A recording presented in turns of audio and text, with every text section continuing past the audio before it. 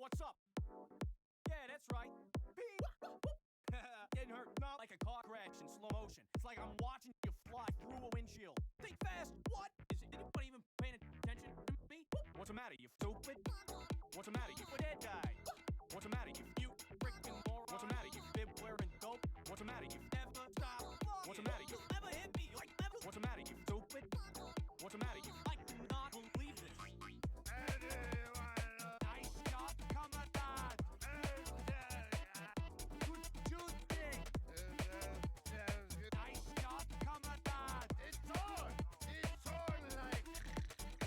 Strong on the battlefield, ain't no way to beat. A real Texan with the dodge, dodge. You're all hard hat, oak cattle, more guns, son.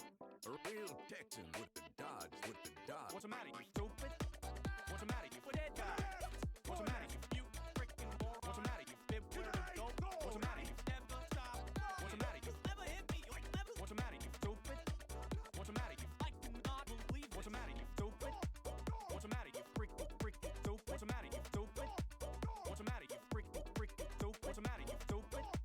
What's the matter, you freaking stupid? What's the matter, you stupid? What's the matter, you freaking stupid? I'm not even winded. Go on. Pow, I am the better man. I'm not even winded. Go on. Pow, I am the better man. Yeah, that's right. Yeah, that's right. Yeah, that's right. Yeah, that's right. Like a car crash in slow motion. Yeah, that's right. Yeah, that's right. What's the matter, you stupid? Are you trying to extract ancient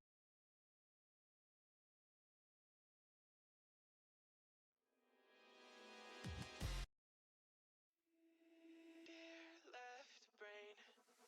Don't say we can't, oh, just don't say another word. These thoughts you've imagined aren't real, aren't adding up.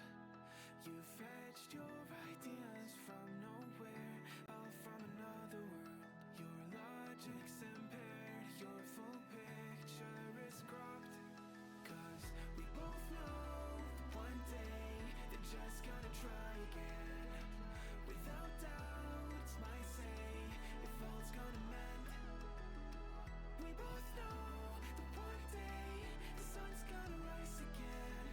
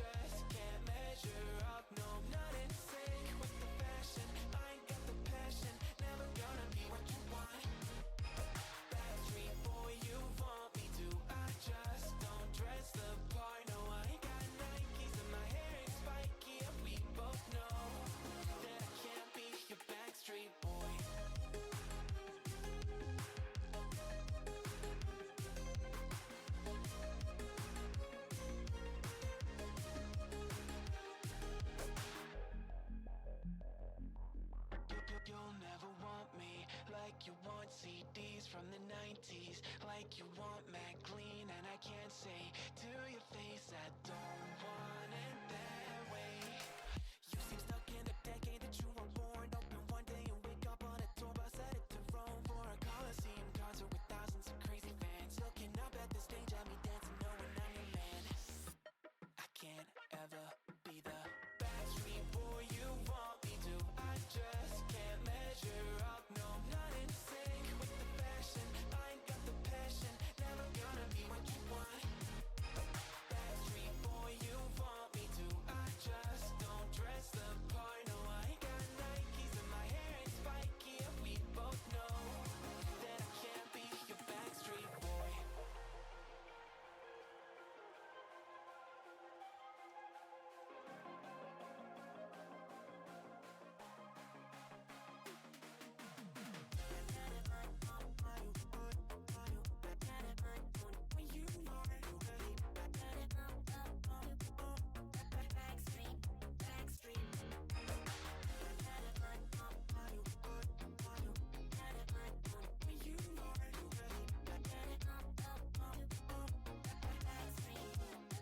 I will never be the Backstreet Boy you want me to. I just can't measure up, no, not in sync with the fashion. I ain't got the passion, never gonna be what you want.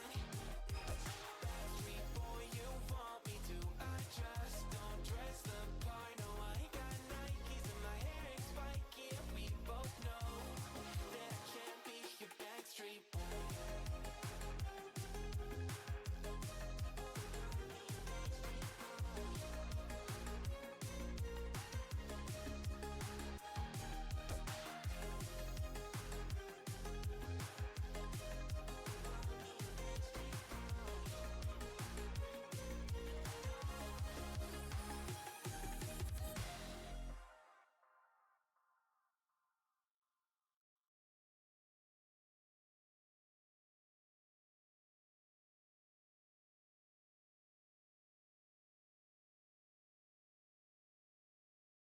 Sumber kalsium dan vitamin D.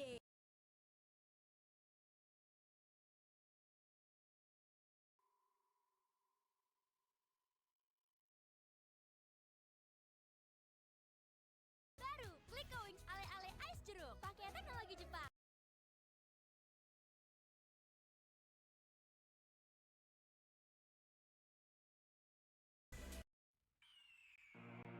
The year is 1991. Birds and people are living together in seemingly perfect harmony. Until one day, a young man catches fire. This is Phoenix. I see that we finally have a viewer! Welcome into the stream.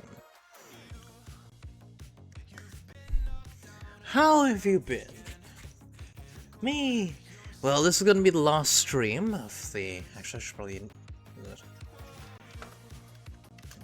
Everyone... Here. This is my final stream of the term break. After this, we return to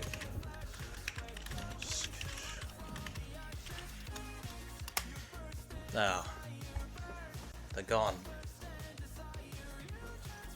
Hold on, I need to get my skin.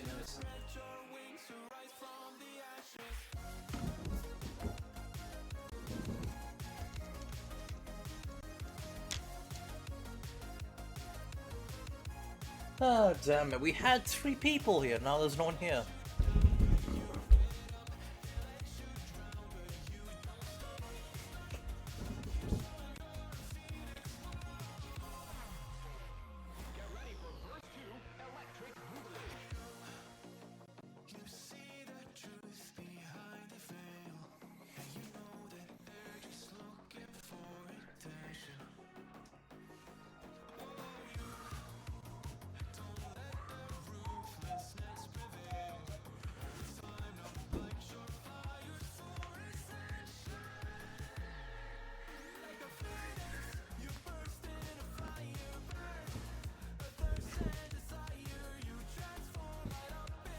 Yeah, so just to wait for people to show up.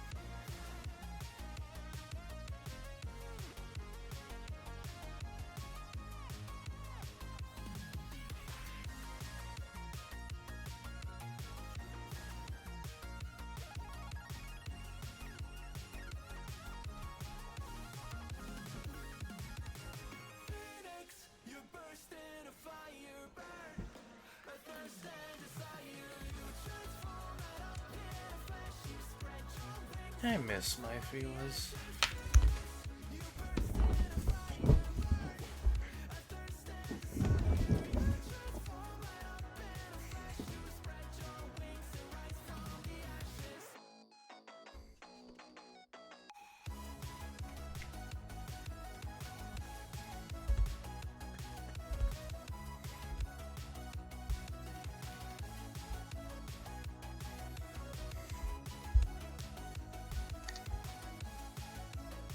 Well, I suppose we move on to Wua now. I wanted to wait for my friends to show up so they can actually experience the game with me. I guess I'll do a few, like, I'll just do some grinding before they show up.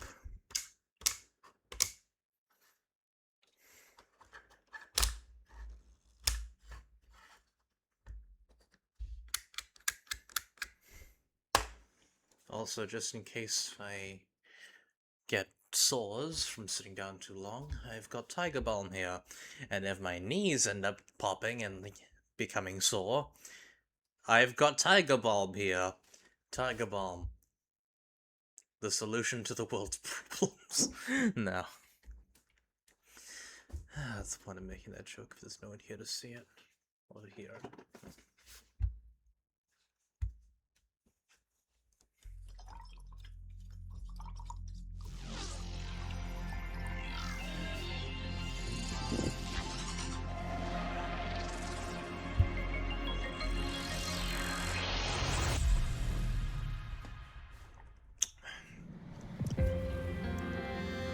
Ring now. I'll put on the universe ring.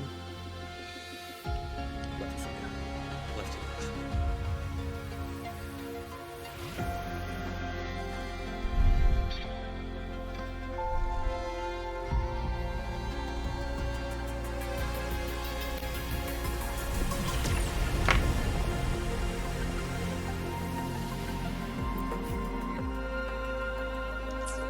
We can't change the background of the song back to what it was in 1.0.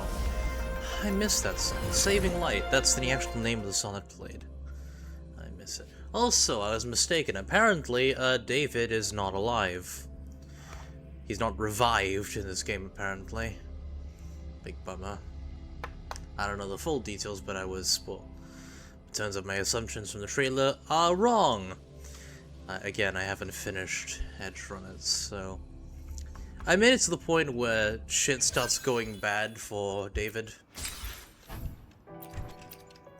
But I was unaware that apparently it's a common theme in...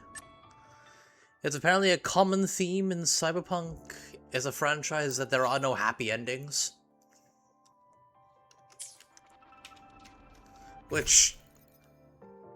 The fuck? I like happy endings. Why can't we have them?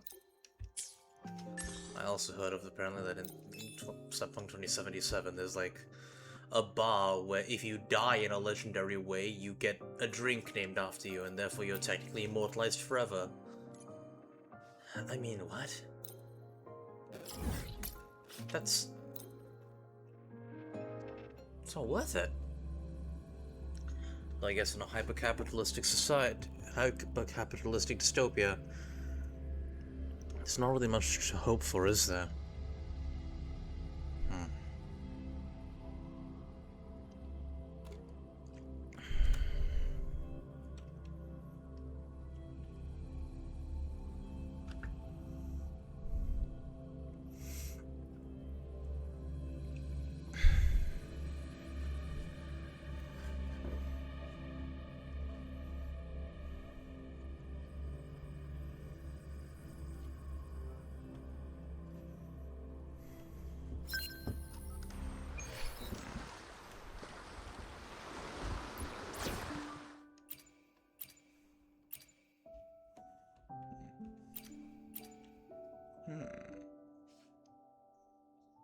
Apparently,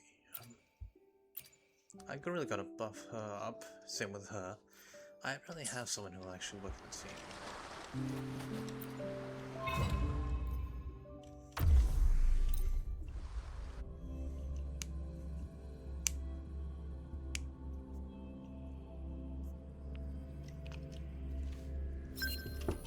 Let's go. Such is their destiny.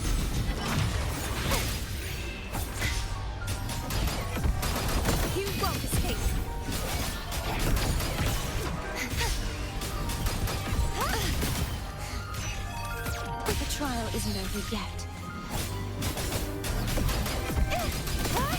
Be gone! But such is that with style and grace. Future. Reshape. Thanks for watching. With pleasure.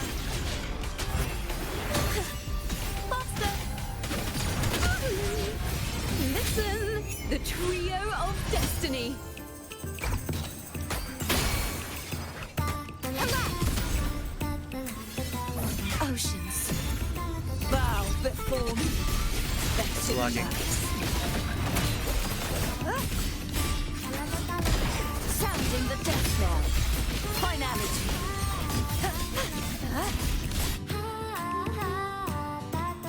Shadows must be purged.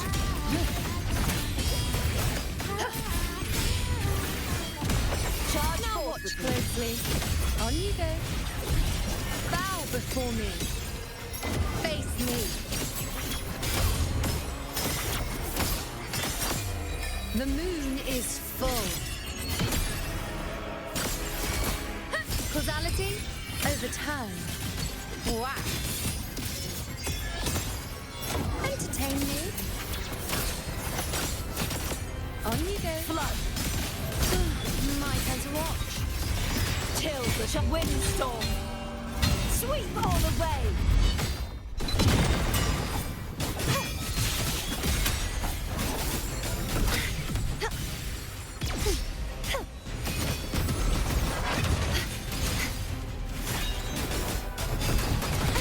Isn't over yet. Repent, for silence beckons. Charge forth with pathetic might. I'll indulge you. On you go. Praise me.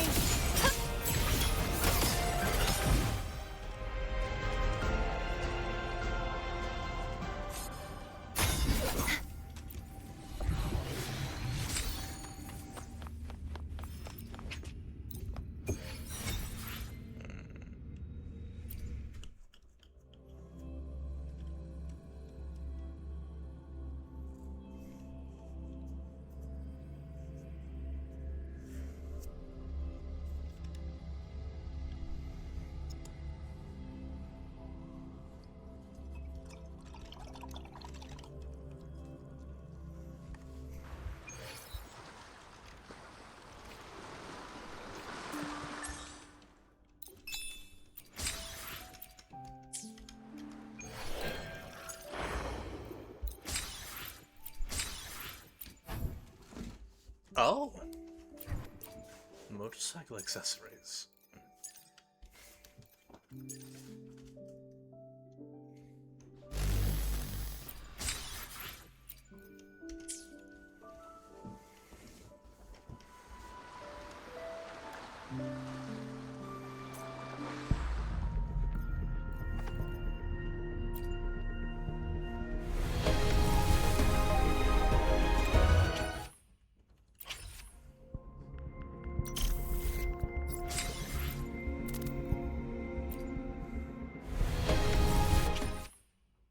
Hello there again.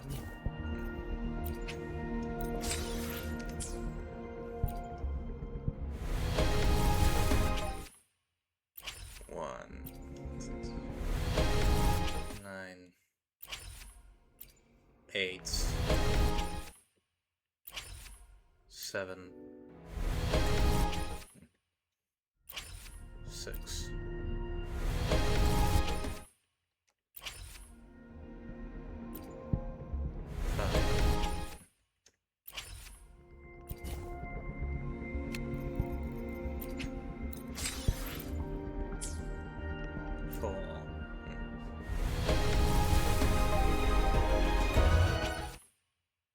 Swallowed.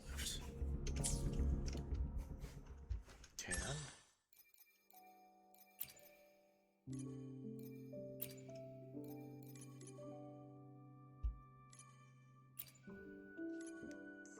Excuse me. Hey. Hmm?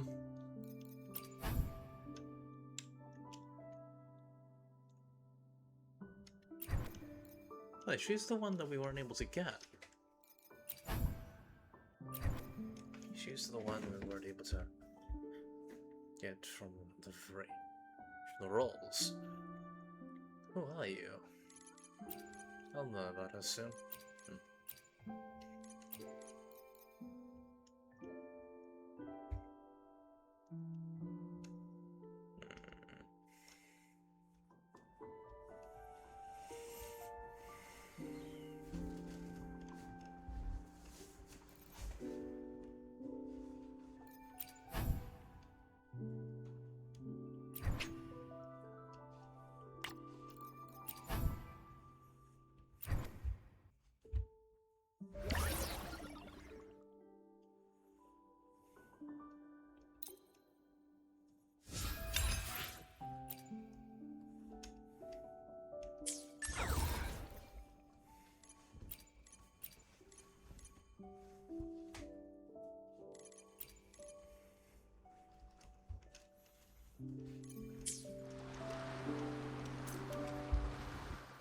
The power to split and merge matter.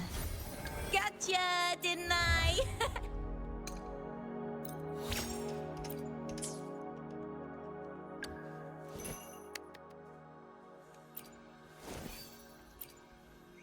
Who are you actually?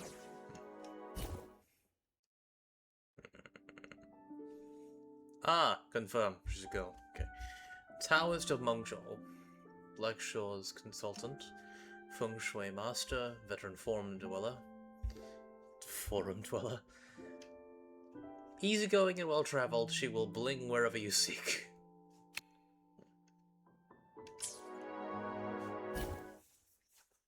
Shredded fish noodles are a really tasty one.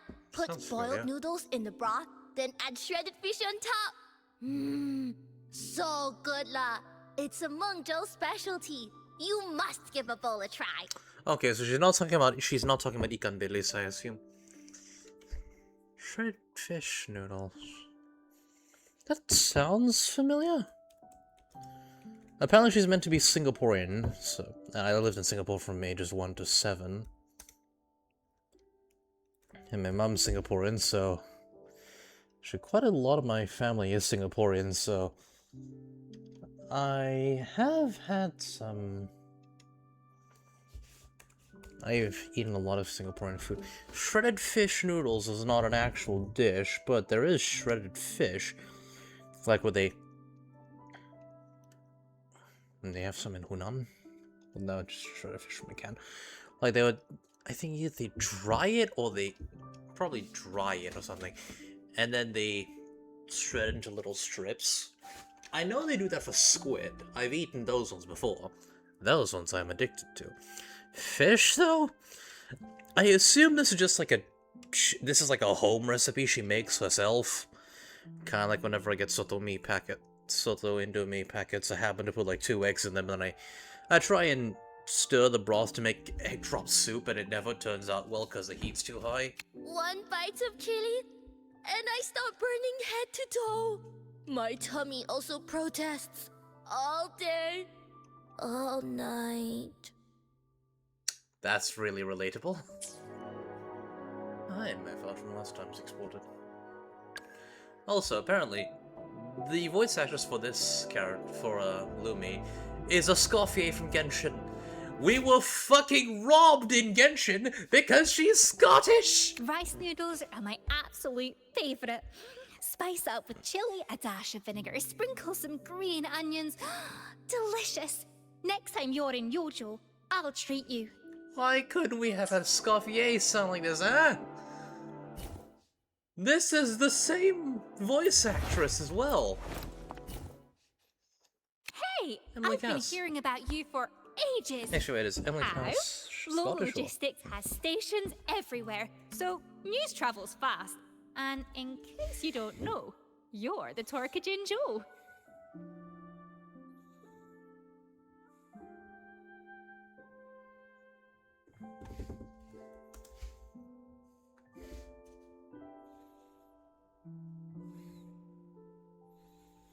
Oh, never mind. She's from London.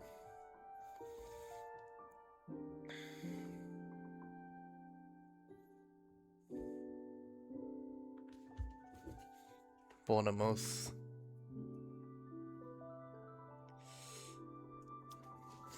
Okay, but like, imagine if Escoffier was fucking British. She could sound like a reincarnated Gordon Ramsay, but no, you were robbed. I need to finish that runners to appreciate your voice perfectly, though I know you swear, which is refreshing. Who's this? New stuff. Whew, the spectrum I'm seeing got a whole lot clearer. I hear the new Federation's meant to be America? Why is there a Gyaru in America, of all places? Also, he definitely doesn't look American. He looks like Sephiroth and Virgil. Made sweet love and had a kid together. As a leader, one must excel in the art of deception, projecting an image of unwavering composure and offering false reassurance. Every decision you make could change lives. If a day comes when you are in charge of other people, or even the entire world, what choices will you make? Will you bear the weight of their fate, or prioritize your own desires above all else? I don't think that's a very healthy way to maintain leadership. You've done your homework on us, it seems. As mercenaries, we take on any job and always deliver. The pay is our only concern. Wherever war and chaos go, the ghost hounds will follow. We exist because there is always demand for our service. How do you perceive us? Though I couldn't care less about others' opinions, I'm open to your thoughts. I'm not really sure what his motive. How does his specific mercenary band operate?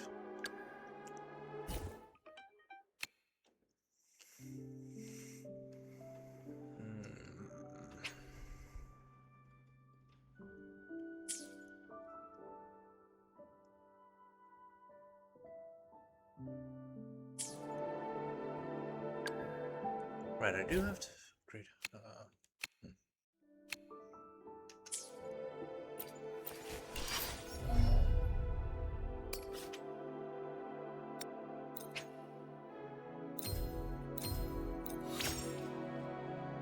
That's done. What about this? Oh. That's done.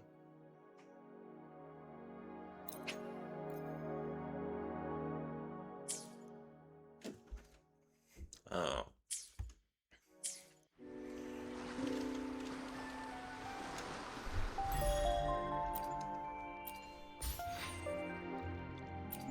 I wonder what my people actually watching me here. Hey, oh wait, I knew. Whoa! Okay, hold on, something is very wrong here. Oh, that's why. Let's see. 30 frames a second. What's VSync?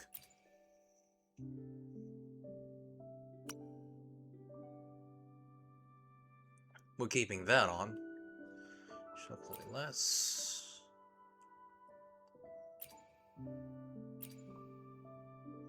Keep it to low crowd density.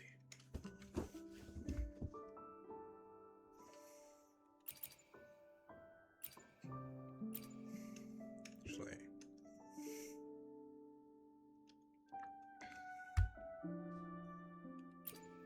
low foliage density.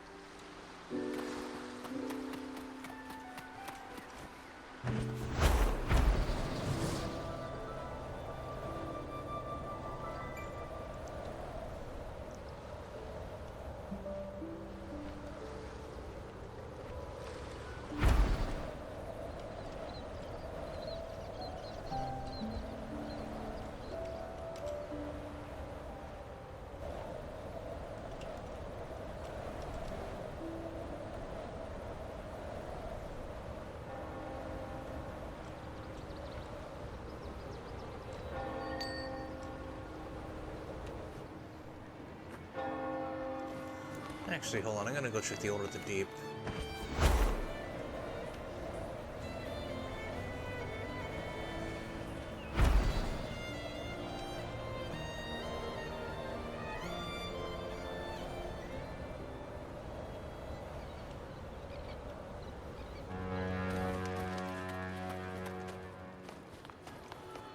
Because of the Sentinel dead, the doctrine has to change, right?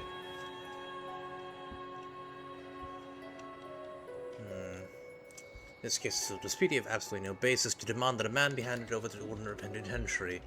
Right, when it comes to handling for such people, which codex are we to follow? Since the Order Thief assumed control of Raguna, the codex has been revised countless times, yet these two clauses have never been changed to show disrespect to the Sentinels a crime to harbor discontent with doctrine as a crime.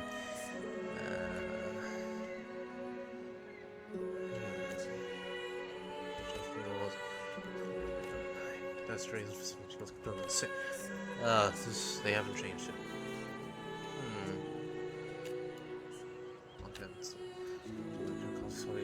Why are you arguing?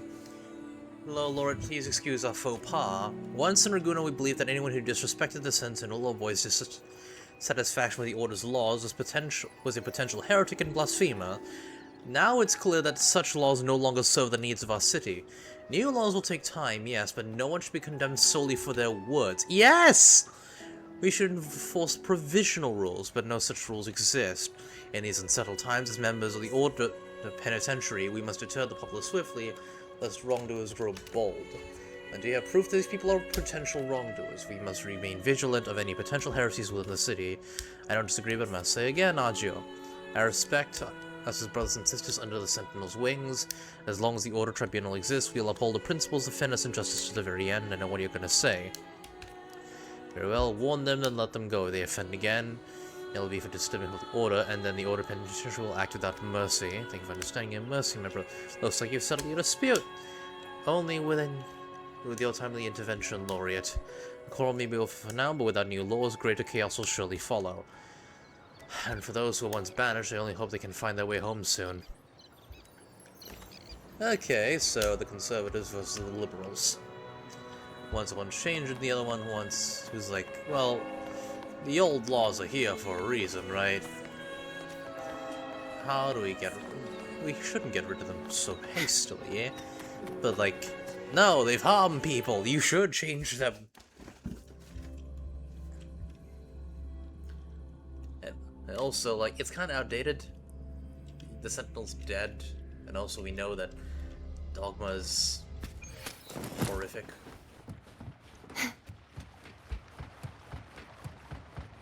Why can't I fly inside?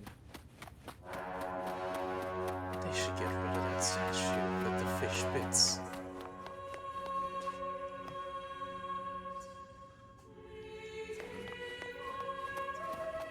Yeah. What is he saying?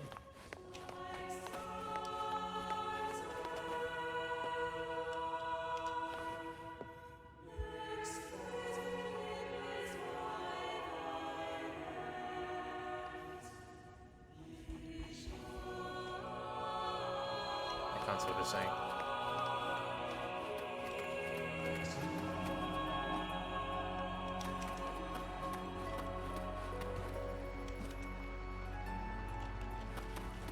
Hopefully Phoebe becomes the new pope. Oh, blessed maiden above, do you see what that one is doing? She's right here! Also, it's not really much of a blessed maiden with the Sentinel being dead. Ocean blesses them. Ocean, water, ocean, you all water. Unbelievable. I'm out of here. I have no need for churches.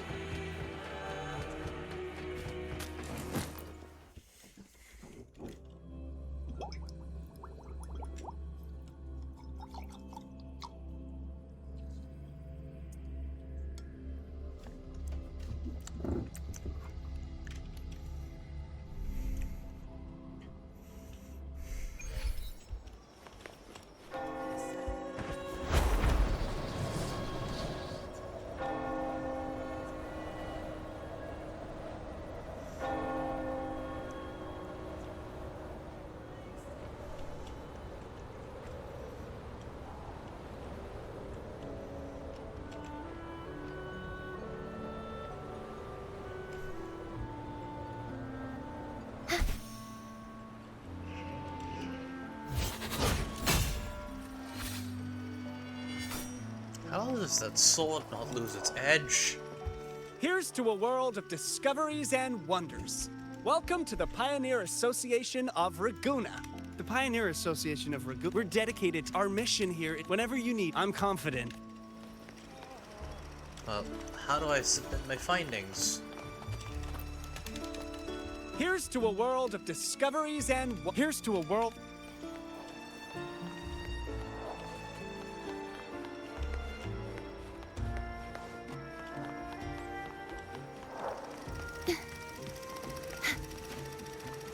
Ready to take the stage? Hello again.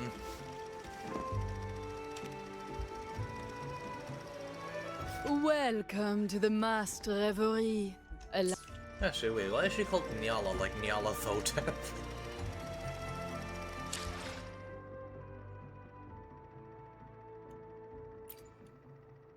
Damn, that lag is bad. Hold on, we gotta adjust things.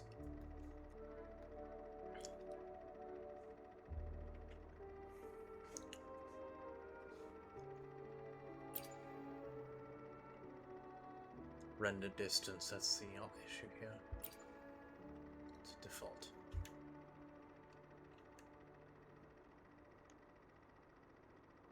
Crowd density, let's keep it at medium.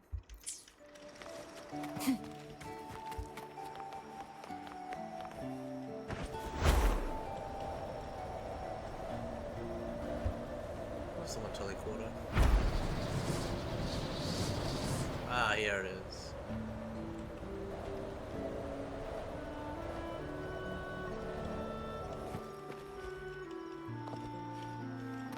I wonder if we can find Carlotta anywhere here. I can fly too. I am allowed in here, right? We're best friends to Carlotta.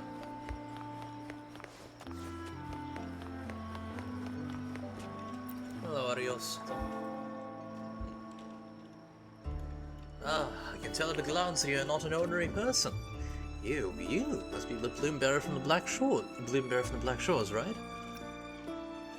Who are you? How didn't you know?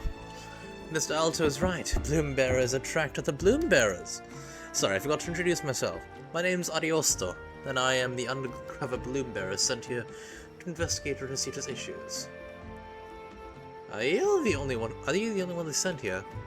The Black Shores has sent other Bloom Bearers to Renacita, but to keep things under the radar of the Order, we decided to split up. If you head to the southwest of Septimont, you'll likely run into some of our colleagues. Compared to Raguna, Bloom Bearers enjoy a bit more freedom there, less surveillance and fewer rules to follow. But, how should I put it? Things aren't quite as smooth in Septimont. Our operations face their own set of challenges, and the Bloom Bearers' work there hasn't been progressing as well as we'd hoped. As you know, the Black Shores are the neutral organization, so we don't have the right to meddle in their affairs without the consent of the local officials. Our relationship with Renacita's city-states is, well, delicate, is one way to put it. We've been providing warnings about the Lament Crisis, Raguna being a prime example, of course. By the way, come closer, we've got to keep our voice low for this. Have you run into any obstructions from the Order during your mission? Obstruction is an understatement. I see, it happened to me as well. On the surface, Raguna appears peaceful, but behind the scenes, the Order's been plotting something. People from the Order were hot on my tail when I was investigating this matter, and even had my terminal taken from me. Luckily, the Motellis extended a helping hand. It was the same Miss Carlotta who told me that a member of the Black Shores would be arriving in Raguna soon. I decided to find him quickly and share the information I have. I borrowed this costume and a mask from the Motellis to blend in with the crowd so I could get back to the city during the Carnival. Well, here's my hard work's paid off. That sounds really rough. As Bloom Bearers, we endure hardship, but the lament must be stopped at all cost. That's our Bloom Bearer creed. You must already have some sense of Raguna's situation. Now let me share a wild thought with you. You saw the Sentinel statue in Raguna, right? That statue is strikingly different from the appearance of Sentinel Imperator we record in the Teth system. Oh, I could have talked to him at the beginning. Now take a deep breath, because I'm about to say something big. What if? Just what if? The people of Raguna have been believing in a false Sentinel all along. Wait, enough talk for today. I can't take the feeling we're being watched. The mission isn't finished. Seen and continue digging into the historical records about the Sentinel. My next stop is Winged Whisper. Whisper when if fate allows, we'll meet again. I mean, we already fixed it. We already killed the civilian and everything. So I saw a theory about Abby being Abatraxas and shit like that. Now, we also apparently get to learn something from...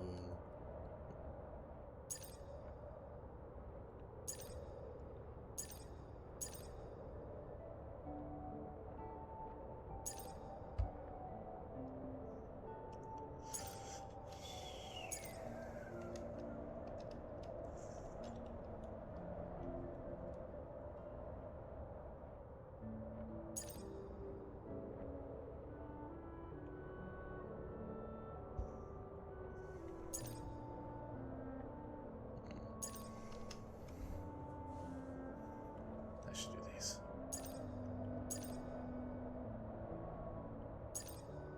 Notification.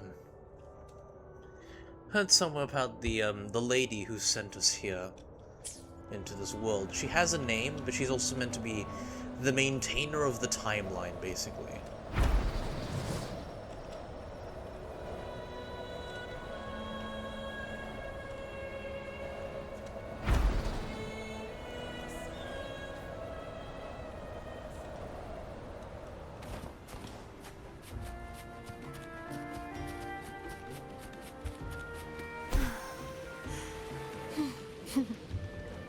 Apparently, Abby isn't law from punishing Grey Raven, and he might be the equivalent of the Greek god Cronus. Well, in this case, a mixture of the time god and, you know, the Zeus's father. Okay, so the time goddess, well, the goddess of fate and the maintainer of time, that lady from the intro, from the very beginning of the game, who made Rover and then pushed her in here. Her name is Ananka, apparently. So that's interesting to know.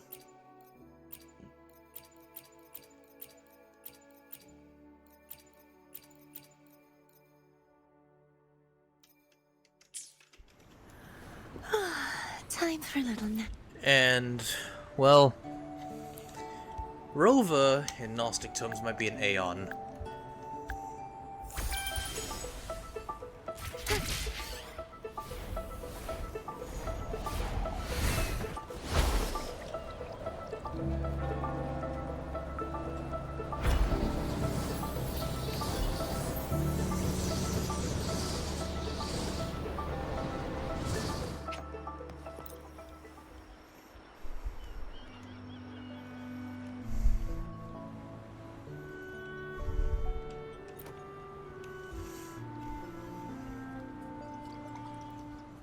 So I wonder how the hell are these people able to fly?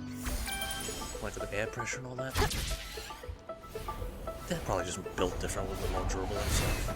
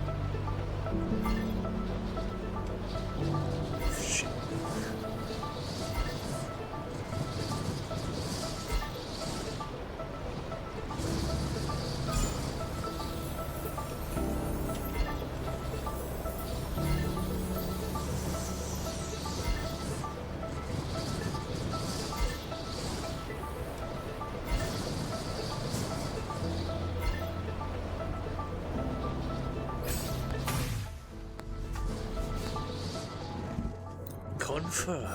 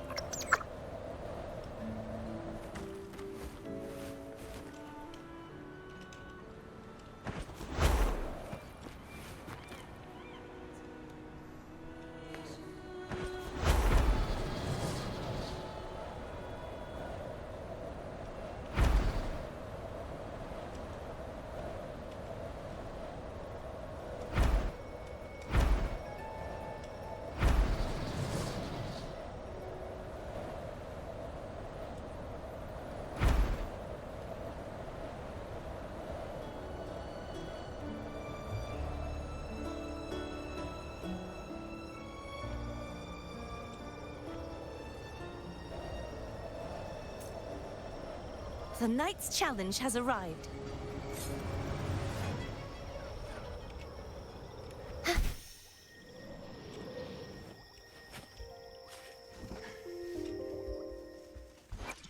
The power to split and merge matter.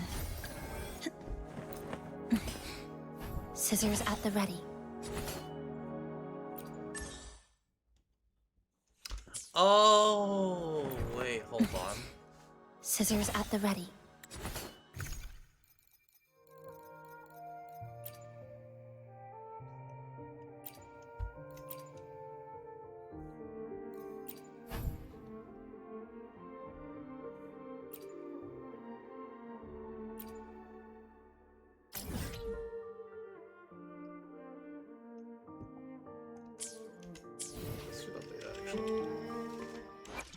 The power to split and merge matter. Well, if people show up, I guess I can just hammer out this fight again and again and again.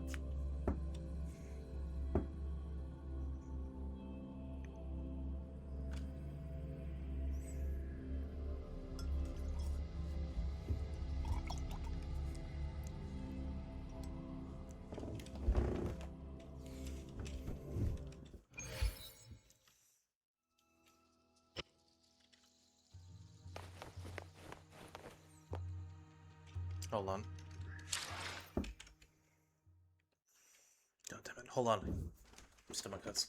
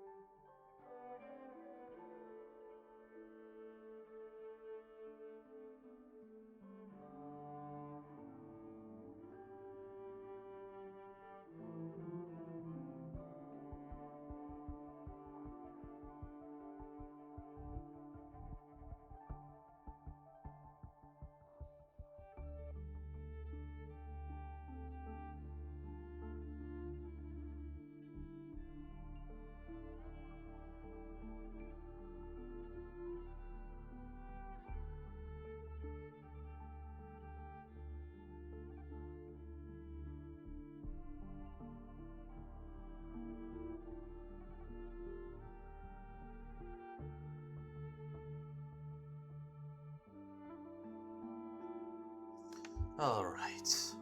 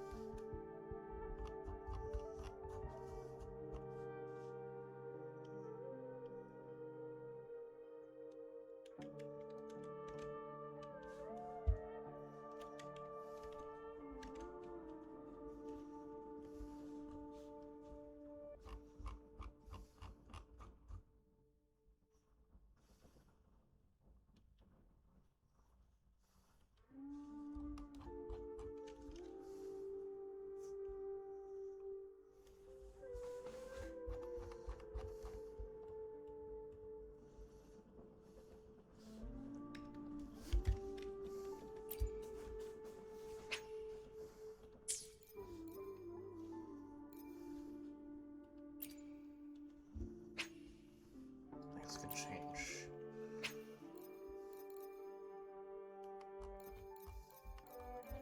Avatar. I'm keeping this thing. It shows that I was here from the beginning. It's nostalgic, really.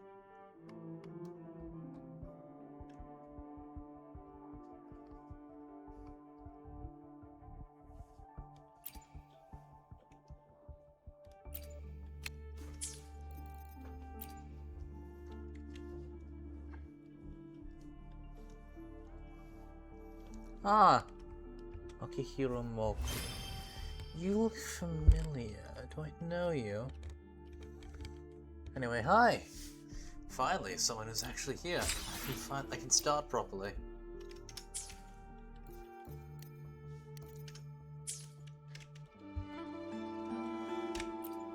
Now, that's gonna be finishing this boss. Yes, you do. Oh. Wait, hold on. You're a friend of mine. I remember the name Akihiro, but I don't remember where you're from exactly. It's been a while. Anyway, are you familiar with the Wuthering Waves, or shall I give you a bit of a recap? The night's challenge has catch up arrived. Such is their blessing. Too reckless. You're one of the— oh yes, that's right, you're one of the dual students. The trial isn't over yet. I won't back down. Sorry, it's been so long. Such their soul I have to skip through shall the not be class. shattered. The moon is full. Face me. This is nothing. World at my strength. Future reshaped. Perish. My time to watch. Repent. For silence beckons. Charge for vexing malice.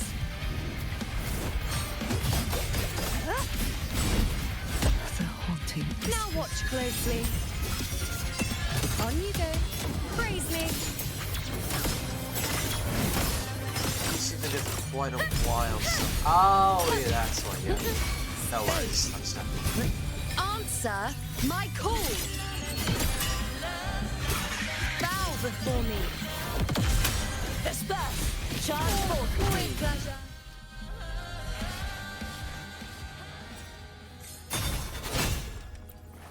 Are you familiar with the story Wuthering Waves, or shall I give you a bit of a recap before we explore Honami City?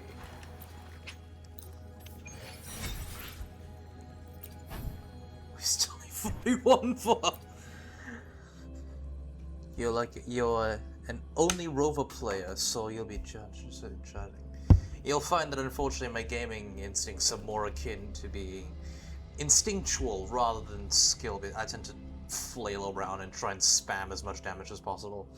You play Wuwa. Ah, perfect. Have you finished the story of Renacita by any chance? Because I've done that. I mean, there's side the quest for an after party, but like I can do those later, and then also I tend to do this on my personal time. But I suppose I'll do this later, actually. Because currently we're in... Wait, not that. The Chrono Rift Metropolis. We are currently in Honami City. Well, more like a fragment of it. How far into the story have you gotten for Wuwa? You've not only done Lahai-Roi. Same, I also have not reached Lahai-Roi, and I hope that we'll eventually be able to make it there after this. Hey, humans over there. I'm here. Are you the guy from the Samoa? Ebony Gatekeeper, is that you? Well, that's supposed to be. Yeah, I'm just a black cat born and raised right here in Honami. Anyway, word of advice. You and that black-haired girl are both outsiders. Careful you don't get swallowed up now, yeah? You know about Shisa? That girl, a while back, she made some weird-tasting canned fish. She gave me some weird-tasting canned fish, you know. Your PC died before Lahai-Roi. Oh, shit, that's unfortunate. I'm sorry to hear that, mate. Hopefully you're able to fix... Hopefully fix this. It's okay.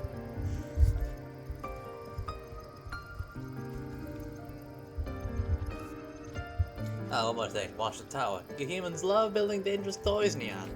Hey, humans over there. I suppose putting a fucking singularity inside of a tower would not be a very logical thing to do.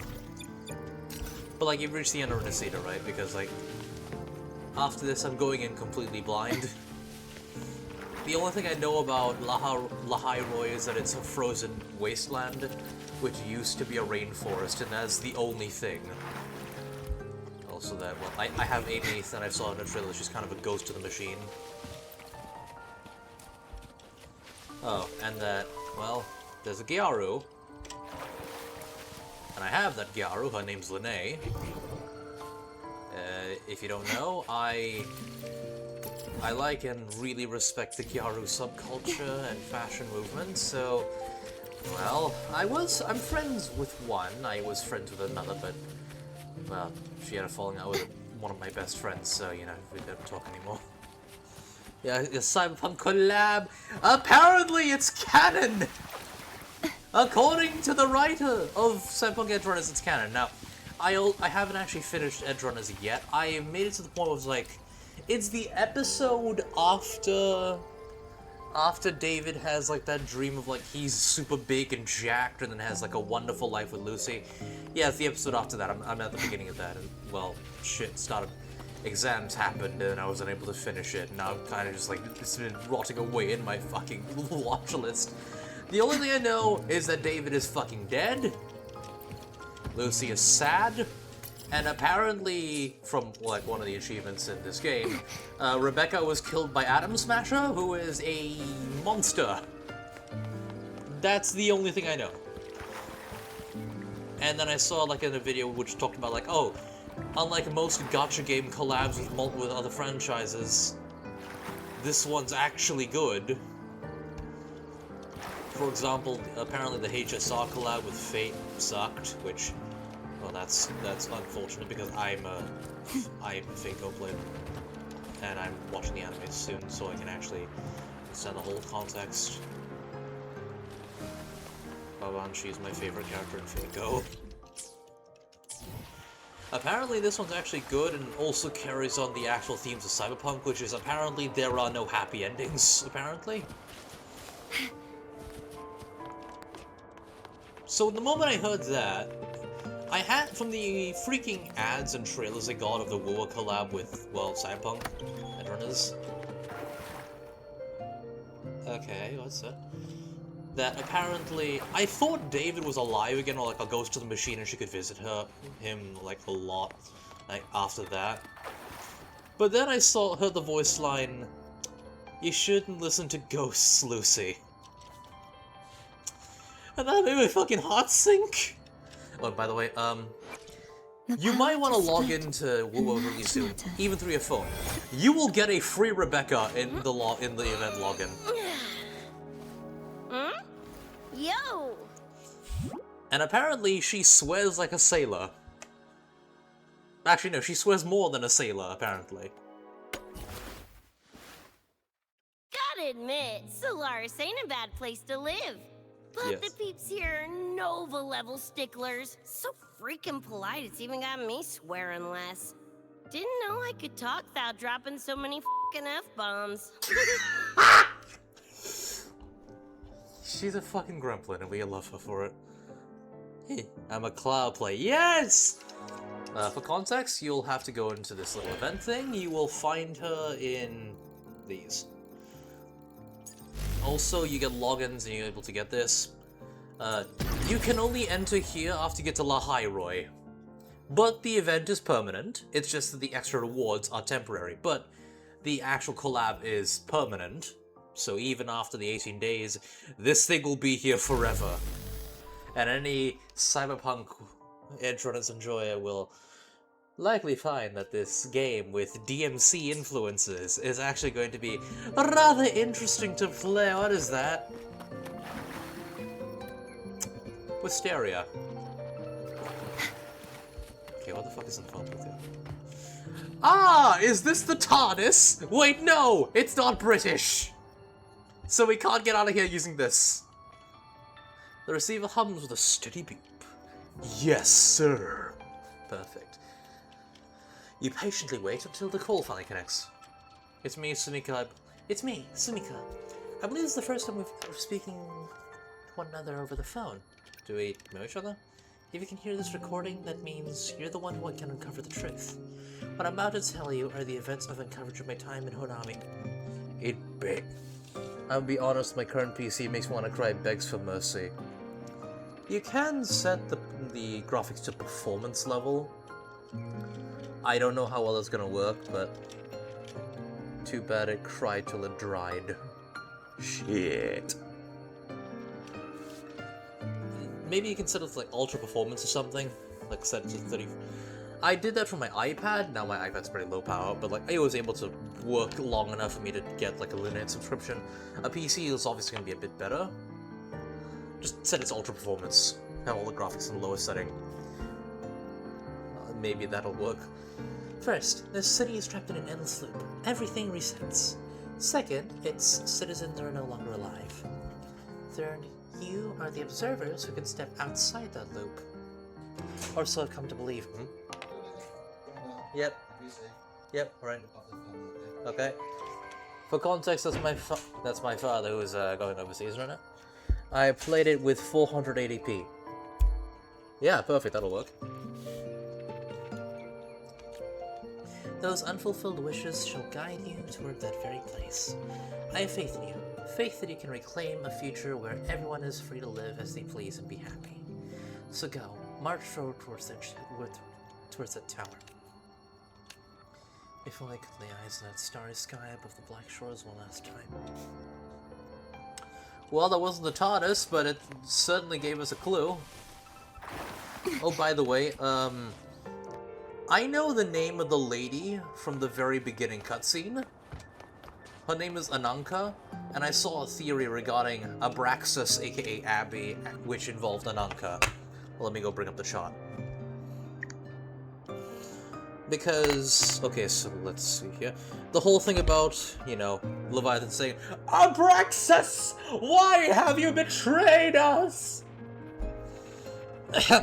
Okay, so, Wuwa obviously takes themes from Gnosticism. I mean, the fact that they're freaking Yahweh parallel is evil. The fact that they're freaking Yahweh parallel is a freaking evil fish thing, which wants to brainwash people so that their despair and submission will feed it forever. That's Gnosticism. Yeah, okay, so... the lady from the beginning of the cutscene, who essentially is implied to have made us, her name is Ananka. Now, apparently, she's meant to be the maintainer of the timeline, and she's usually depicted in mythology. Actually, where's she from, actually?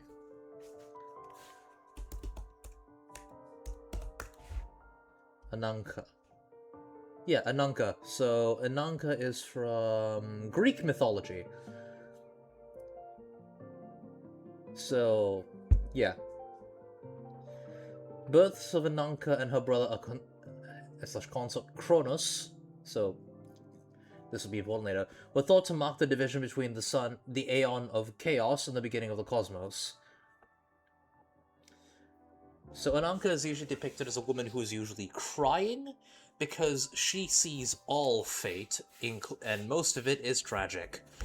The only the only happy memory she has throughout her entire life was the birth of her son, who is kind of the maintainer. Sorry, let's see. Her son is... Who is her son?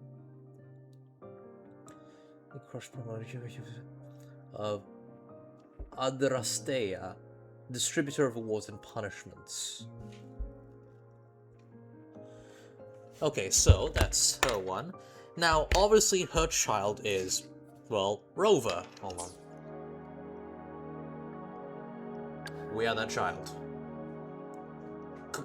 Quite obviously.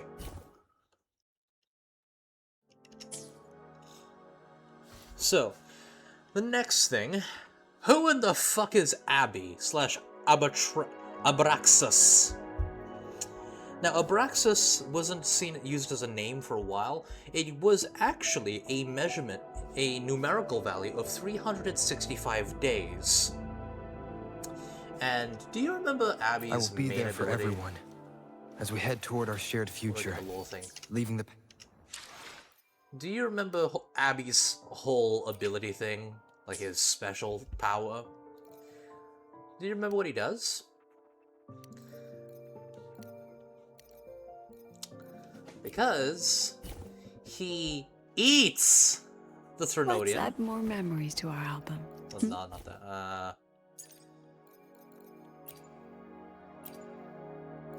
Okay, so that's Ananka. So you recall, he eats the Threnodian, and he's kind of implied to be one of the Threnodian. Again, Leviathan saying, Abraxas, why have you betrayed us? That, you know, kind of very, very explicit of like, you are one of us, why are you doing this? Let's see.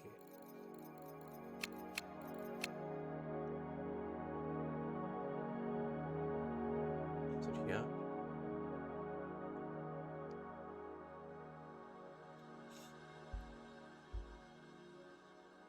Not there.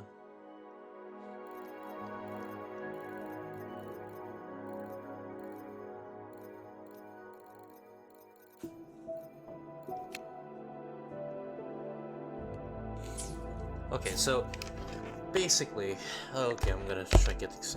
Ananka is the maintainer and of the manager of fate and the maintainer of time. Abraxas, Abby, is an all good and a simultaneously all good and all evil being in Gnosticism, which is what that happens with later. So, in Gnosticism, the creator of the material world, the Demiurge, is an evil being. Yes, the creator of the universe is evil. Kind of logical to think about, actually. Abraxas. Abraxas, or Abrasax, in Greek, is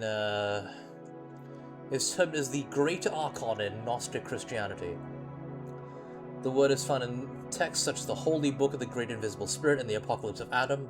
Also, it appears in the Greek magical papyri, engraved on certain antique gemstones, called that of the account of the Abraxas stones, which are used as amulets and charms. Though Abraxas is depicted with a rooster head instead of, well, you know, Abby, who is... I mean, he's definitely not a chicken, but he has the same name as the guy. Let's see here...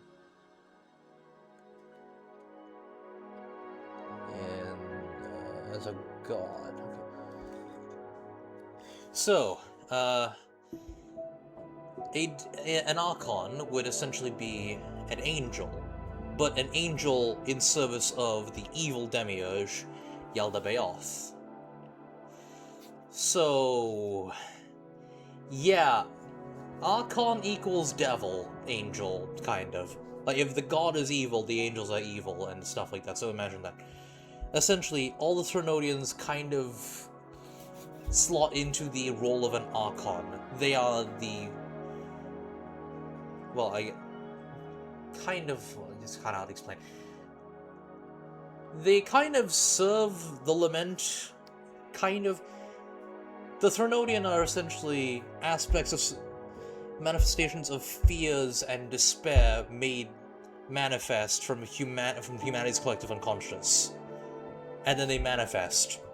And then they keep doing that more. Okay, so Abby is simultaneously a fusion of the Archon Abraxas and the Greek god Kronos. Okay, Kronos, the Zeus's dad, and Kronos, the time god. So Kronos has a certain thing. Do you know that, like, really grotesque painting called, what was it, something of Saturn? Like, what was it, the Despair of Saturn or something, where it shows Cronus eating his own children, basically. Well, it's kind of implied that Abby might be the creator of the Threnodian, who would essentially overthrow him. So him eating them is him eating his own children, technically, kind of, but not really. So, I mean, the whole conflating of Kronos and Kronos is not a thing that's unforeseen.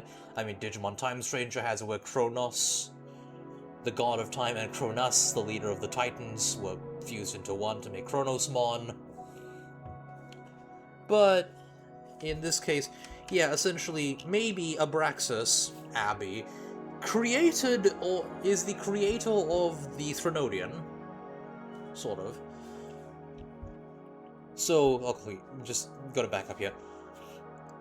Abraxas plus Ananka, with Abby also being Kronos plus Ananka, with the whole thing, essentially makes the cosmic egg, which is essentially, in a lot of mythologies, that is the origin of the universe. The chaos then is ordered and turns into an egg, which hatches into what the known universe, essentially.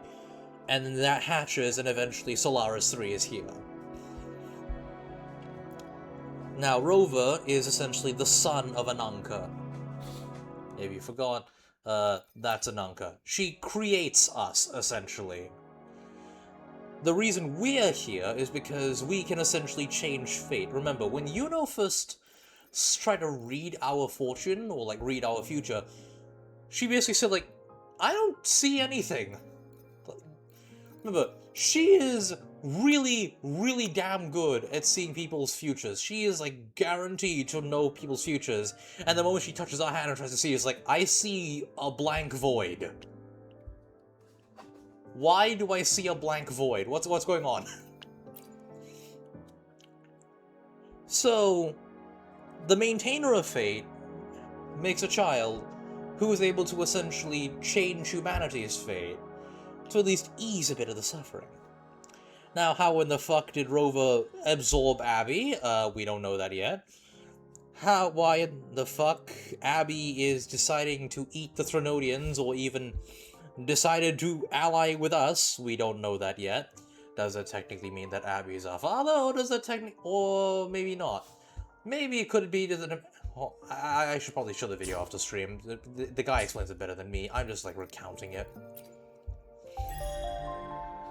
TLDR, Abby is a god, quite obviously, but might be the god who is the originator of the Threnodian, and also might have played a part in the creation of the entire universe. The lady who made us in the beginning, her name is Ananka. She is likely the maintainer of the entire time. She's likely the maintainer of the entire timeline and the space-time continuum. We are her child. We are the person who was created by her in order to at least, like we were doing with our past self, helping to create and manage civilizations made by humanity. Which is what we have been doing, which is what our past selves have been doing this entire time. I mean, we remember what the Sentinels are essentially doing. They're essentially managers who make sure that the Threnodian doesn't, And remember, Threnodians, they cannot be killed, they can only be shackled. Abby is obviously shackled to us.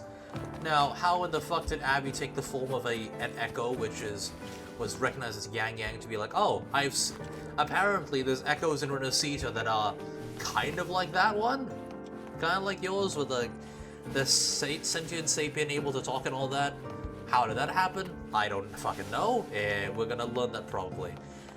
Also, Abby doesn't seem to fucking know.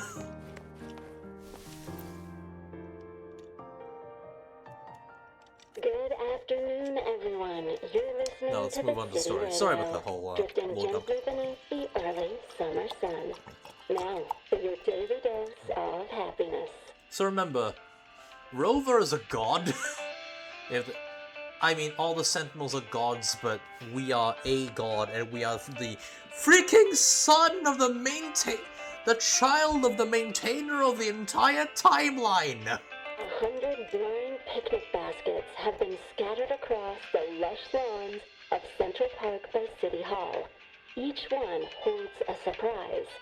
Maybe a hand-brewed coffee kit paired with a poetry book, or a handcrafted picnic bag for two sweethearts.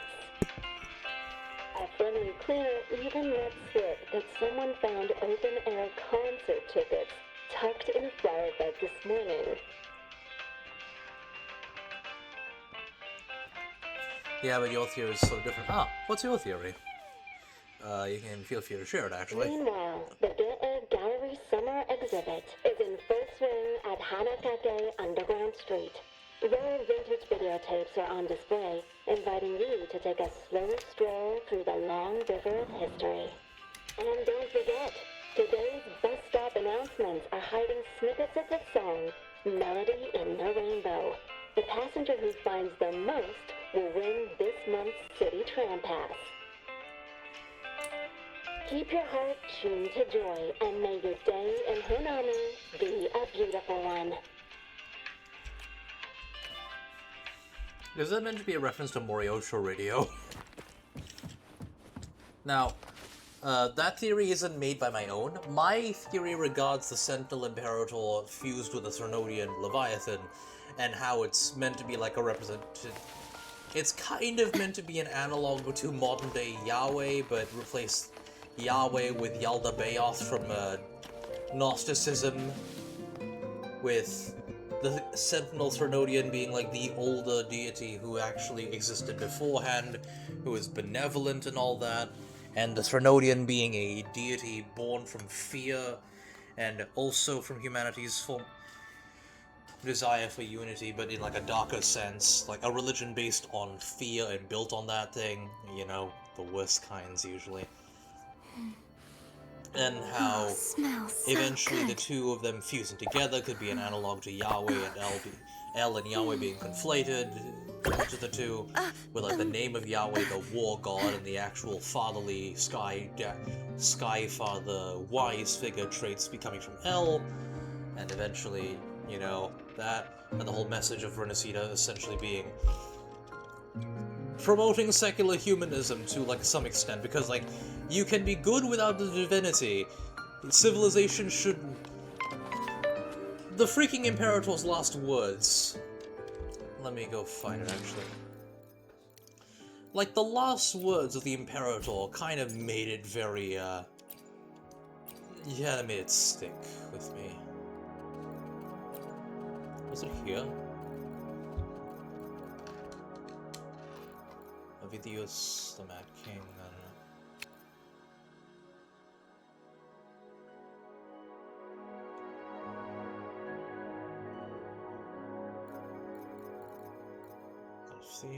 defeat the Tide Spawn, escape civilization camp. Ah, this. Okay, so him saying...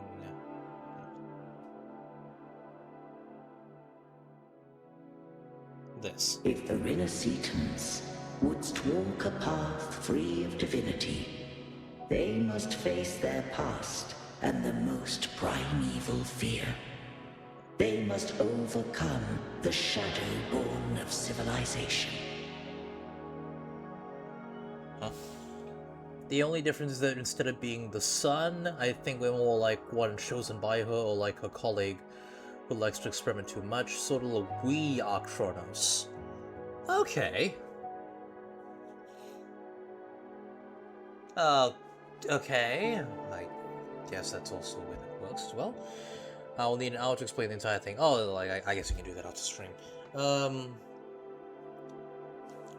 I guess so. Though Kronos himself doesn't actually interfere with the timeline that much, but I guess. Okay, hold on. So like I said with the whole thing of like my theory with the Yahweh equals Renodian Leviathan, L equals Imperator thing, and the whole thing of Renacina is that they are essentially saying you can be good without gods. This is the Imperator's final recording. If the Renacitans wouldst walk a path free of divinity to choose their fate. Let's see.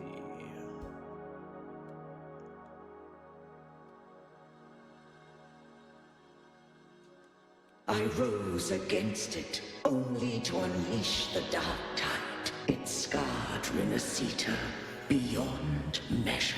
I began to question all I had done. The Threnodian doth steer Renacita's fate, and I too once guided Renacita's course. In truth, we were no different. We both sought to mold civilization after our own will. Those who truly walked the land were never granted the right to choose. Have I the right to choose their fate? The shaping of a civilization must belong to its people. Only the people can decide where their future must lead. What followed, thou already knowest. I allowed the Threnodian to exist. I chose coexistence, using myself to shackle it. I partook of its blight, that I might comprehend it. So yeah, like the whole thing of Renacina is essentially, yeah, the divinity should not meddle with humanity's evolution. We should be allowed to grow. So that was the context that China is not highly theistic at all. So I thought it was kind of like, because we see a theocracy with Raguna, with Fenrico being the head, who is also the freaking leader of the government there, and then we see Septimond, which is a not atheistic, because, well, you can't be an atheist if you know a god exists. Unless you're crazy. But like a humanist society. Humanism is the idea that you can be good without outsourcing your... You can be good without having to outsource your moral system to a deity, or like to an outside force. You can be good as a human. As a human. And we kind of see that with Septimond, and also the way that it was described by Cantarella. While people from Septimond are not allowed into Raguna because, well, they're practically secular people entering into a very religious society, which is very puritanical, people from Renacita, from Raguna, are completely welcome in Septimond. Like, they can just walk in for the tournament and, like, no one's gonna kick up a fuss. Hell, Maya, one of their greatest gladiators, came from Raguna and immigrated to Septimond. They're completely fine with it, and they're kind of... When I saw that day, it was kind of like, reminded me of like, oh, whenever an atheist talks to like, when I had a friend group who was rather religious, like, it would be assholes to the poor guy. Or let's say, you don't believe in any gods, really? really condescending, true, yeah. But then when I became an atheist, and I became friends with a few atheists, I don't have a lot of atheist friends for context, or at least I don't discuss atheism with a lot of my friends. But like whenever we had a like theistic person who would genuinely like extend an olive branch to me, like asking questions, as long as they weren't rude, I would be completely happy to answer. I would even throw in a joke or two. And that kind of like reminded me of like, huh, Setmon's fine with Ragunesi, who are religious entering the secular society, and like, they're completely fucking chill with them. It's kind of like atheists being fine with theists talking to them.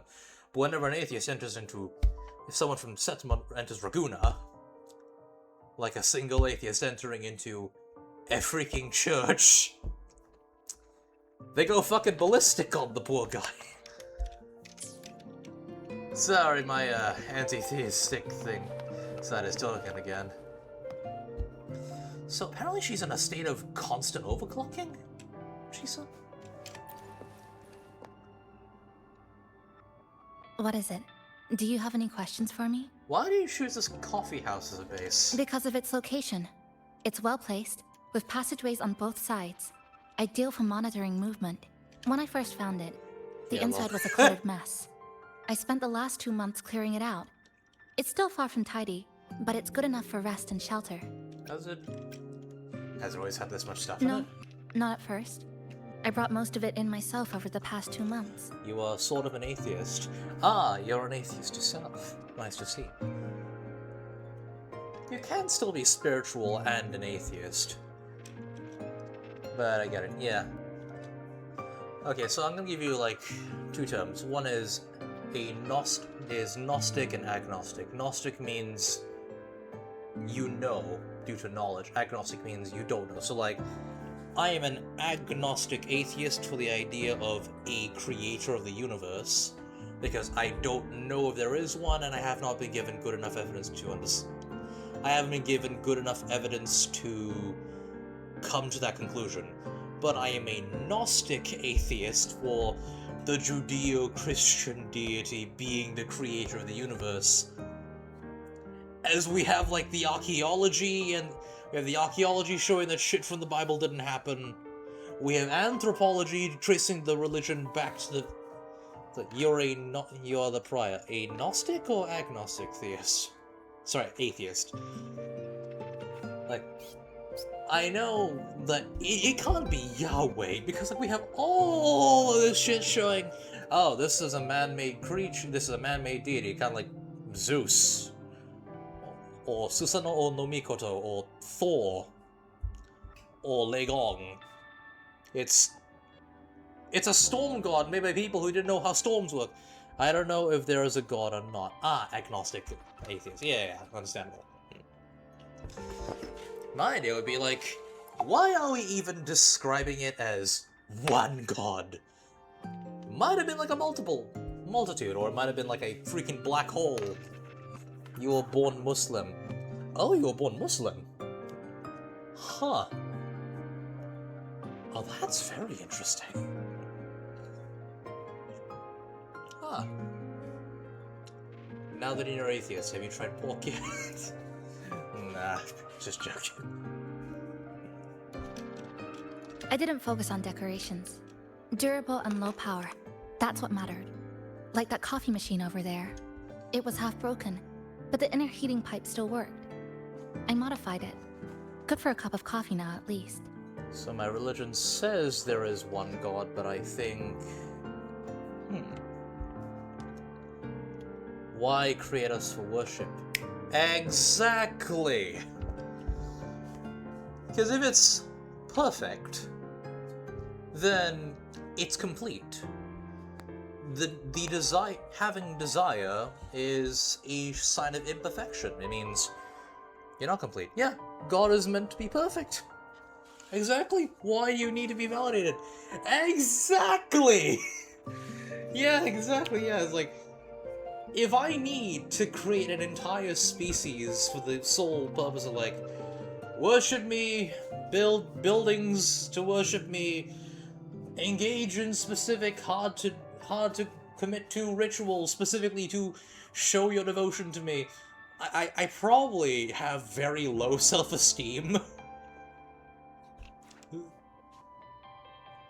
The Buddha is much less insecure than that. He's like, oh, I mean, you can follow my philosophy. I mean, you don't have to. It's just my conclusion. Yeah, he didn't ask them, please build giant monasteries in my name, and I'm okay. Get that you need to be worshipped. Yeah. I mean, if it's not a perfect being, then, I mean, it's completely fine, but at least confirm. Yes. That you're fucking there. Exactly. I've actually run into this argument with, like, a bunch of theists, usually in YouTube comments, a lot of the time, which is like... And I also see this in, like, atheist call-in shows, where, like, theists will call into an atheist shows, and they'll be like... One of them would be... I remember Forrest Valkyrie said this. This was for Yahweh specifically, but I know that Islam has a lot of similarities to Christianity, including the whole, you don't believe in the deity, you burn in a fiery afterlife kind of thing. Which is a hell. Well, albeit your one has, like, the demons are a lot more defined. There's Shaitan, and then there's obviously Iblis as at the head, and there's also the whole thing of, like, Iblis being a more nuanced figure than Satan, which is rather interesting.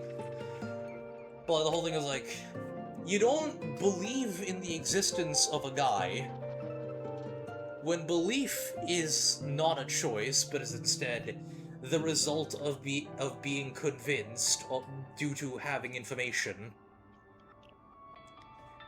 Well, it is there. Yeah. Like, if you don't have the evidence for... If you're not convinced, you can't believe. But why is that the condition for, you enter paradise forever, or you burn in fire forever? It's like... can you at least... I don't know... Maybe you can display your existence. I mean, like... Forrest Valkyrie, he's a biologist who also goes into, like... He hosts, like, the, one of the hosts for the call-in show called, like, The Line, or The Atheist Experience. His one is, like... He said, essentially, do I exist? And the caller said, yes. I say, how do you know I exist? Well, I'm talking to you, and there's a video there. Exactly! So I, with you being under no threat of anything, you believe I exist because I have the decency to show up. I have a camera here, showing my face. Well, I mean, I don't. We have a microphone with a voice. There's like an entire studio full of people who know I'm here. And I'm here. And there's no threat of death or violence from that. And this creator, who's... The threat is eternal hellfire if you don't believe in him. Maybe he should have the common decency of, I don't know, showing up. I mean, it's like, imagine you go to a restaurant, but there's no menu, and then they say, we have food here. Okay, can we see it? No, you need to believe that the chef will make it for you. Well, you haven't given us a menu, you just told us that there's food. Can we order? See the menu in your heart. Also rearranged the power grid. Added voltage regulator stabilizers. It may be cobbled together, but it's stronger. Should be able to handle a sudden blackout now. Graphics. Oh, sorry. Rambled on there. You might not be interested in such things. ADHD, maybe? Do you have any other questions? I've been wondering about... What is it? Do you have any questions for me? How did you meet Namipon? Well... The little capybara with a latte art on their stomach. After I first found this place and began setting it up, I went out to gather supplies. Exactly. Then Namipon appeared. It knows the city's layout and transport better than anyone. It helped me a lot. But all I could offer in return were a few cups of coffee and some desserts. I mean, like, personally, if I was the creator of the freaking universe, I would not make a permanent punishment for finite crimes. The most I'd do is essentially, Okay, you experience all the suffering you've inflicted on anyone else, and you have to, like, undergo spiritual rehab. After that, you get to, like, have a second shot at life, or maybe after you're done, your mental state and your soul and philosophy are purified, then you can enter the good place. So then after that, yeah. Or maybe you can go back to life, you can reincarnate and, like, have a second shot at a fresh start and see if you actually do it better. That seems like a much more logical solution than eternal torture forever and ever! I mean, the freaking Threnodian Leviathan basically makes that, and by the way, the depiction of the Threnodian Leviathan's version of heaven, it may have a freaking evil texture plastered on top of it, but that is pretty much what the Christian heaven is like. I'll explain later. So not everyone is easy to please. It's an interesting creature. And I think it's even more attached to Honami than I am. How so? If that interests you, talk to it. I'm sure Nami-Bone will be happy to chat. It was practically humming the whole time on its way to pick you up. Do you have any other questions? What is it? Do you have any questions for me? How do we leave? I've been looking for an opening. Based on what I've observed, Neon Tower in the center of the city is most likely the key. The frequency there is highly unstable, and it shows the lament's most severe spatial fracturing. Could be the source, or maybe the endpoint. But I can't get close. The space in Honami is twisted and overlapping. I've tried every method I could think of, but I always end up looping back to the same spot. There is something like that. Something like what exactly? Sorry, the delay. It wasn't always like this. There used to be someone else. They caught the misaligned pieces, pointed out the right routes. I made sense of it all, because I had another mind with me. There's something like that, but I believe only for those who believe in him. Pardon? Now, it's just me. And things don't always go the way I want them to. Do you have any other questions? No further questions. Why not walk around the coffee house and relax a bit? We still got time before the next lament hits. Okay, let's adjust the graphics settings because my computer's melting. I should probably get more RAM soon.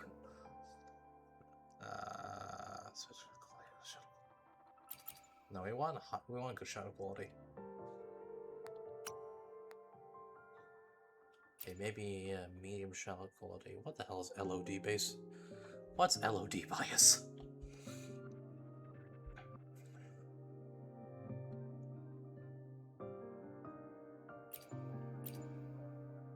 Low crowd density.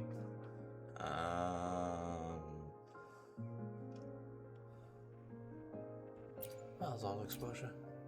Sorry, I forgot the context of what the you're talking about.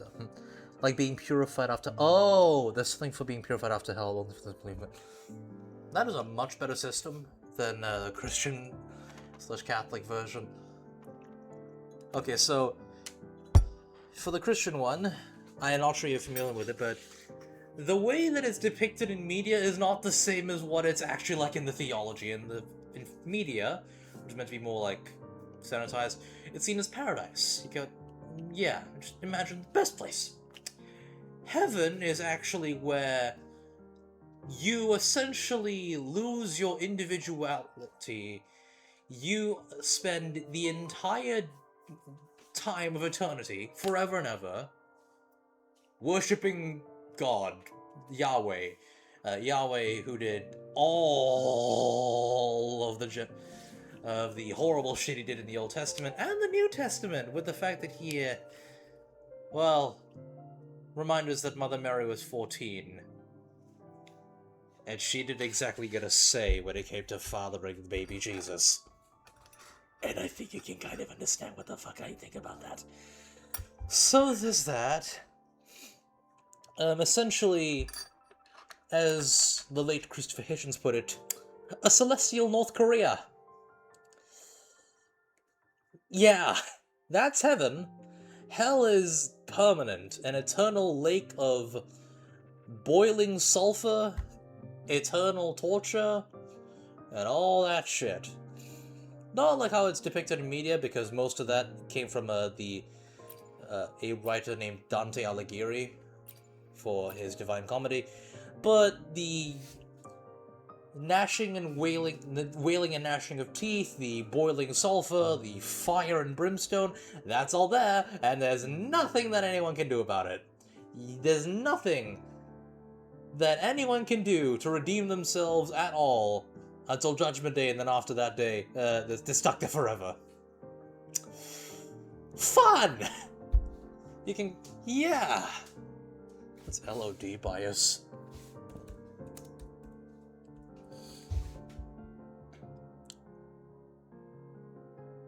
Level of detail bias. I'm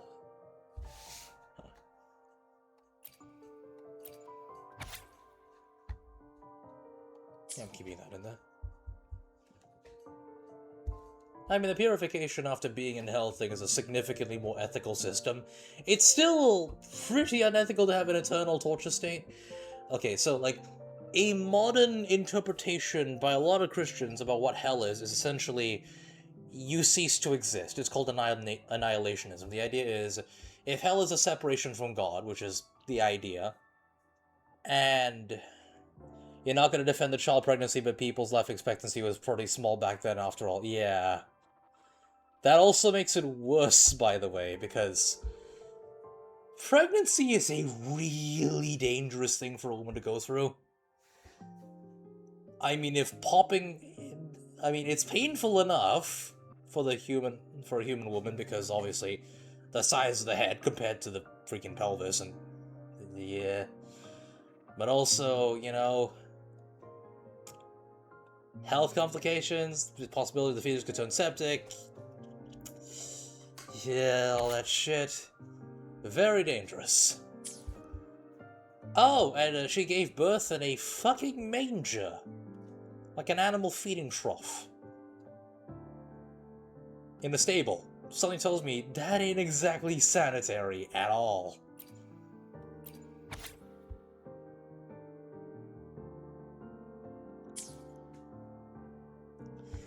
Yeah. How do I get this? Interactable environment. What does this mean? Oh. Yeah, you know, they're like, yeah. Foliage fade out. Full exposure. What does this mean? Simulates how eyes adjust when moving between dark and bright spaces.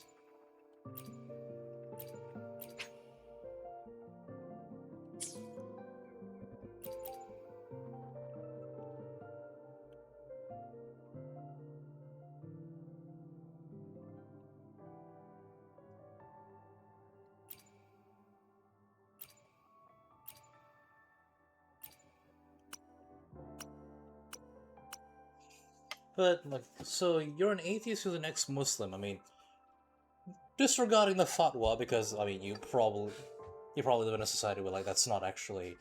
Hopefully live in a society where it's not enforced. Do you still abide by the dietary restrictions, or have you tried stuff outside of it, actually? But if I'm only gonna live until 40, my chance is I'm gonna die due to disease, then before reaching 40, then it's whatever. I mean, I guess that was kind of the logic back then, but I mean, if we look at moral relativism, which is like, morality is based on the culture, it kind of makes sense. A Christian, though, has no excuse, because they believe that their morality is objective, which, by the way, if it comes from God, then it's not objective, it's a subjective morality, with God as the subject of the morality, because objective means independent of a mind. It's like, water dropping is independent. Yeah. But, like, their idea is, if the morality is the same 100, if not 1,000 years ago as it is today, then either that shit is fine, or it's wrong based on modern morality where we have clearly grown, and it was morally reprehensible back then. I'm at least able to say, like, look, they didn't know any better. Obviously, they lived in circumstances where they didn't know any better, with, like, all the cultural bullshit happening. We can't if someone did that today, that would be fucking awful. like, we can kind of cut them a little slack, because, like, they didn't know any better. If there's, like, morality the same today as was... let's see, back then. By the way, the Anno Domini system is inaccurate, by the way. It was based on, like, hey, when do we hold Easter? Let's say 2026 years ago. If morality is the same as back then, they have no excuse. Hold on, I wonder. Is she still...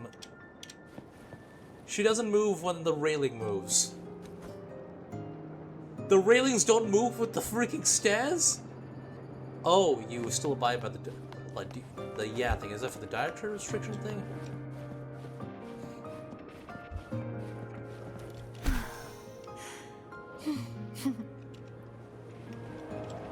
By the way, ever since leaving religion, I've actually been able to engage in studying people's cultures more.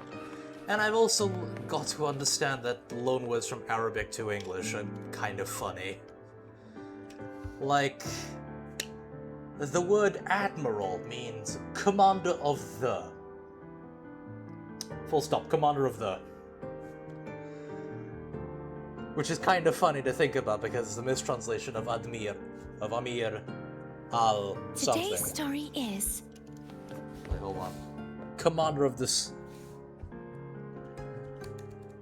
Commander of the Sea in Arabic.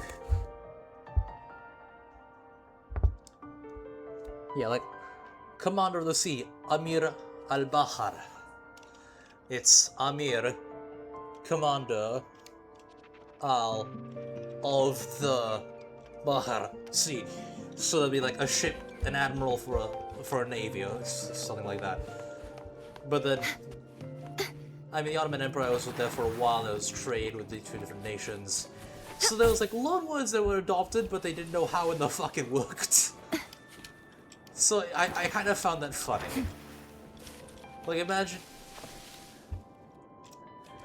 an entire military rank is commander of the, and then they stop.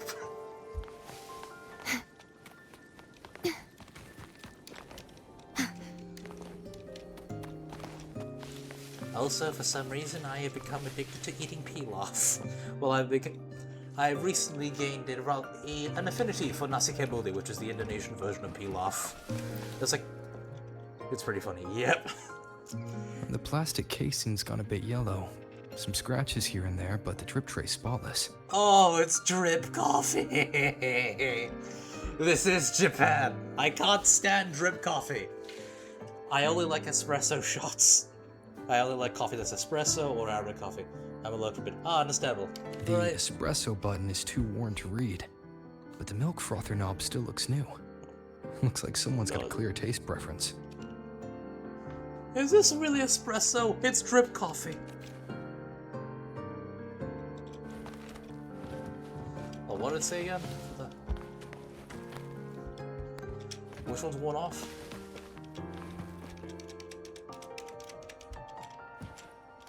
Hold on, I need to see that again. What did he say?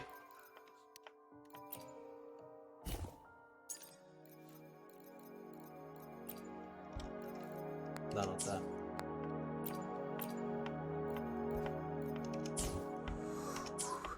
Oh, another thing for the Arabic language being funny.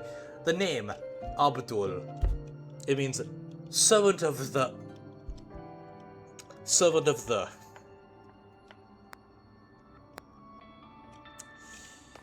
Because the actual thing is Abd, servant, and then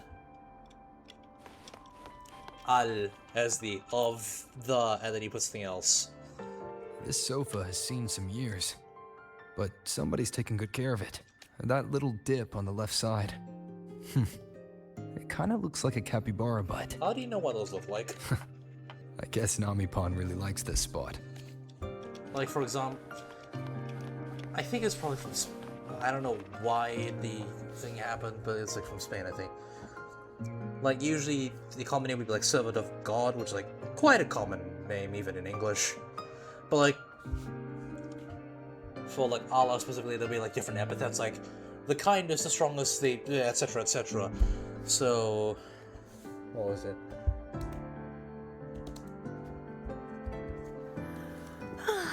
Time for a little nap.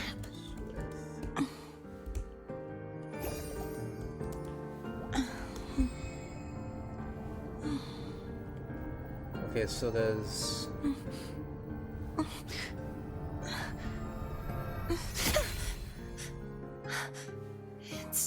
It's just a dream. For example, servant of the only one, so it's Abd, and then Ahad, which should be servant of the one, which makes more sense. It just kind of makes me think, like, how funny languages are. Also makes the whole thing of, like, oh, there was only one language kind of, like, really? Look at how far they branched. Tower of Babel bullshit? That ain't how it works.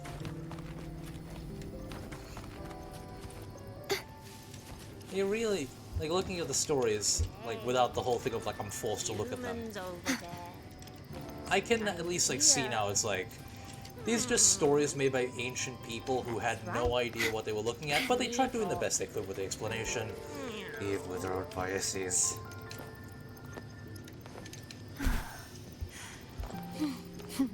Like, hey, why do all these people have so many different languages? Well, we are the greatest, so maybe all of them were like us, but then suddenly something bad happened.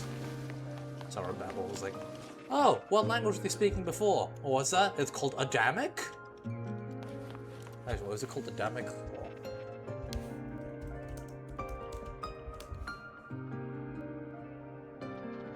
Yeah, it was called Adamic. Why do they all speak Adamic? Why is it called Adam? Well, because it came from Adam specifically, and what gave you the authority to actually say that's the explanation? It came from that one guy. Also, how in the hell did they have children if they only had 2 sons and they were the only humans around? Onto that, and we get to some real uncomfortable questions.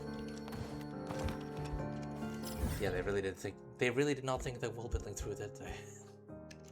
Oh wait, hold on, there's an echo nest we have to unlock. Sorry, my ADHD's run off again. As you can see, I have a religion dissection hyperfixation.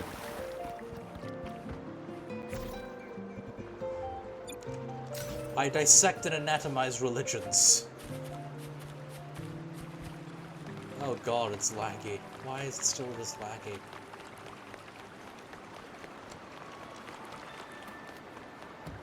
Okay. Oh. Gotcha game. The gashapons. Whoa! I didn't expect you to hit the jackpot on every single capsule machine! Could you be the legendary Super Fortune of Honami? There's an interesting title like that here. Well, I suppose the end of my duty keeping a good eye at these capsule machines. I'll be able to share that fortune with more and more people. Kinda hard to do it that if everyone's dead, but okay. Also, do you remember the, oh wait, that's the wrong story. In Renacida, where we enter Rova's mindscape and it played Saving Light, like the 1.0 start screen song, and we got to see the rock that he sits on in the menu. Ah, this game. It makes me feel stuff. And it's good shit. Oh god, why is it?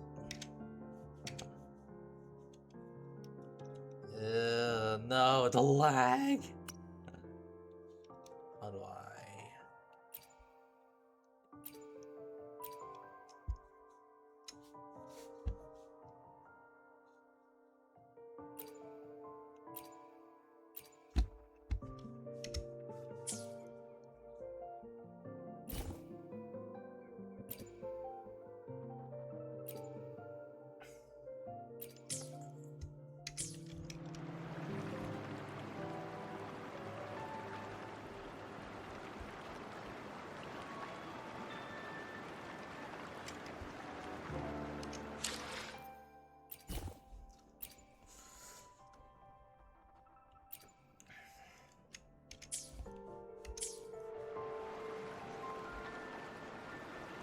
Also, I heard that Cardathia is wearing a Virgin Killer sweater.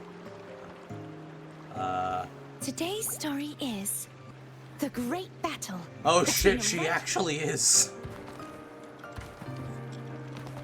I mean, she's in her 30s, she can do whatever the fuck she wants. But there's a cut in the middle of it, how is it staying together? Maybe one of her restless abilities is conducting. Is using her control over airflow to keep it blasted to her. Hey, just kidding. Why is there so much grass? We can't cut the grass. We can't cut the bushes. Hey, flower. Hey. Ah! Another TARDIS! We keep having to pay coins. This is like 100 yen. Hello, hello, this is Nami-pan from... Hello, hello, this is Nami-pan from Shosho Cafe. I wish you a happy day every day. How can I help you? Oh, it's a mysterious coffee-making capybara. Passenger, how are you? I see. You must be calling from a telephone booth. How do these telephone booths even work? How do these telephone booths even work? I didn't dial a single number, and it just patched me to you. Those are the booths of whims set up by the City Hall. If you can't decide who to call, we'll just randomly pick one for you. Although, that's all they really do these days, not to mention our connection drops out all the time. Well, that's pretty bad, alright. Oh, hey! Night over here.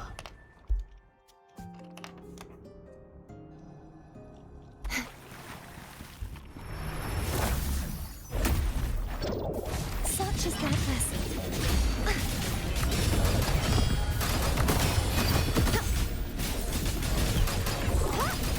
True form revealed at last.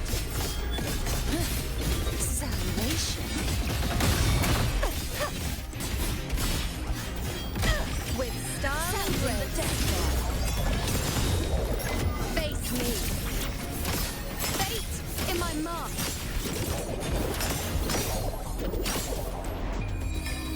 Taste my resolve. Fate revealed.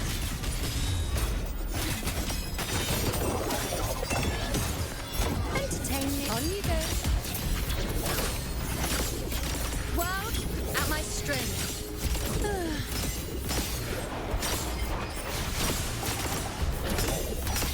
Vanish. Charge forth. My turn to watch. My blade. Purge all evil. Vanish.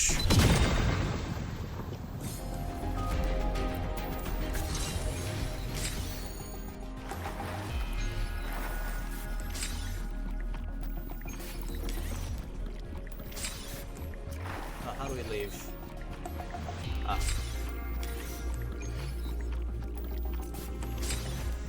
Alright, we're done here.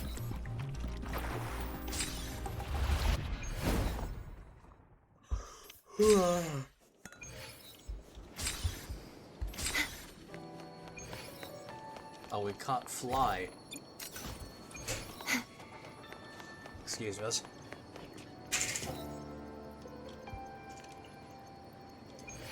Yep. That was my mother, she did Tiger Balm. I had Tiger Balm on me. I had it up with me. I haven't actually applied it yet, my shoulders are getting sore.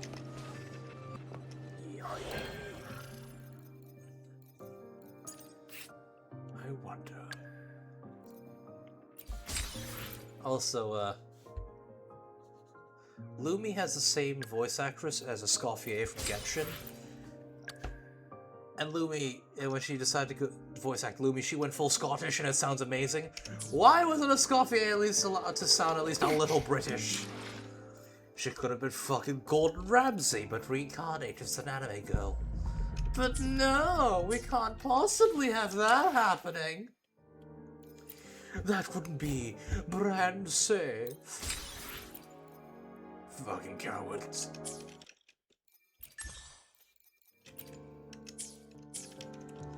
There's too much of a risk. Come on, you got a friend. It's in France. You got a British voice actress. Make him Gordon Ramsay. Greetings, passenger. You're just in time. Ta-da! Take this. Your very own Nami pawn badge. Why are you giving this to me? It's something special. Since you're new here, it's only right I lend a hand. Whether you're in trouble or just need to rest your feet, come find me anytime. Alright? So, Aye, aye, what do you Captain. say? Want to hear more about this badge? Yes, please. Oh, I also have a new tokusatsu item. It's called the Gavarian Trigger. Oh. Oh.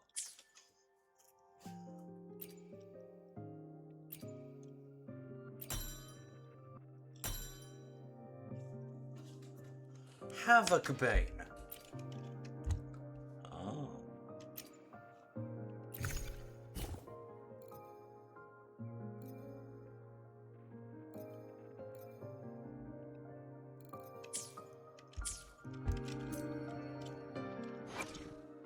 The power to split. Would you like to hear the Gavarian Trigger? I have it right here on my desk. In its back mode.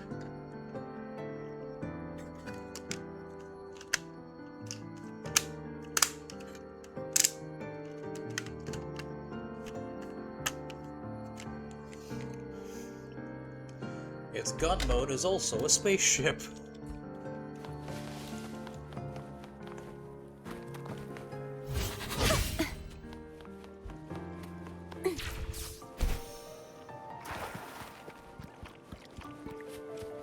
Ah, the lamppost is shaped like the sides of torii gates.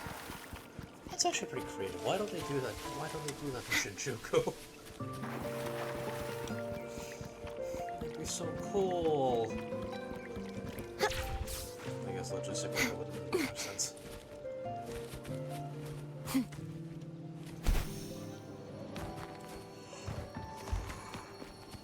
Daddy? Mommy? When are you coming back from the sea?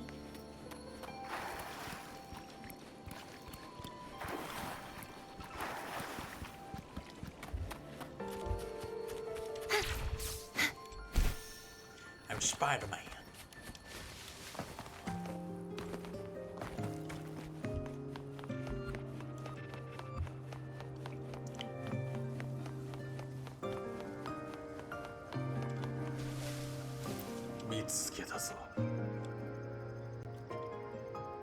Thank you for finding me. I really should go stay and play with everyone. Oh, hello, kid. Hey.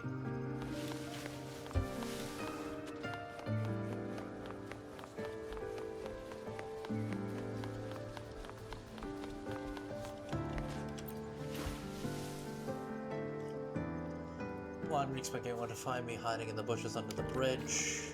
What?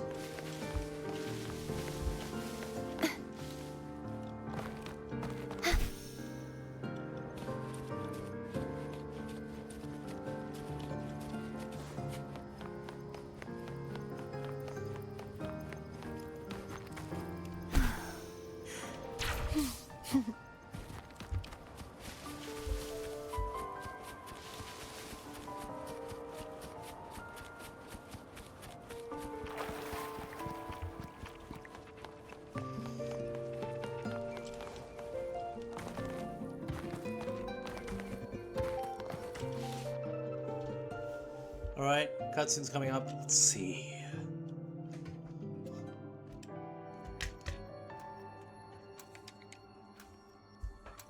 An alarm clock? An old clock. Huh. Its hands are still ticking. Someone I knew left it here. She believed time floats strangely in this Sonoro. Used timing devices to find a loophole. So I brought it to the base. Someone you knew. Was she also from the outside and got pulled into the Sonoro? You could say that. I don't know who she is exactly, but she understood this place far better than I do. She suspected the Sonoro doesn't just loop. it also has a different inner time flow than the outside world. To test her theory, she took apart countless clocks and logged everything. Even her wristwatch was... Her wristwatch? Ah, welcome in, Kat. Why the fuck are you not yet? Well, I don't know how to... Yeah, so unfortunately, I'm unable to do so.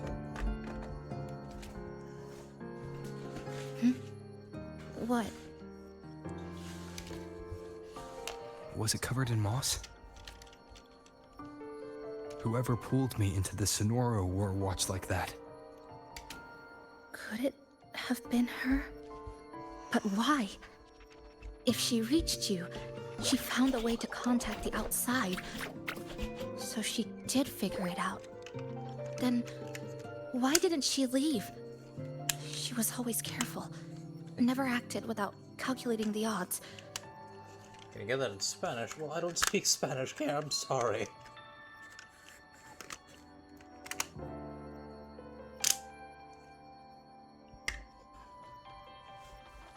But I did have a rather interesting discussion with Akihiro Moku over here regarding funny shit that happened in the Arabic language, probably due to Spain becoming Muslim for a bit.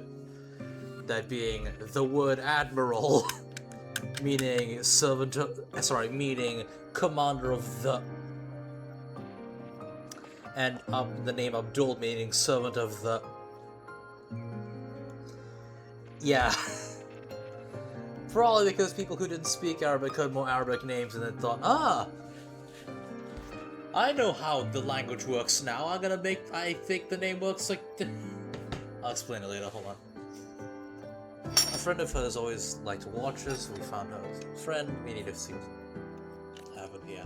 Unless she knew that was as far as she could go. Maybe she brought me here because she knew that's where you are. You said she'd never act without weighing the odds. It must have been a calculated decision. I'm here because she figured you'd need some help.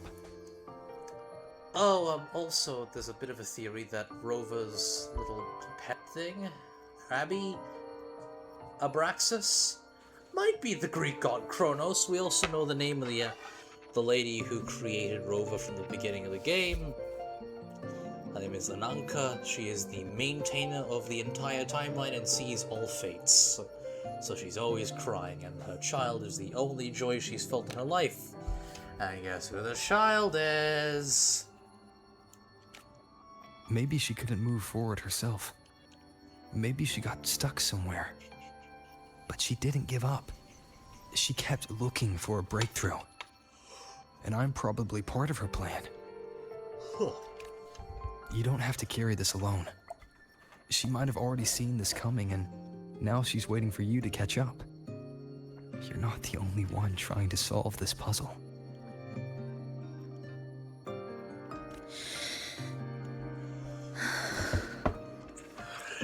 You said she knew a lot. Where is she now? She's in the tower. Oh. She once told me she suspected the only way to break this loop and reconnect with the real world was through the Lament's source, Neon Tower. The closer you get, the more spatial fractures you see, and the more dangerous it gets. But she went alone, left only a message. Said she'd use the tower to find others to help, and I should wait here. And then? She never came back.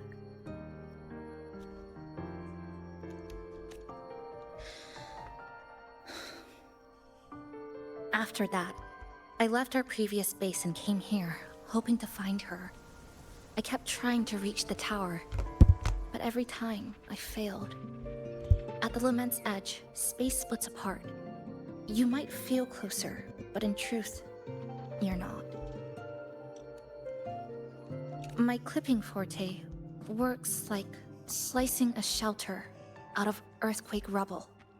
Slabs structured just right, just enough to hide in. but that's all it does. It's nothing against the lament.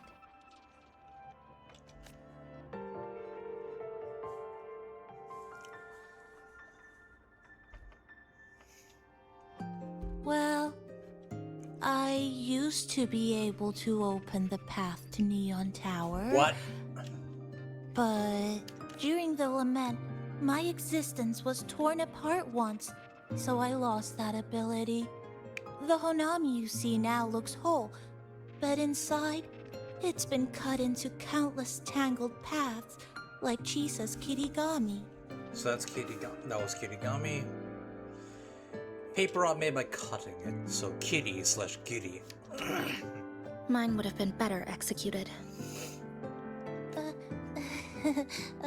To find the right path again, we have to reconnect with the tower.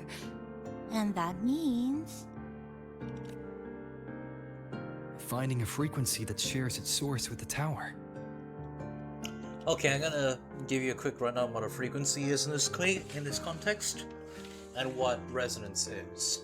So that way it kind of makes a bit more sense, because it wasn't explained that... I don't think you were here from 1.0, and even then, the explanation was not very good in 1.0, but I found a video that explained it, and it's screenshots of the presentation. Okay, so frequencies. If atoms are the building blocks of matter, in Solaris, this planet, because of the lament, it's kind of screwing up the laws of physics, frequencies take the place of atoms. So frequencies make up matter, emotions, memories, the soul, etc. Now in the real world, frequencies are literally just vibrations. They are a wavelength of vibration, and resonating with it is essentially making something vibrate at the same rate. The reason why things vibrate, atoms vibrate. They have energy, and that's how they move. So even if they're solid, they still vibrate, so moving along with the way that it moves is essentially what resonance is. For example, a woman who's an opera singer singing in a very specific frequency, a very specific note for a very specific volume, will actually resonate with the natural resonance of a glass, and because of that, it destabilizes the actual glass and it freaking breaks. Now for what resonating is... Resonance abilities are where they resonate with one thing. Resonance abilities manifest in resonators, people with the powers, due to a traumatic event, and their power is linked to that trauma, or something akin to a traumatic event or a life-changing event, essentially, near-death experience, you could say. Usually can only resonate with a specific thing or a specific set of things. For example, Cartothea resonates with wind and swords. The flow of wind and swordplay, because she was a swordswoman her entire life. The wind, the Sentinel Imperator, etc., etc. Now for this. Individuals who can resonate with frequencies in Solaris are known as resonators, and remember, because frequencies are now matter, concepts, matter, memories, emotions, etc. A resonator can now essentially be on the same frequency as the literal concept of matter. So they can have the same frequency as, say, lightning, so they get lightning powers. Or in Yuno's case, the moon! So she gets that. Or fate, essentially. Rover is a weird exception. He's able to resonate with multiple things.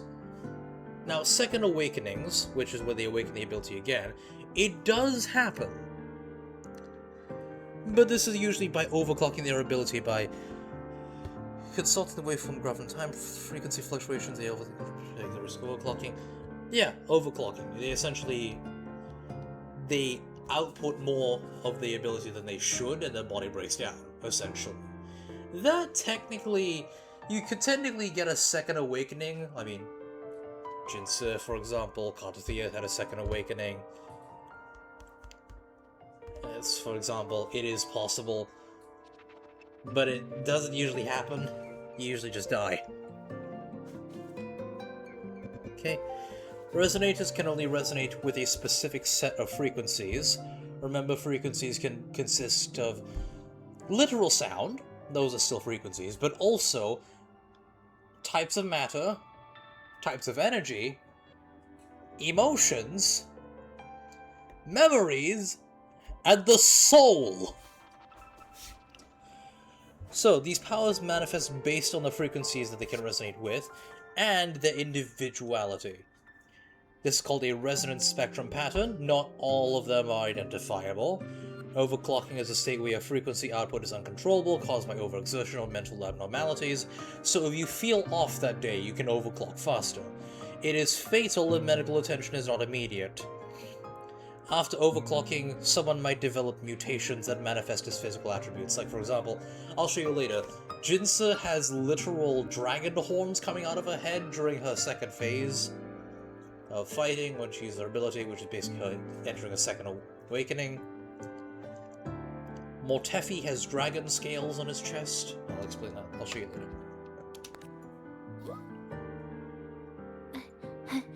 Like this. The longings from Honami's left behind. They're what woke me up, and they'll guide us to the tower. Unfulfilled, unresolved attachments from left behind are scattered across the city. There's a special call that they can resonate with the Neon Tower, helping the host locate the tower's location with cakes. Okay. Namipon and I have been collecting them for a while. It hasn't been easy. My ability still isn't where it needs to be. But we've managed to rule out some wrong routes. We're narrowing it down.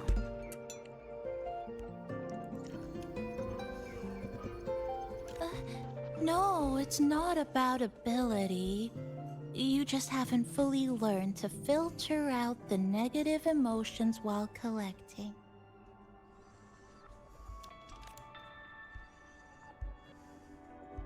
So, you collect them with this bottle? For some reason, these longings resonate with the tower, the source of the lament. Namipon believes they can lead us to the right route faster. Count me in. The more of us, the faster we can do this.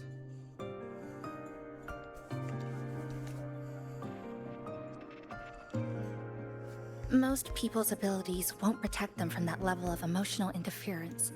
Having you there might only... It's not about that. She's just afraid you'll hear the voices and get sucked in, too. I'm not afraid. I just think it's unnecessary. I'll be the judge of that. She chose to bring me here. And that means she believed I could help. And maybe it's time you believed in a new possibility too, Chisa.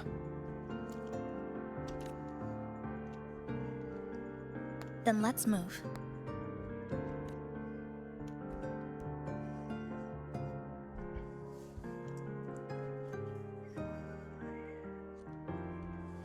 Alright, let me show you some examples. So, after awakening, overclocking, The power to split and merge matter. A resonator may develop physical traits based on their resonance spectrum pattern. Remember, a resonance spectrum pattern is the specific set of frequencies that they match. It allows them to manifest the ability. So, for her, we don't know if the ears are part of that. For Chakona, her horns... The divinity may foresee the future of the world, but I doubt they can predict which song people will play tomorrow. Her horns are an example of that. These are obvious. She is human. Well, at least I think she is. For example, Zani. Anything I can help you with? She is human, but her freaking ability caused her to get goat horns and a tail. Apparently she wears Santa hats over her head when she sleeps. Over her horns when she sleeps, so there it isn't yet. Another example would be Chusia. Another day, another heroic me. She does not naturally have red hair. This is because of her ability, which involves fire. Apparently she got burned, and that's what caused her ability to manifest over there. Her internal body temperature is also hotter than than a normal person, and probably hotter than it should be. Yang Yang. Let's reach farther destinations together. After overclocking, her hair turned into feathers. This is permanent. Even if she cuts it off, it will regrow like feathers. Another example, best one I can show you. Make this quick. I have experiments underway. Mortefi. That hand is covered in fiery dragon scales, and his chest has dragon scales on it too. So, yeah. Now for Jinsu. May I pray for anything specific for you? It would be my honor. She is the resonator of the Sentinel Jue, who is a dragon, by the way. Now for her dragon... May I pray for anything specific for you? No.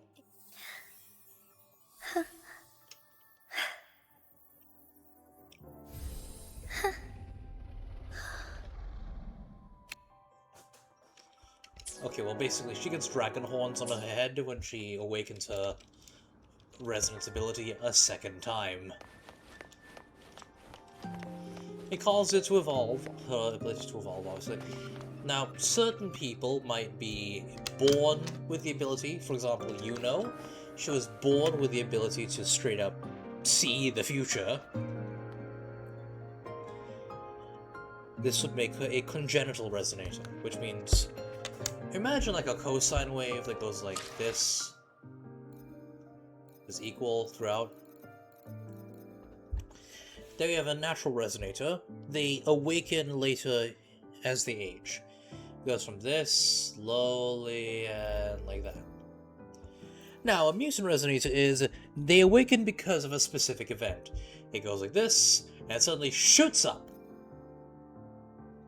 It goes forward. An example of this would be Frolova, While the moon cycles, who awakened her ability due to fucking dying alongside everyone in her town, which included her family and friends, because of a fucking meteor strike. She should be dead, but she awakened through death. She is no longer dead, but not really alive either. She's really weird. Now, Galbrena, she was a congenital resonator. who gets the bullet? The That's ones your who call. gain it by a traumatic event would be mutant resonators. Their ones, they start low, something happens, they immediately shoot up, and then they go on. Yeah. Keep up! Now, are we all caught up on the lore stuff? By the way, that's dripped coffee. But holy shit, the pot's bigger than her legs. How much coffee does Chisa drink? I know it's like the pot calling the kettle black, but like seriously. I have more mass than her, probably. I can handle the caffeine. What about her? Wait, how tall is she? While the moon cycles, I remain the anchor. Scissors at the ready. The structure is more complex, but also more distinctly identifiable.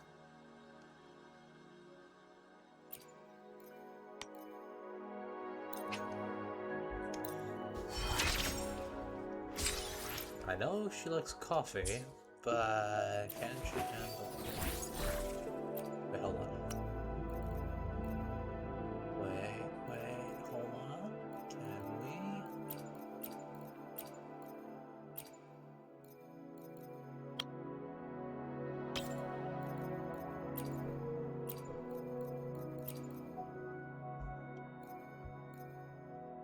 Hey.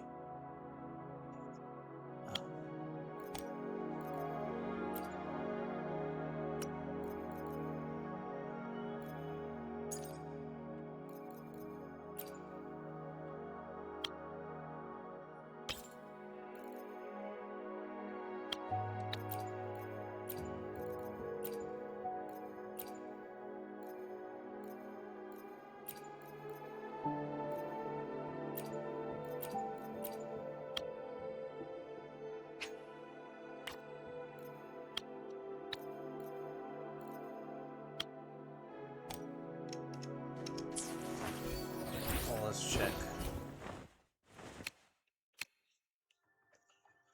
How tall is she? I highly doubt that you can handle more caffeine than I can. Why do you need that much coffee? Come on, I need to increase my mouse sensitivity.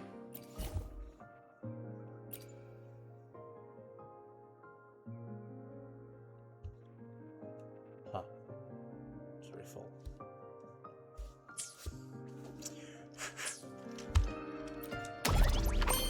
Alright, let's begin.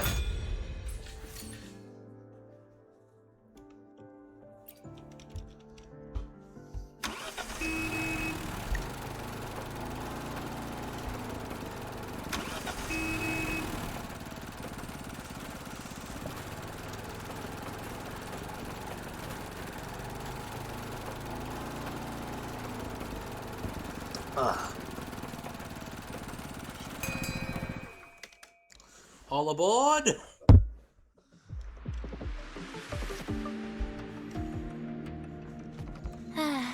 Ginga Street.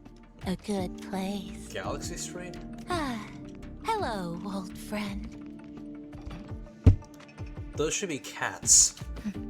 You know this place well. Mm-hmm. That's right. Those ad walls were once covered with my picture. And over there used to be claw and capsule machines. All the prizes were me. People really loved you, huh? That's why I want to bring them back. I want to bring everyone home.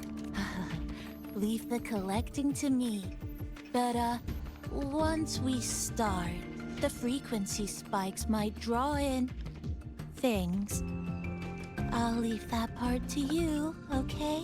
Leave what? Just some old friends. Then let's give them the proper greeting, shall we?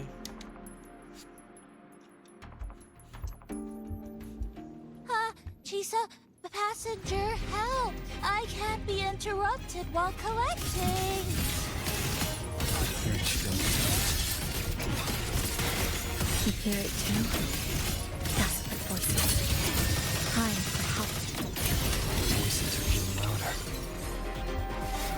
Echoes of the people's longing. From too many gather at once, like someone hits a replay button in your head. It's uncomfortable. Heavy in the head, tight in the chest, like someone squeezing you from the inside. But hold on a little longer. It passes quickly.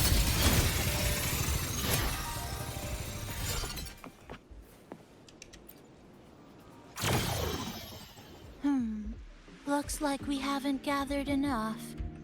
Maybe we need to find... Hey, Abby.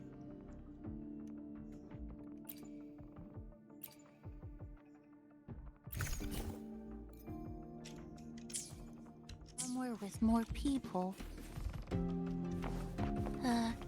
How about a bit farther ahead?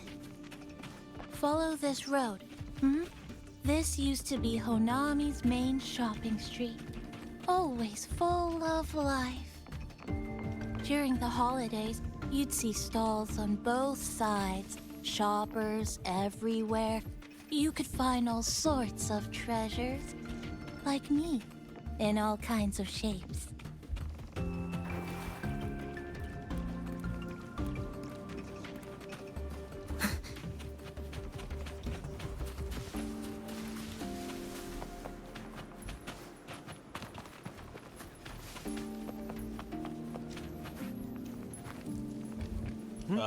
Who's there? That's direct. Well, efficiency first. Might as well make use of it.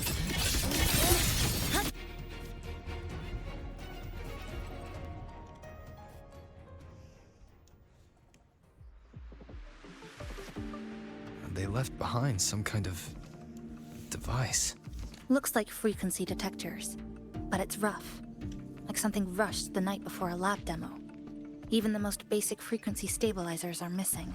I'm not saying they're completely useless, just that performance-wise, it's not very reliable. Chisa, Passenger, come quick. There's a lot of strong longings here. Let's meet up with Namipon first.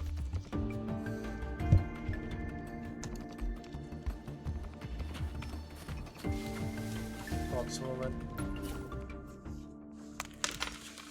I'll be right back. Yeah, no Chevy.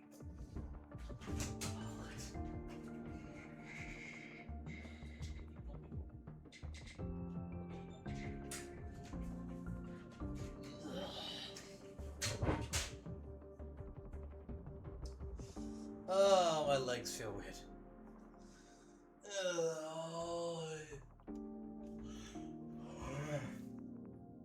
Where's us for some black coffee?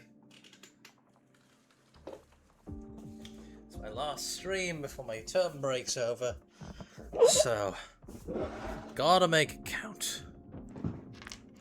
Plus, I do want to visit Lahai-Roi after this.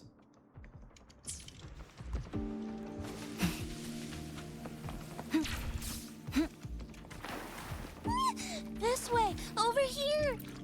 That's it. I'm counting on you again.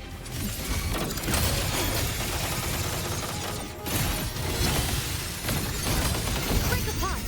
The number of tacit discords is increasing. Namipon said there are lots of longings in this area. There used to be a commercial district here, one of the busiest parts of the city. It must have gathered in lingering frequencies. I also sense so many familiar Monsters. They're acting the same way as before. When they become crystallized, they go berserk. Keep your guard up. But what's causing it in the first place? It's hard to say. Whatever it is, it hasn't fully shown itself yet.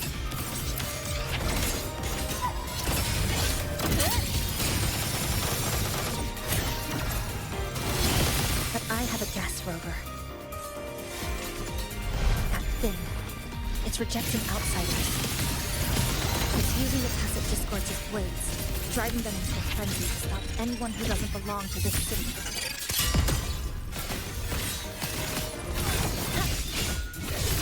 This ends here. Stress points mapped. Cutting through the numbers.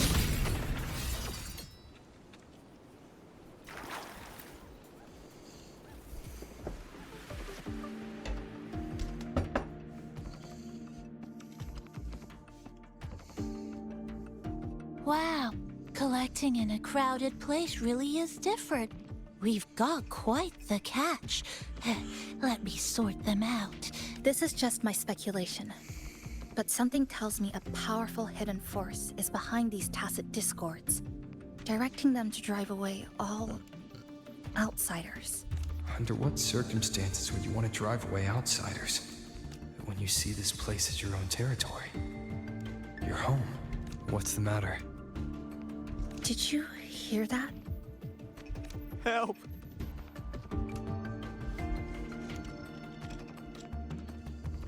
It hurts.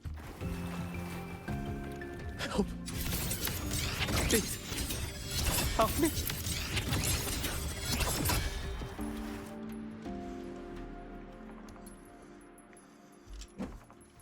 Who needs help?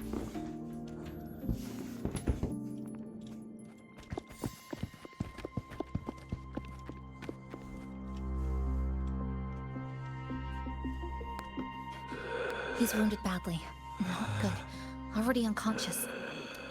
If we don't get him out, he won't make it.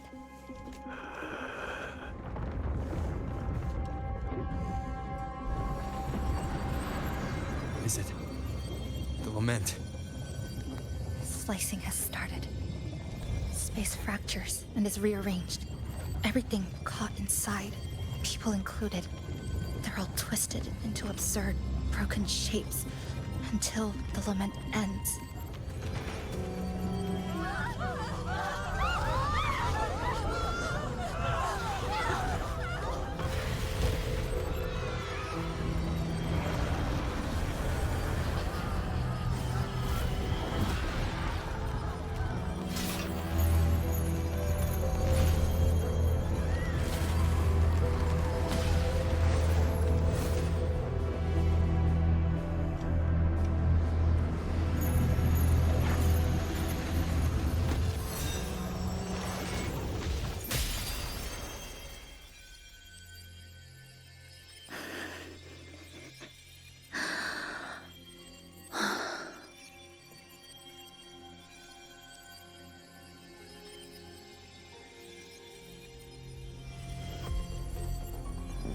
This time we'll face it together. Thank you.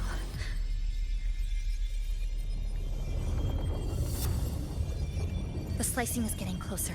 Space will break down any moment now.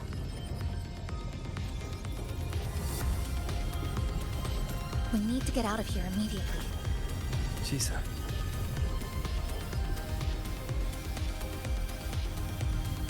Hold on to him. And hold on to me.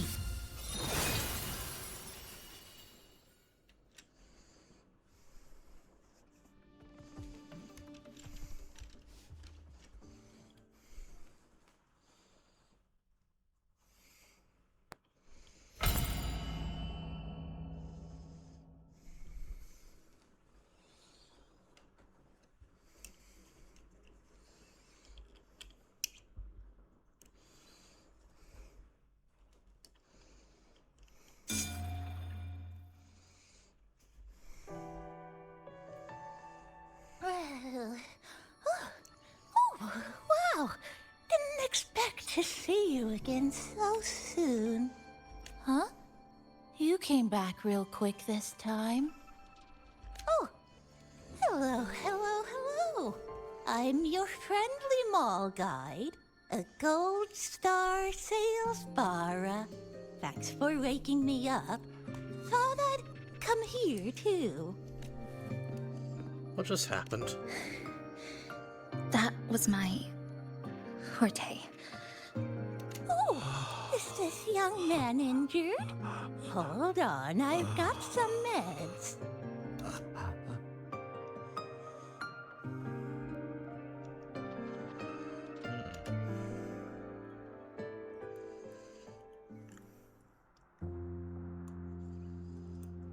Oh, this one's the best fast acting med I've got. Should start working soon. Thanks. Oh, a piece of cake. Are you alright? I'm fine.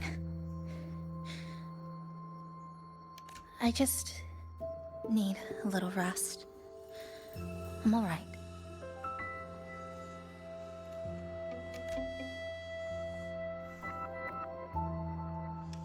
When we first met, you cut open space just like today. I thought you'd be sent straight to this safe house. But my forte was unstable. You ended up at the bus stop nearby. So I asked Namipon to find you. This Namipon is pretty dependable, huh? Thanks to both of you. No need to thank me. I'm just happy to meet you, passenger.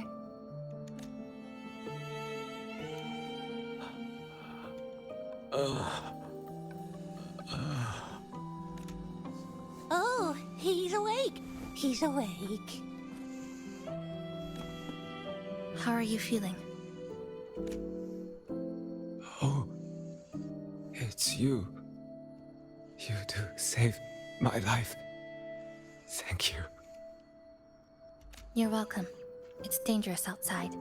You can sleep here tonight. We've got enough food for one more person. Thanks. I have to get home. My grandma's there, alone. She must be worried, sick.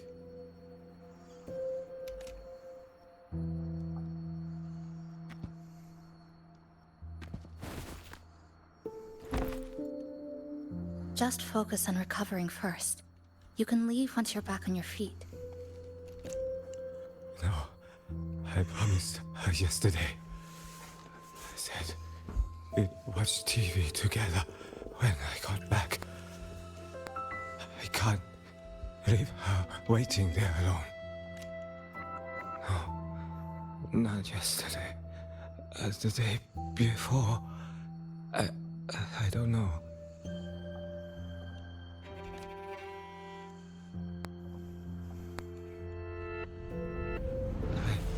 Remember that the sky was gray when I left the supermarket. It was raining. Then I haven't seen daylight since.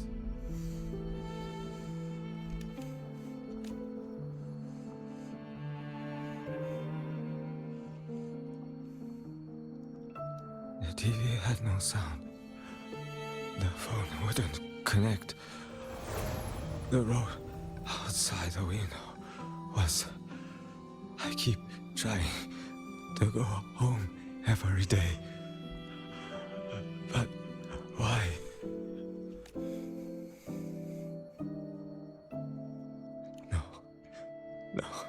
No. I have to go home. Someone's waiting for me. Oh, wait. Did I already?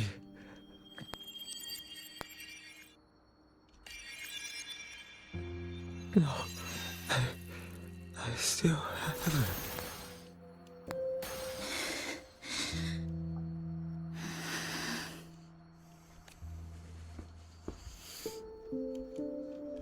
It's just regrets.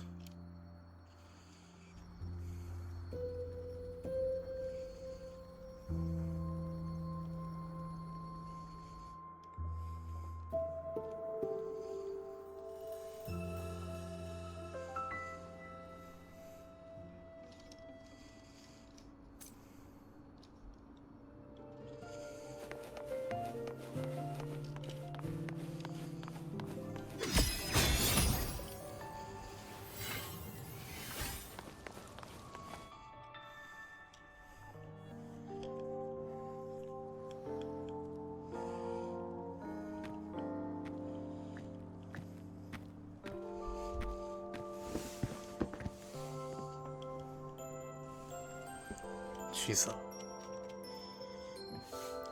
Oh, good evening.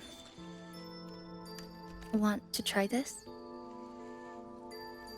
This is, I scavenged it earlier. Some kind of fruit? Not sure if it suits your taste. well, it's lychee flavor, so... maybe.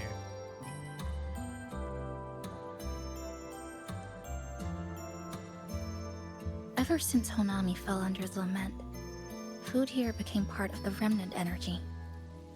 Living things in this Sonoro no longer feel hunger. But to me, that's dangerous in itself.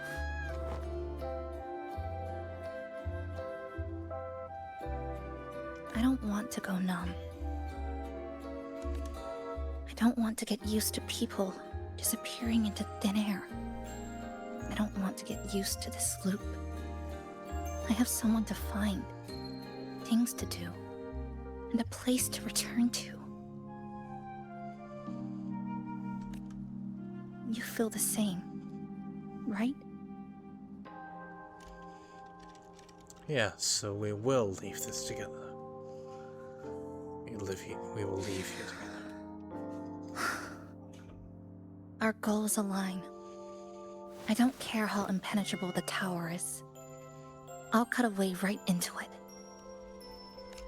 No matter how tight this cage is, I'll tear it down.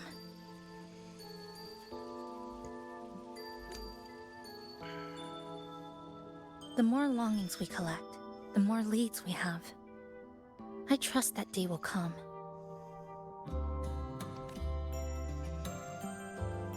Speaking of leads, do you know when the Phyrexidus came to Honami?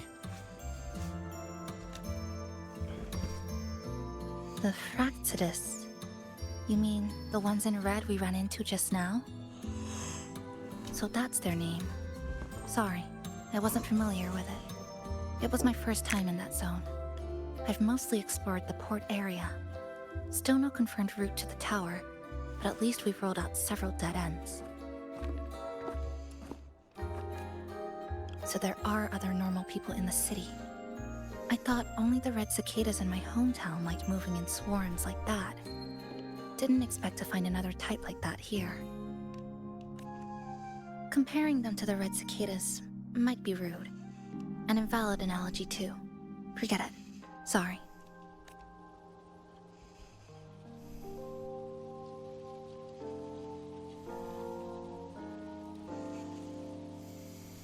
what he said.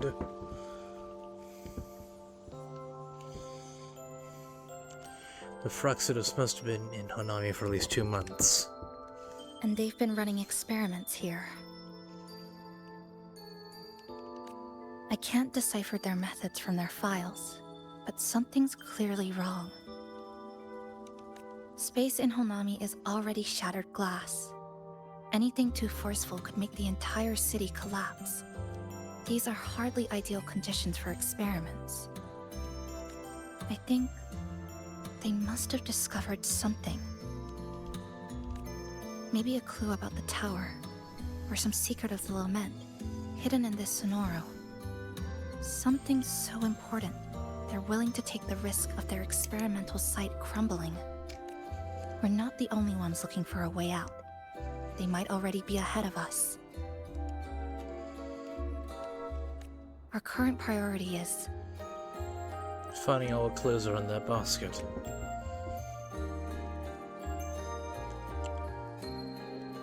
We could start from the commercial district. That's where I first arrived when I was pulled into this Sonoro. If we're lucky, something's still there. Sure, but tonight, we can take it easy. No Iridoglow, no lament, just Honami. A quiet city at night.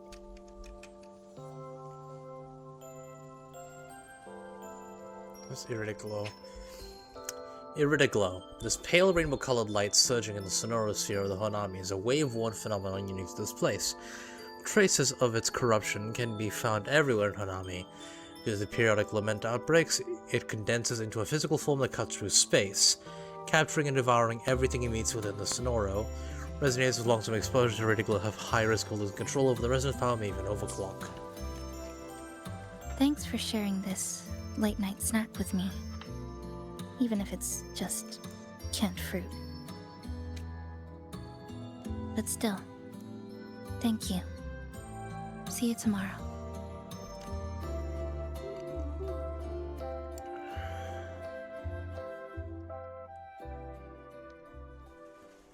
Good morning, Goshijin-sama. Did you have a good rest? I'm still tired. Your breakfast. Please enjoy. Thanks. What are you cleaning? Oh, yes, yes. It's such a nice day today. So, Chisa went out scavenging for supplies. We wanted to do our part too, so we started tidying up. Once we're done, maybe there'll be space for a few new decorations? It might be a nice surprise for Chisa. Passenger, do you have any ideas? I'm not exactly an expert in interior design. I'll give it a try. Wonderful! This way, if you please.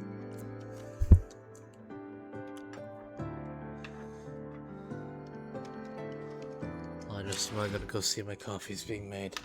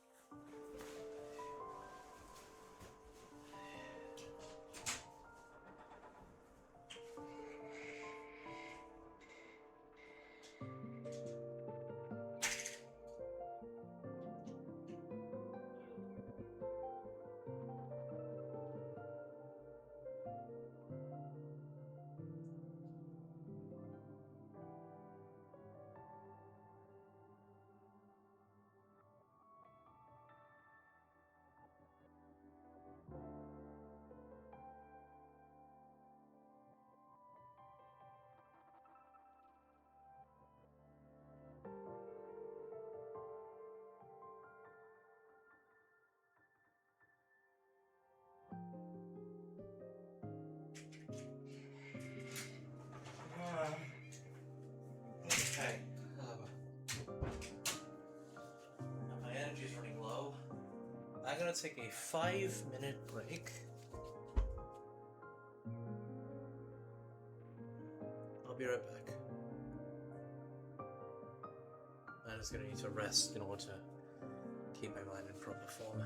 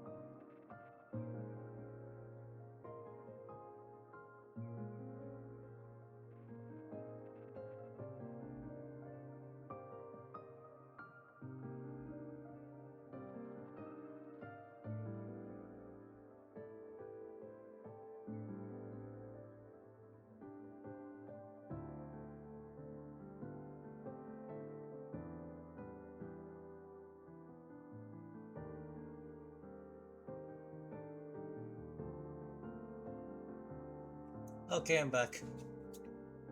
My eyes are less heavy, it seems.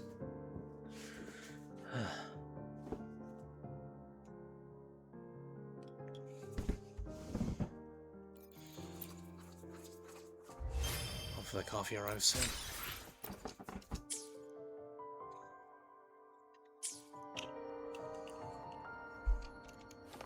Keep up!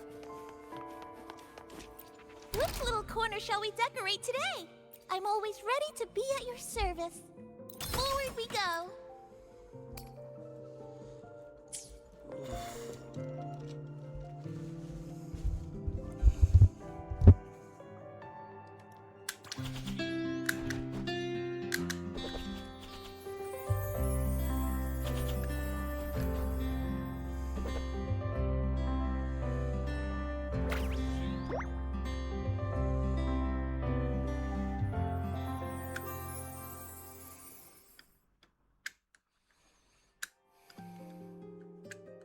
Good morning.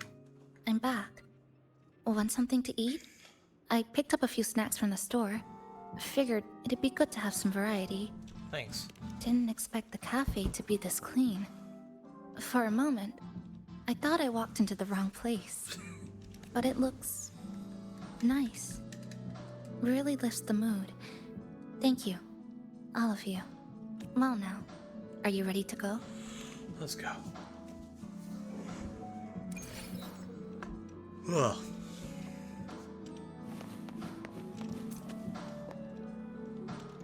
Which little corner shall we decorate today? I'm always ready to be at your service. Yay, actual espresso machines. Good. It's espresso. Another week. Drip coffee bullshit.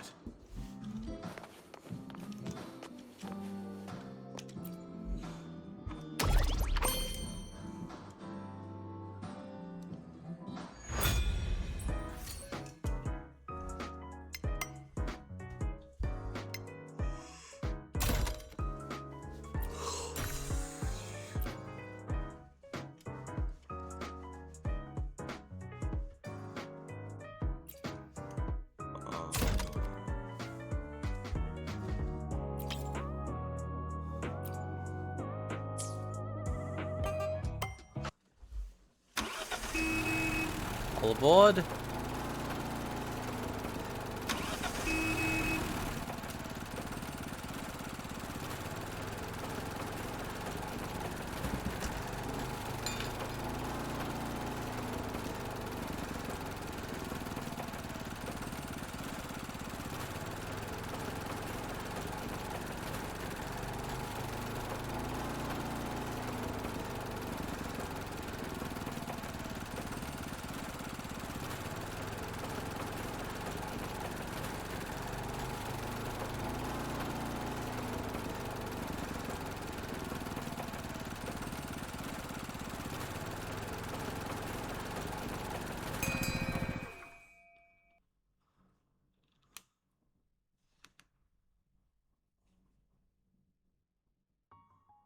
Here we are.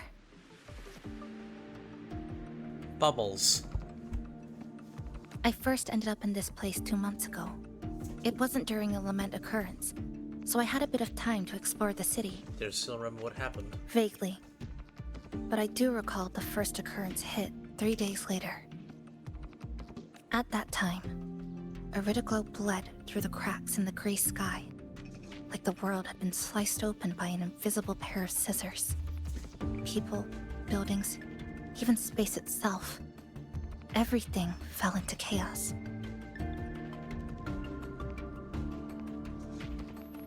Then we need to recreate the city as it was, before the lament, to uncover what really happened. Who's there? Ahem. Sharp as a tack, you two.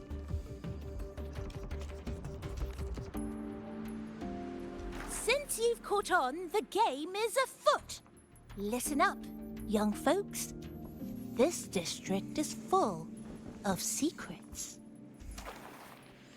I've been staking out this area for 3 days, 5 hours, and, well, a long time. And guess what? I've spotted something really fishy. Those redcoats sneaking around and tinkering every day? Mark my words, they're up to no good. Redcoats.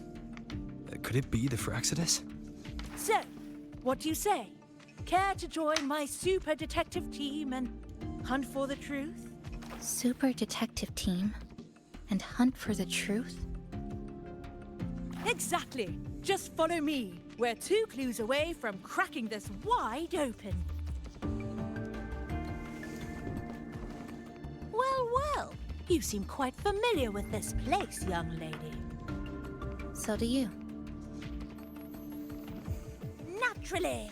That's basic detective work. Wait, over there. That's it.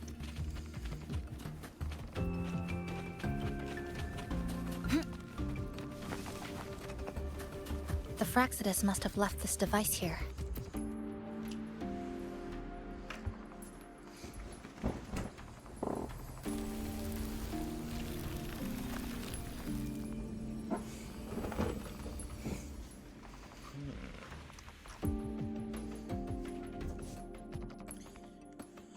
Jove, my instincts were right.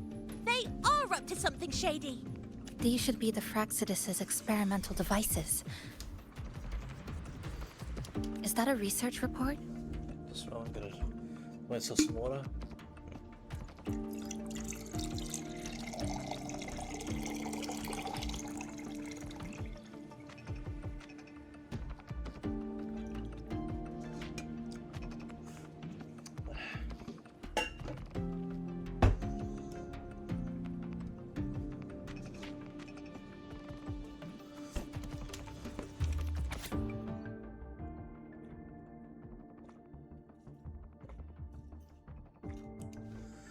Objective: to expand the existing sonorosphere and identify weaknesses in spatial prison barriers, to contain residual lament energy and establish control of the sonoro.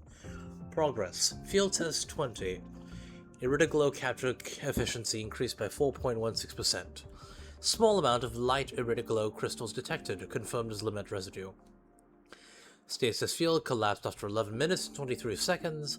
Anomalous spatial rift formed. Core coil of containment on unit failed due to meltdown. Status assessment. Lament frequency of this period deviated by 4.23% from baseline. Current containment protocols are insufficient to support continued experimentation. Remarks. The observed periodic resets within the sonora are likely influenced by Lament's residual power. Huh. First time seeing a report like this. Lament residue. Could that be those iridescent things we just saw?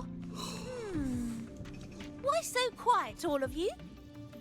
Expand the existing sonorosphere. Could that really be their goal? It looks like they failed, judging from this report. This is absurd. If the sonoro could be controlled, then why hasn't this loop been broken? The left behind are still trapped in this false memory of peace. Controlling it can't be their objective. They're using it. Seeing if each lament occurrence is slower, or the deaths more orderly. It's like throwing people into the fire just to test the temperature. There might be more clues in other test sites. That's right. There's another one close by. This way. By the way, I didn't expect you to see through my disguise. Keen eyes like yours make you perfect candidates for my super detective team. And what exactly does this team do? Why, investigate those red-coated troublemakers, of course. But come to think of it, I haven't seen them around lately. Suspicious. May I ask? Oh, wait.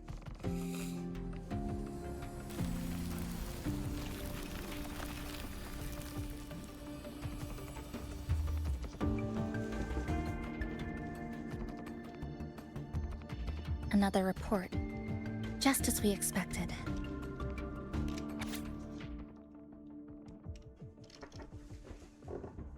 Energy. Running low. Sorry. Need to go check if my coffee's being prepared.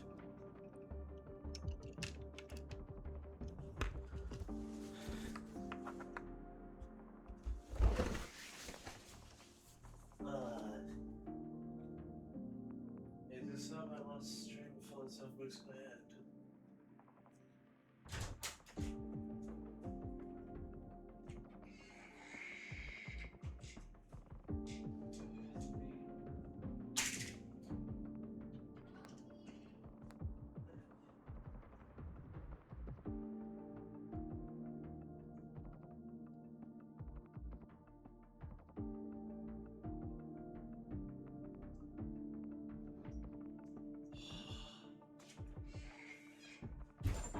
My coffee has arrived. The stream is saved.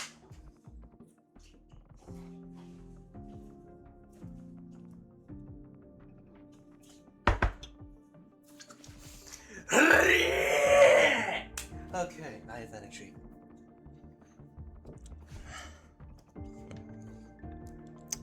To expand the objective, expand the existing sonorosphere, identify weak points, spatial prisms, contain residual element energy. Field test number 2. Efficiency, iridoglow capture efficiency increased by 7.12%. Small amount of light iridoglow crystals detected. Limit residue. Stasis field collapse after 8 minutes 11 seconds. 3 monitoring units damaged. Anomalous spatial rift detected. Status assessment. Lament frequency from this period deviated by 1.45 from baseline. Current containment methods are insufficient to support continued experimentation. No shit. The plot thickens. This one's almost identical to the last report. I mean, that's kind of what we expect. Same sequence number, but different data. Oh. So they've been running the same experiments repeatedly, with different results each time. But increasing reliability. Why are they both labeled as number 20?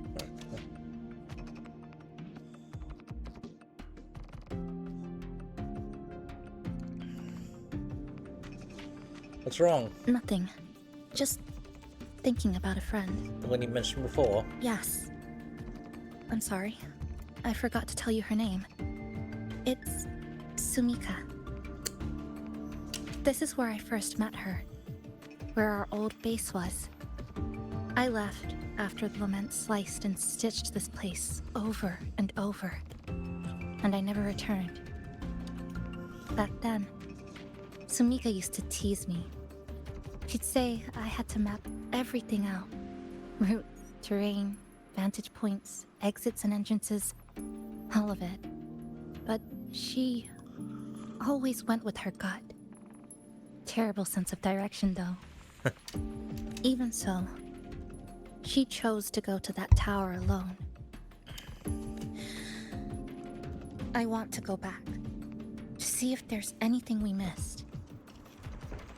I'll go with you. Thank you for accompanying me.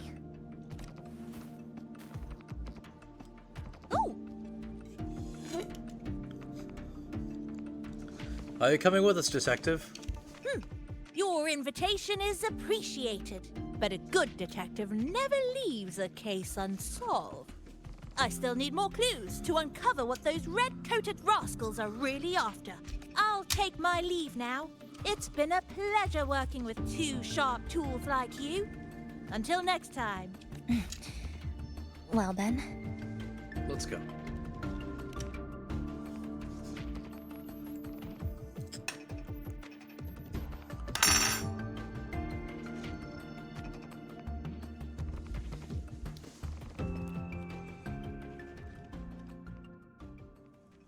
A stash of old science magazines, with notes scribbled on a few pages. Stomach again. God damn it. I'll be right back. What's wrong with my digits?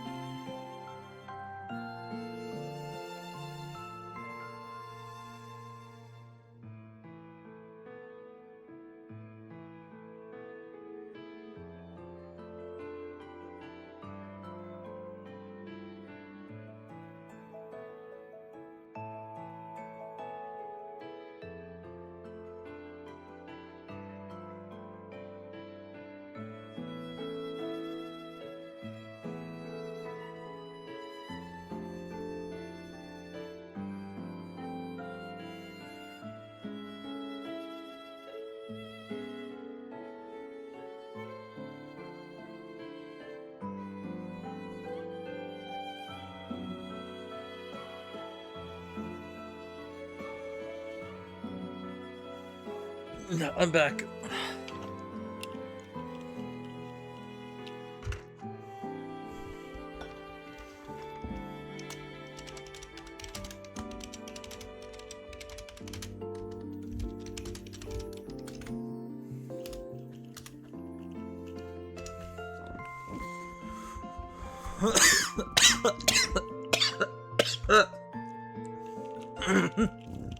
Ugh, what the hell's going on with me?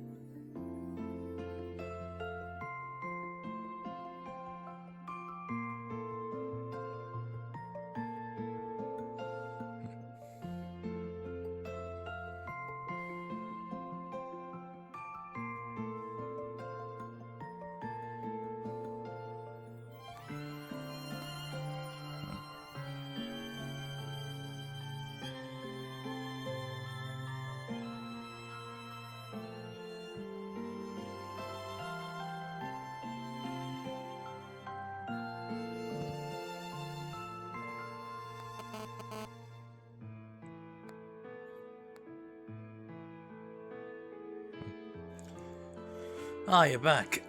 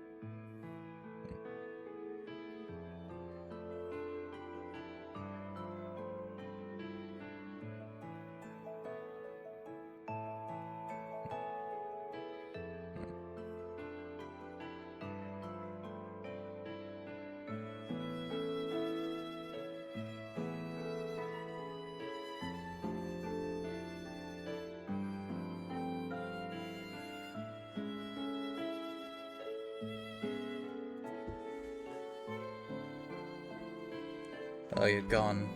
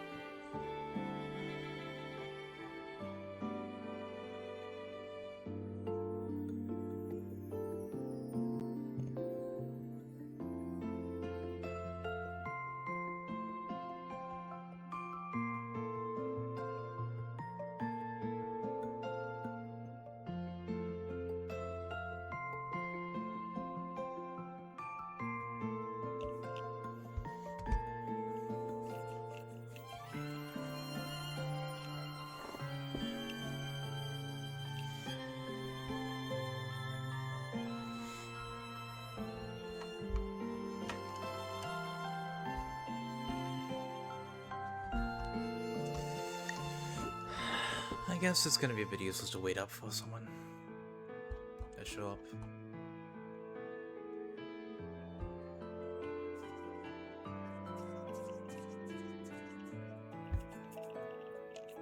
Oh well, it's recorded anyway. I found some too. Must have been Sumika's. She used to read here during her downtime. What about you? I'd be with her. Sometimes we'd read the same thing.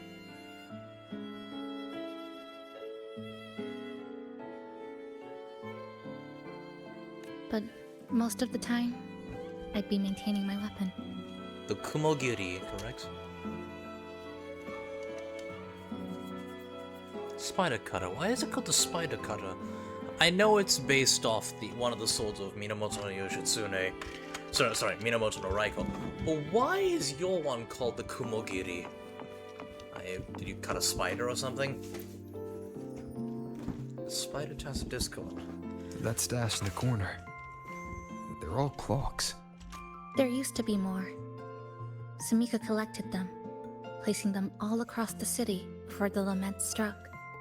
Then, she went back to retrieve them, one by one. It was pure madness, but it proved her theory. The closer you get to Neon Tower, the slower time moves. In other words, all of Honami City might be lagging behind the outside world. Remember that moss-covered watch? That's what first made Sumika notice something was off about this city. Because moss literally grew on her watch.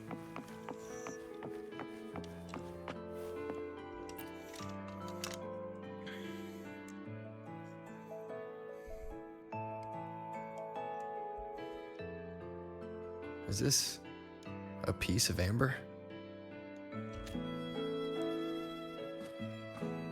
Sumika left it here. Her forte allows her to create amber that stores memories or moments in time. Memories or moments? Yes, just hold it like this. And you'll see what's been preserved inside.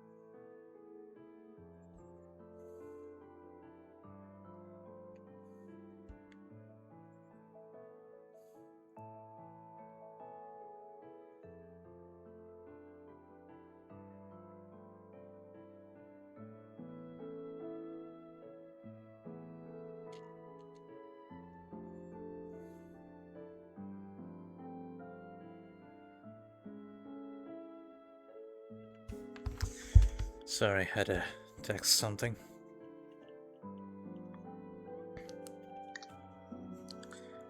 Day 1, unknown. The sky looks broken, looks like broken, fractured glass.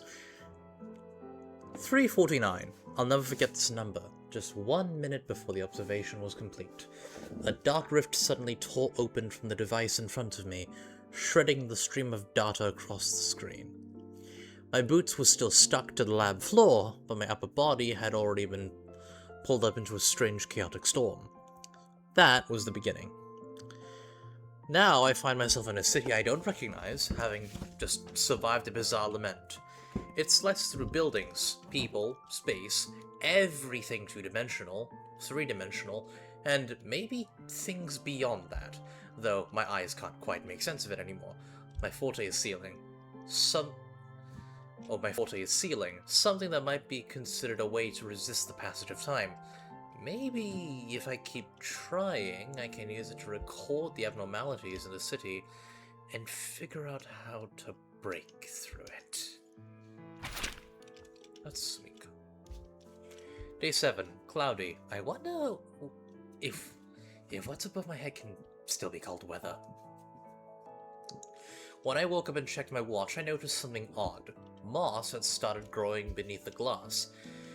This city, fractured and folded in on itself, seemed trapped in some kind of temporal loop. Time moves forward and backward within a fixed range, but oddly enough, the plants don't seem bound by each reset. The moss shouldn't be able to grow beneath the gears, unless time isn't flowing normally here. It's eroding, rushing, and spawning things that shouldn't even exist in the first place. Still, I'm grateful for this strange, unreasonable growth. It made me realize this city isn't beyond saving. There's still a way out. The pen seems to pause, leaving a small blot of ink on the paper. There's one last thing I still can't let go of. Sumika mentioned the strange flow of time here. She told me that time within the Sonoro moves slower than it does outside. The plants grow like everything's normal. Yet those who died remain trapped in this loop. It's like something very powerful is holding them back. What's holding them back might just be their unfulfilled longings. They awakened Namikun to a city that still needs it.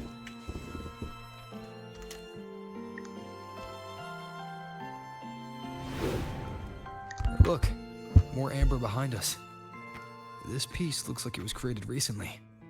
Oh, Ramune bottles. Go on. Hold it like you did before.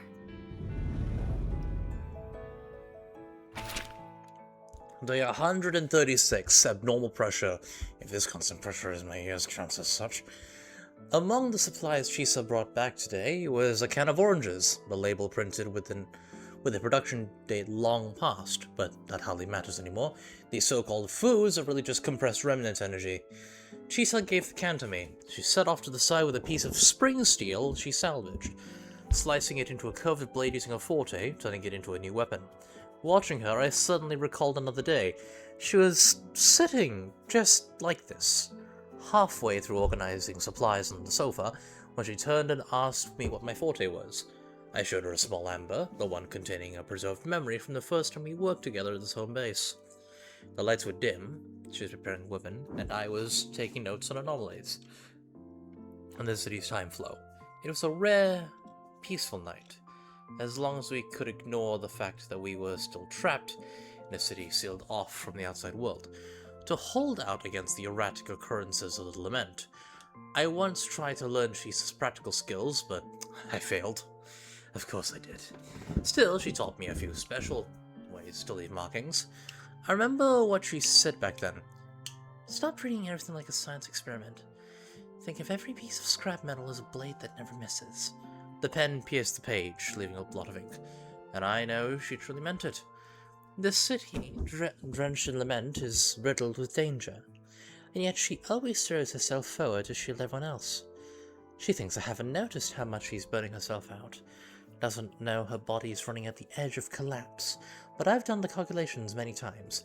I know exactly how long she has before she crosses the breaking point. The only good thing is that this Sonoro seems to have stalled time in her condition. But I can't let her stay like this forever. I want to take her back. Back to the Black Shores, to the people I trust. There has to be a solution waiting here. I'll bring her back, no matter the cost. Day 159. Sunny. A rare, clear day. Today, Chisa told me she found a new spot that could serve as a base. An old, spacious cafe. From the large terrace on the second floor, you can see a beautiful view of the city center. It's been a long time since I've seen her this excited. I feel like we're one step closer to breaking the loop. And in fact, we are making progress. The handwriting sharpened slightly. Based on my research over the past few days, I'm now fairly certain of this. The key to unraveling this endless Mobius loop lies at the heart of the city, Neon Tower. It is the center of the lament, the origin, and most importantly, the point that lies closest to the outside world. If we can reach the top, perhaps we'll be able to contact the people back at the Black Shores. Perhaps that's the way out of the Sonoro. The moss has already crept past the gizmo water and reached the surface. Still, I haven't replaced it. It reminds me of time, and that something can keep pushing through falsehoods until it reaches the truth.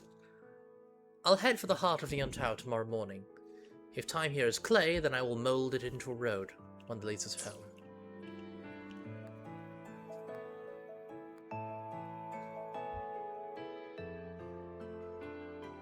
Judging from her notes, she really did make it to Neon Tower. We need to find a way there. The sooner, the better. Let's return to the cafe first. We'll need to check with Namipon to see if the longings we've gathered are enough to guide us to the tower.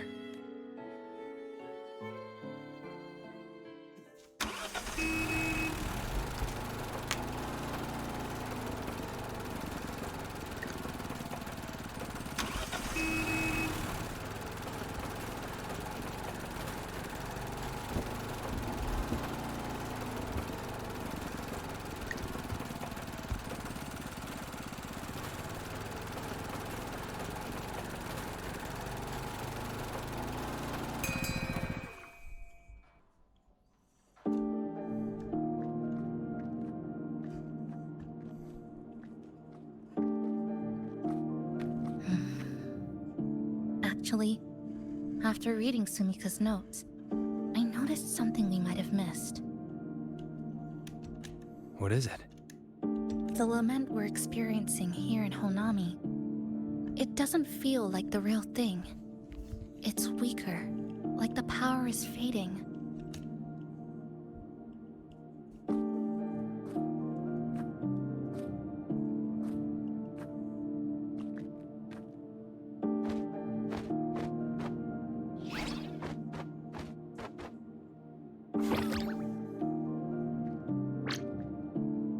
Welcome back, dear passengers. If we want real answers, we'll need to reach the lament's source, inside Neon Tower.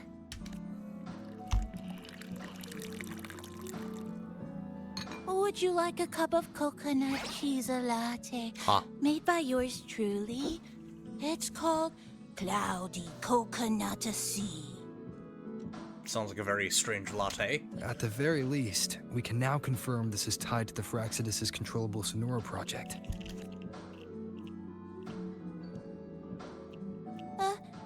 Hello? Hello?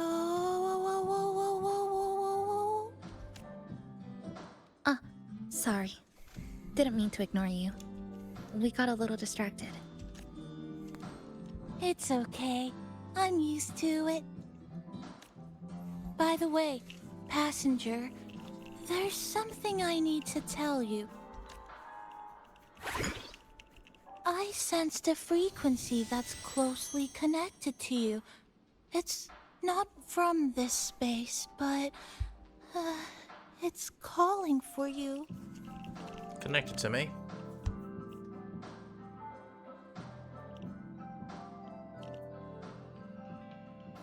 Is it coming from the outside? Is the connection between this Sonoro and the outside world growing stronger? Correct. It's beyond Honami City. part of it resonates from within you, but it's not your frequency. What could it be? Within me. Who's Abby? Abby. A Neko companion. I see. I haven't seen it before. He's being blocked by the Sonoro. Maybe it's looking for you. Just like Namipon said, but this space should be completely sealed off.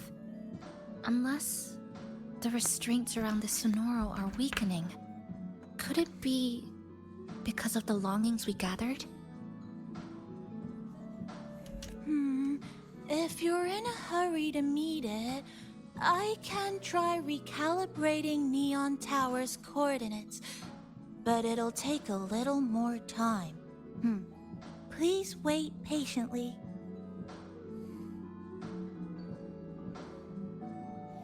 I gotta find this.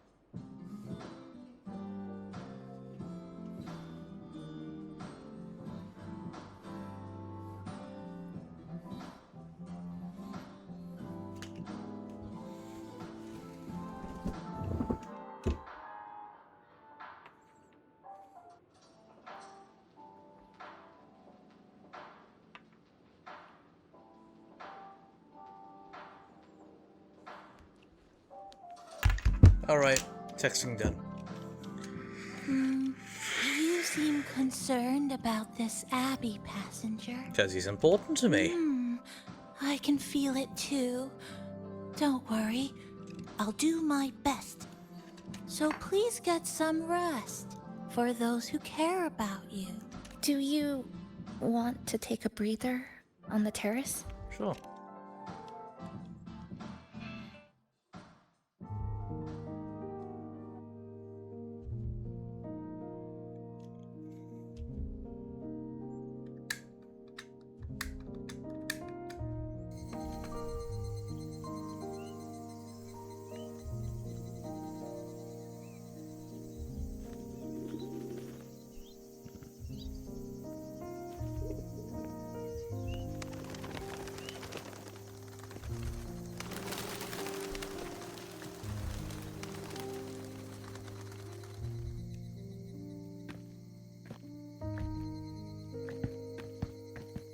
Nice weather today. Rare to see a sunset like this. If Sumiko were here, she'd probably capture this moment in one of her ambers.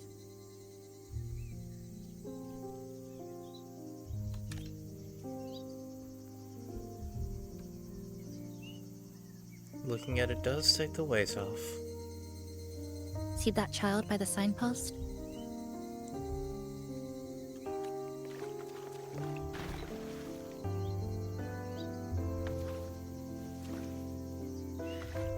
That's the 7th time I've seen him fall there. The cashier keeps wiping a stain that isn't there. The walls are barely standing, but her uniform is spotless, just like it was.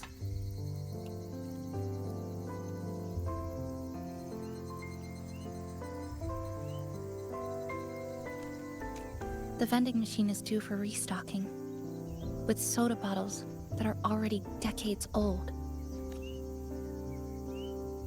That cat has been lying there for 2 months, maybe longer.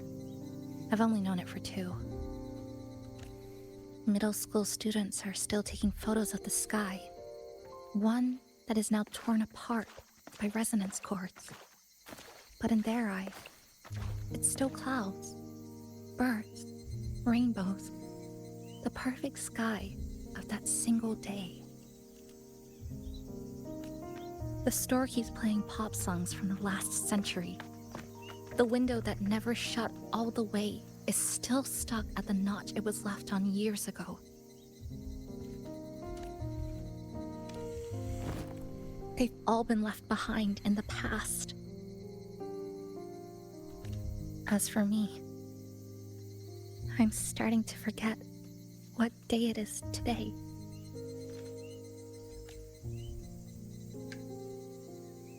This kind of life almost feels like an anime episode that got cut halfway.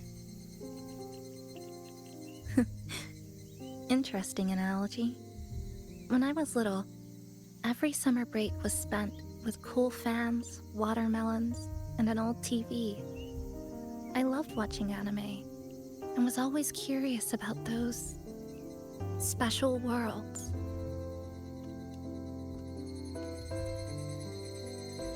I think it's kind of like an unanswered call.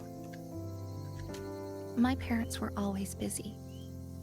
Whenever I missed them, I'd try calling, but most of the time, they couldn't answer, even when they did. We never had much to say.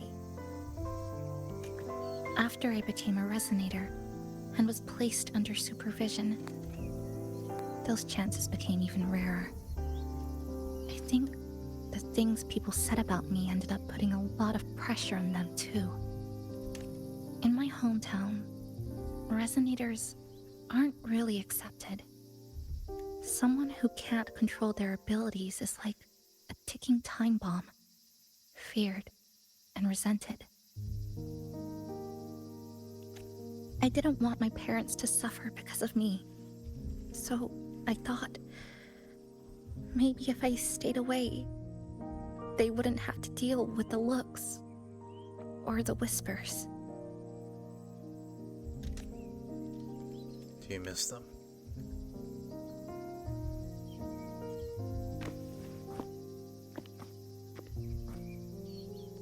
I can't say we're very close.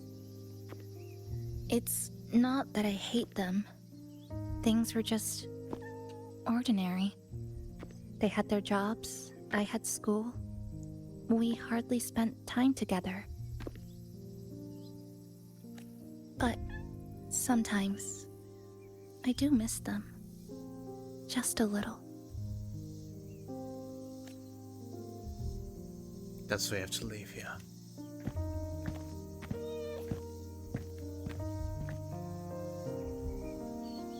You need to get back living to keep... You need to get back to keep living your life. I really, really want to end this vicious loop.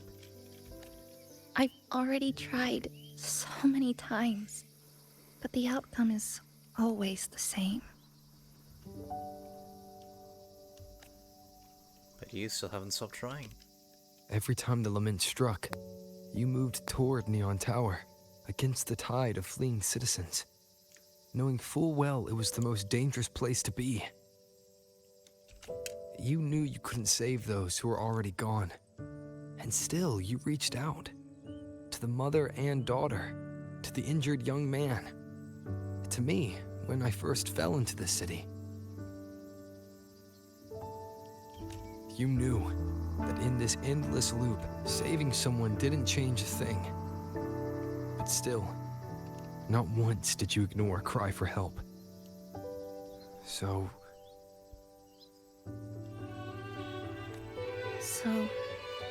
you appeared.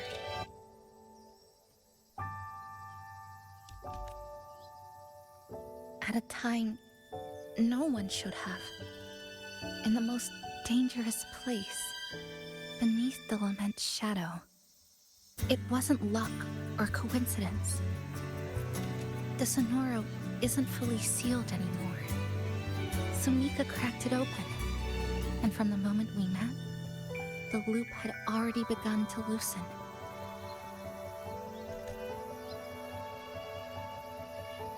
which means there's a chance to break it completely. I'm willing to put my faith in you. Let's seize that chance together.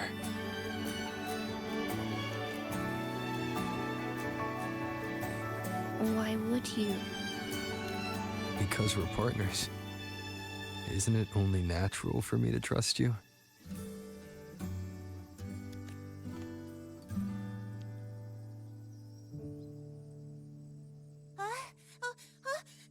Chisa, passenger! I just confirmed Neon Tower's coordinates.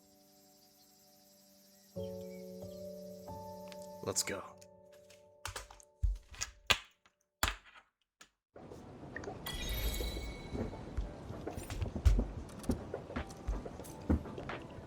Hold on just a moment.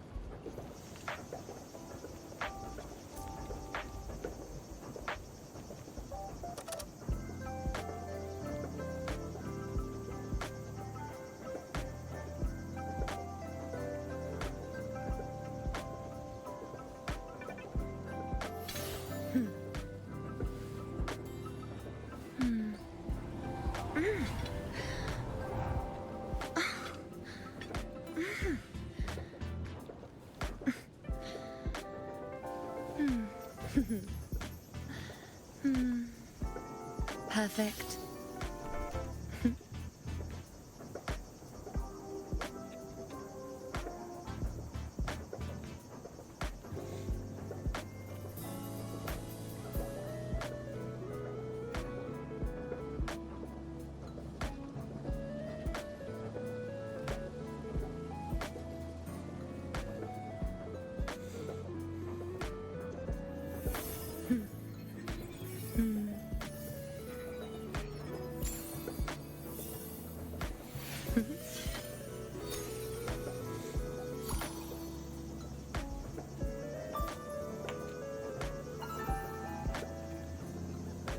Pleasing to the ears, hmm?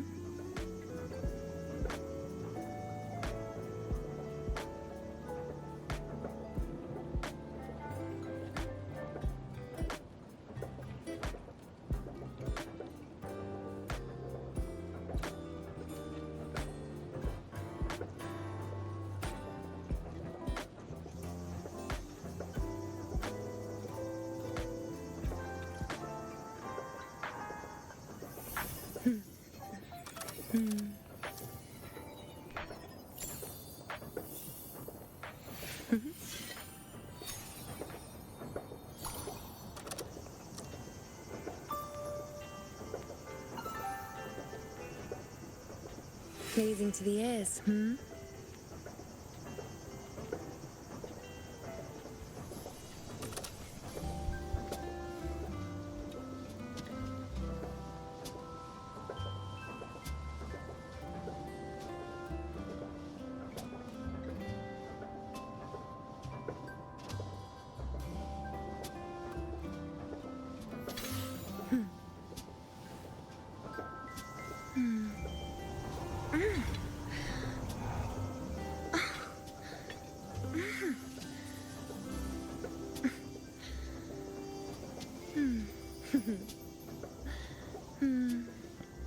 Perfect.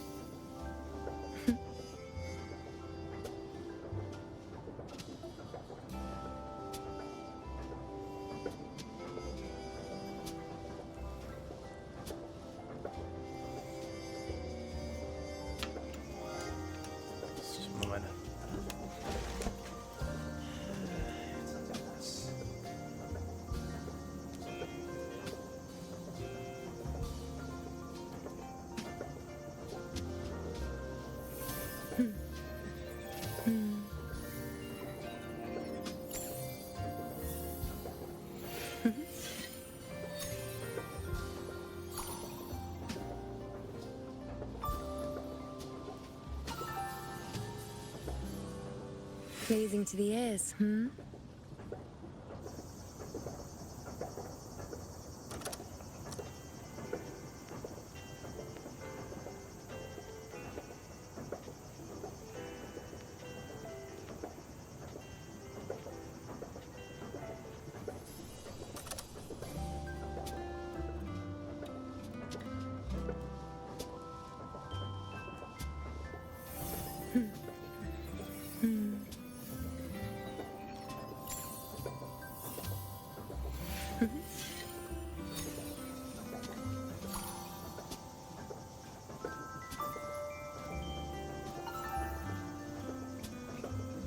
Pleasing to the ears, hmm?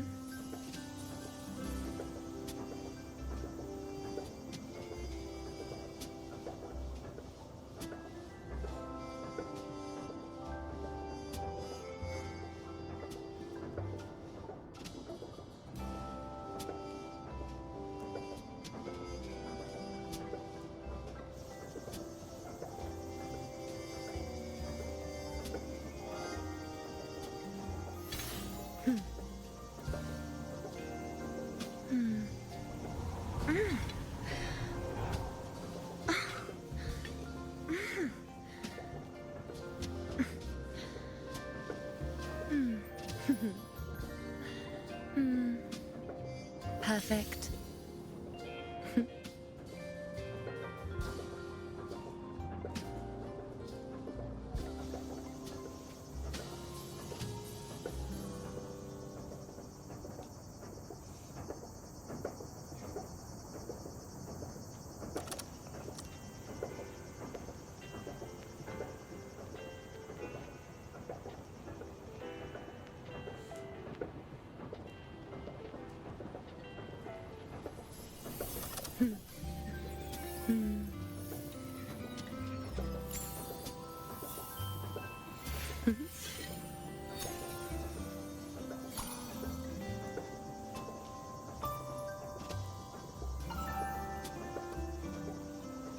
Pleasing to the ears, hmm?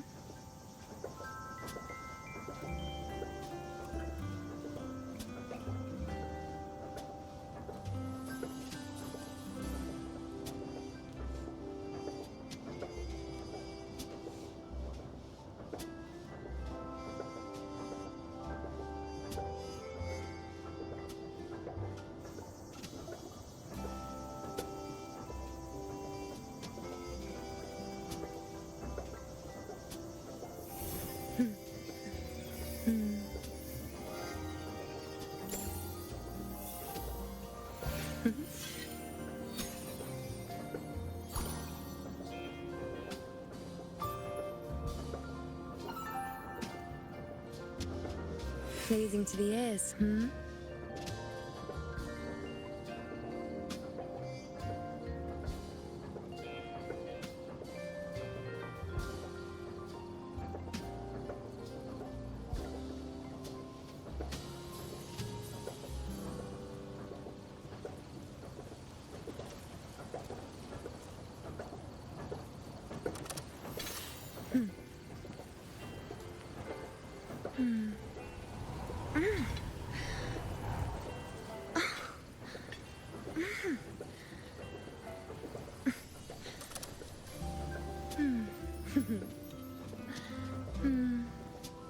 Perfect.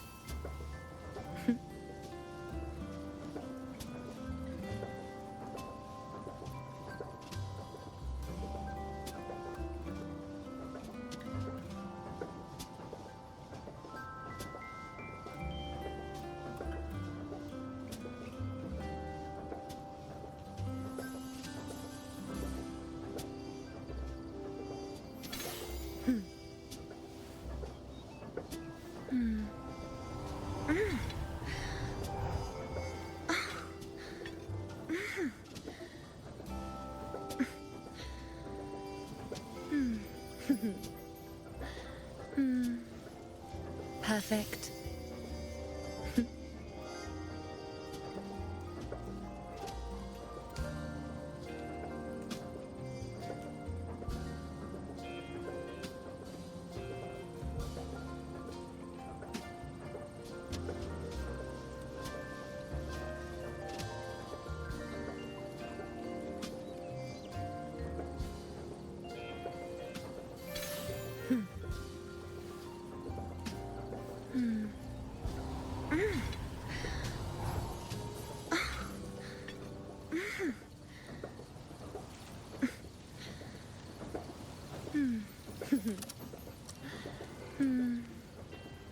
Perfect.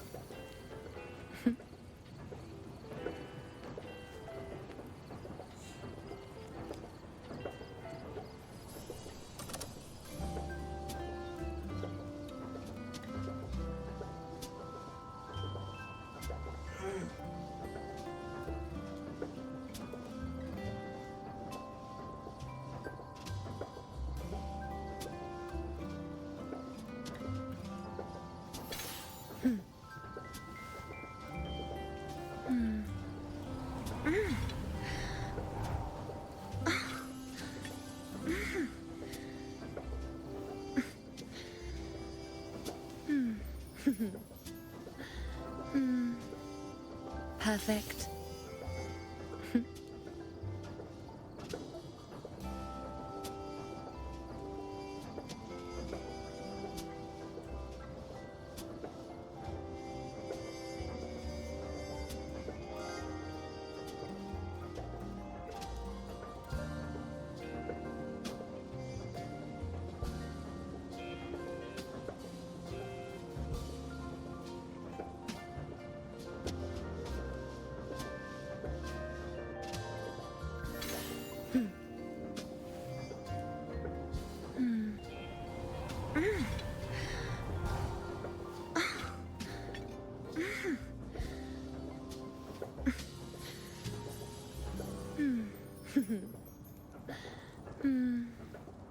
Perfect.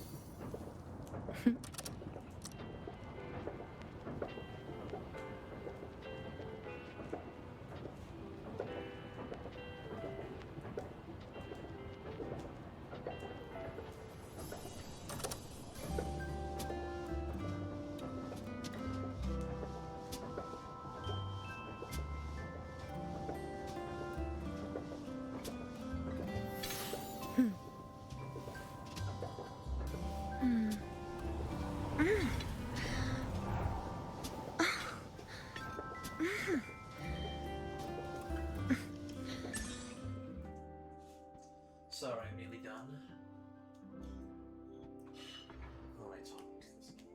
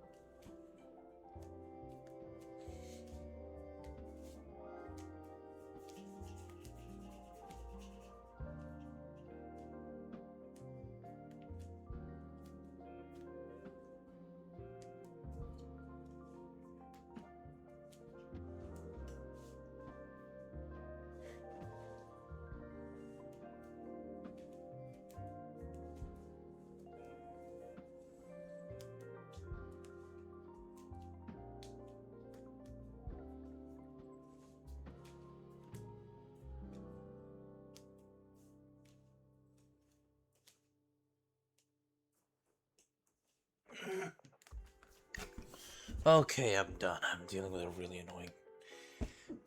annoying person. To put it lightly.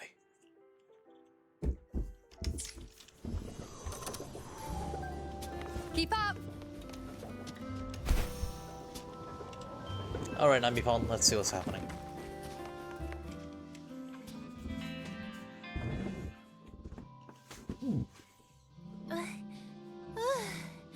The way to Neon Tower is in disarray, but lucky us, we've got this. Press this. And that should do it. Now we have a route to the tower's base. Once you're all set, we can move out.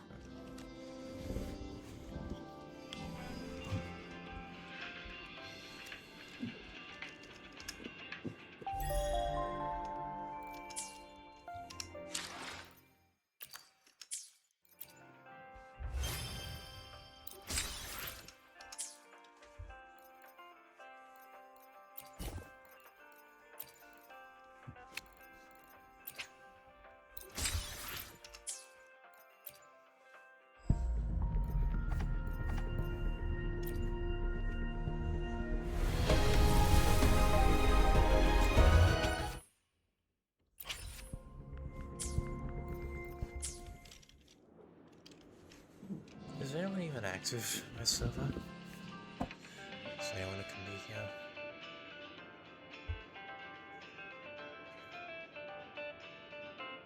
Is anyone here?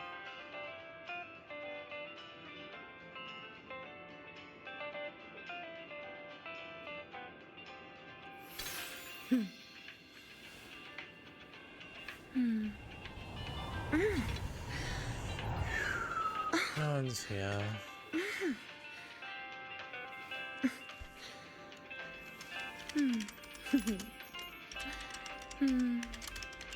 Perfect.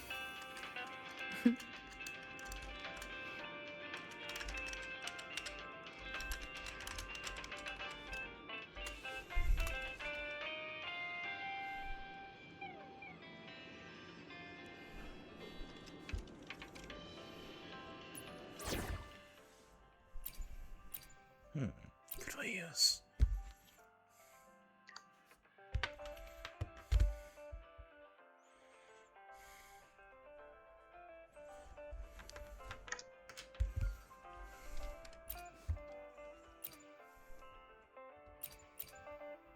Wait, this is the exact same team.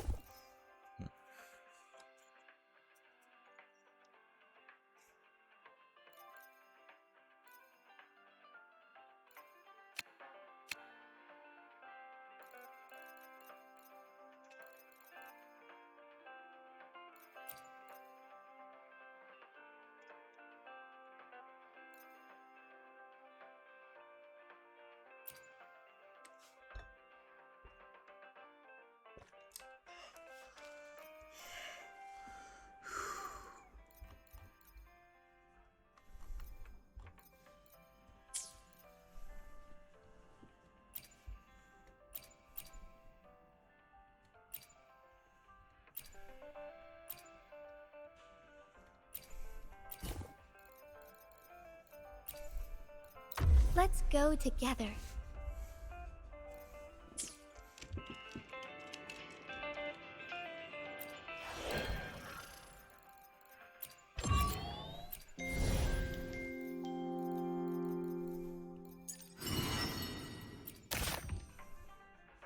Hey, finally.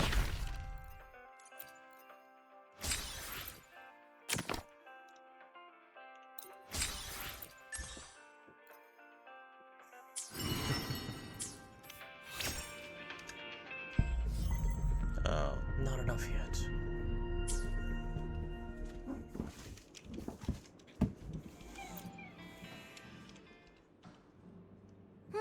To the tower we go. Are you ready, passenger? As ready as I'll ever be.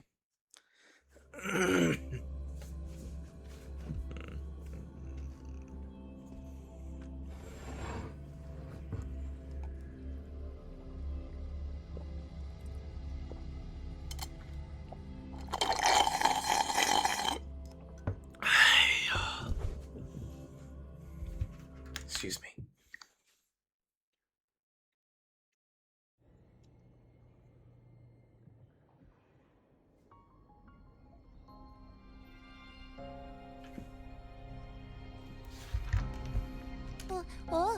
Over here, over here. Yep, right there. The big tall tower hiding in the broken city. It's finally opened up for us. Let's go!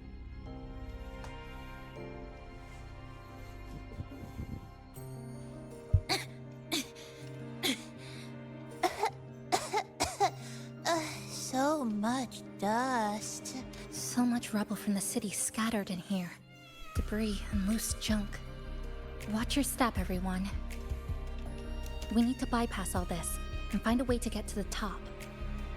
If Sumika really made it this far, she would have left signs for me to follow.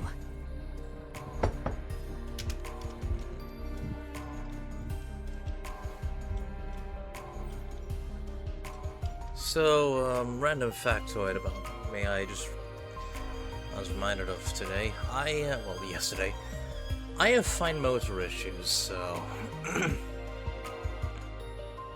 maybe that's the reason why I can't play this game as effectively as I should be able to.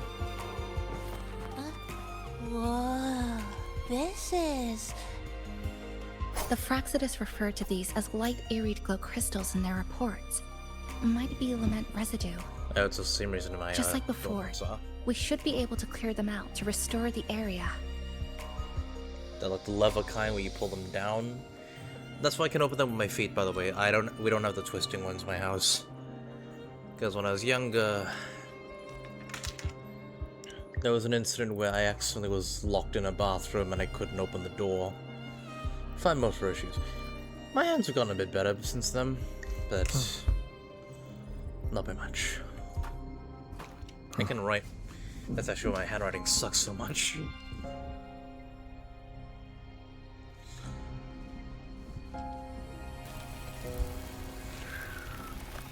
Oh, we can just eat them without Abby.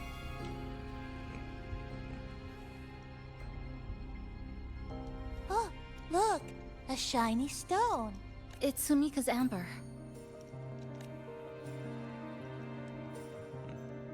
Alexis turned to crystal. Handwriting is noticeably rushed. It should be around noon. I've reached the 3rd floor of Neon Tower. Rubble from the buildings is scattered and floating around like a shattered kaleidoscope. Some pieces have even stuck to my clothes. I almost look like I'm covered in rainbow frosting, but my body's getting colder. Turns out I was right.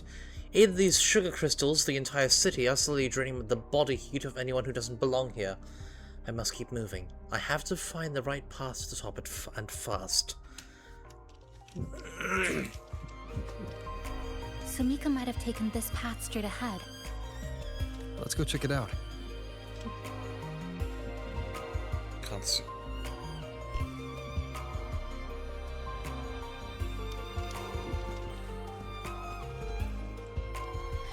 Sumika said her body was getting colder. It is unusually cold here. There's a strange sensation of warmth being pulled away. More eerie glow crystals here.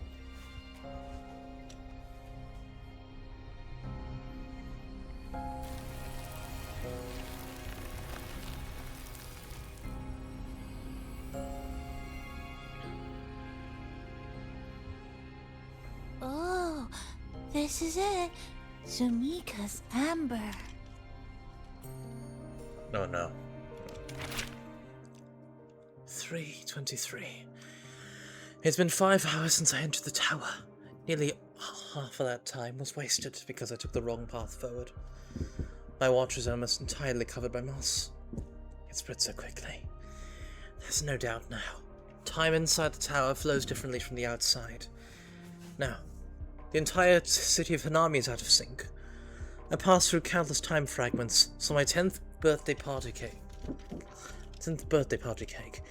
The balloons and flowers for my coming of age ceremony, and even the lab coat I first wore when I joined the Black Shores.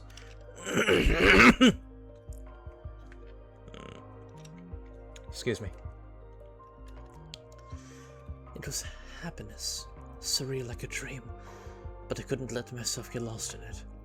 I took off my protective gloves and ran my fingers around the corroded surfaces, trying to touch the reality in front of me. Surprisingly, it felt warm, like a vein of some living creature. The writing wavers here, as if the hand holding the pen has started to shake. She said the path ahead is wrong. We need to go back. Hey, wait! Wait for me! I'm freezing here.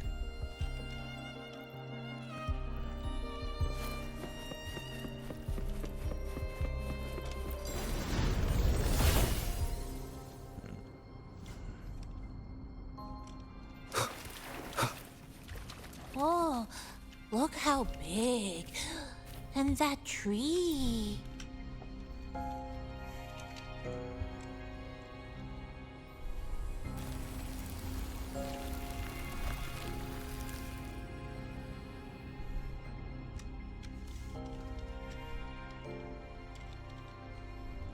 Oh no. Handwriting is distorted yet forceful, pressing deep into the page. Endless fragments of time. I didn't expect to witness my entire life play out in this place. Honestly, it was a good life. The repeated crossings and the blurring of my senses have made it impossible to judge the passage of time. Even the hands on my watch have stopped at last, caught in the moss held. But that's okay. I achieved my goal. After countless trial and error, I finally mapped out every correct path. I know it probably won't make it to the top, though. It doesn't matter. Even if I don't live to see the end, it doesn't matter. All I ever wanted was to lay down a clear road, so those who come after me can walk across my bones and reach the light. That's enough for me.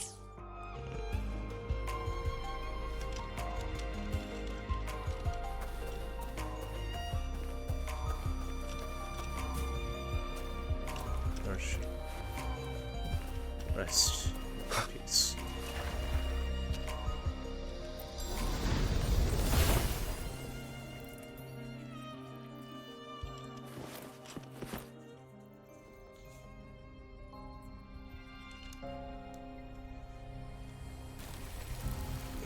Excuse me.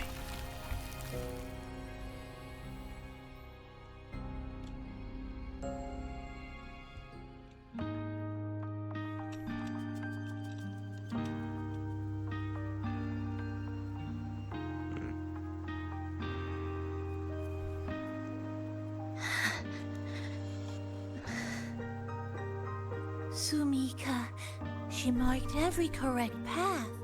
That's an amazing deed.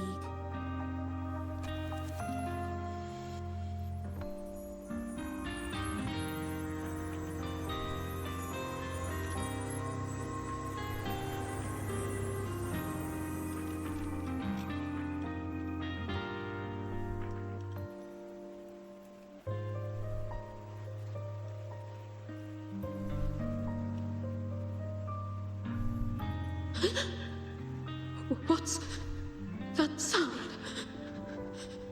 Am I just hearing things?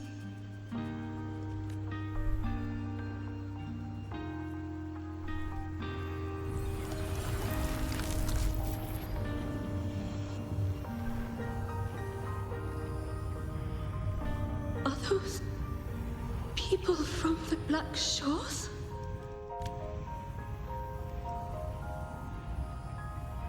Hey, you! Can you see this entrance? Please, help the people here. They're trapped. My friend, she's trapped here. Please, just once.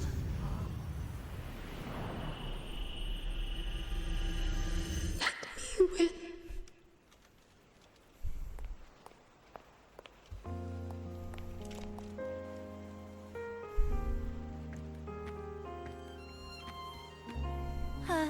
What an incredible girl. She got so close to finding the source of the lament in the city. But as long as someone keeps going where she left off, she wouldn't have regretted it. Not once did she live with regret.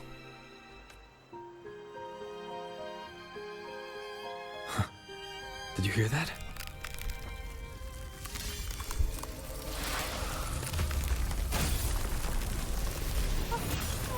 Sounds like the space inside the tower is being sliced up. How did we miss it? Is it because the lament here is different from the one outside? Or maybe the tower itself has already been consumed by the lament. It has become a part of it. Rover, Namipon, take my hand. Okay, Chisa. Huh? Shit.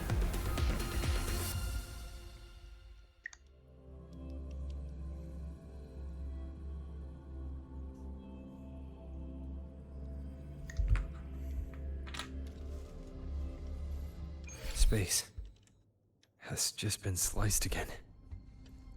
The temperature's dropping, but there's no frost or ice anywhere. Could it mean this tower really is absorbing warmth from human bodies? Just like Sumika suspected?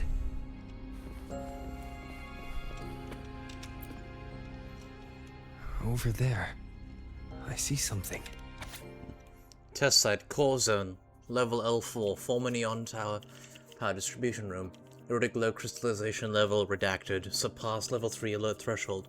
During field test 20, a containment unit overload triggered a localized spatiotemporal fracture. The lament capturer intercepted a frequency of unknown origin. Signature analysis complete. Preliminary region of origin, Lahai-Roi. Frequency decryption failed. Signal dissipating. All personnel were evacuated immediately. Test number 20 again. Who's there?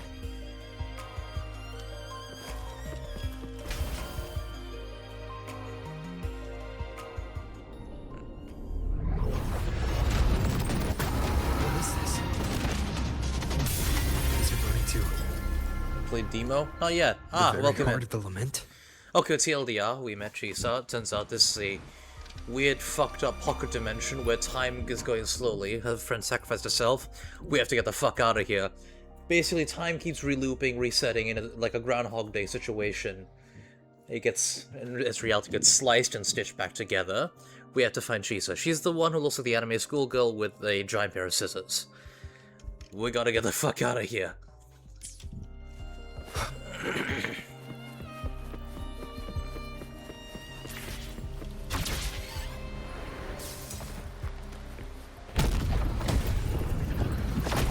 And shit's hit the fan!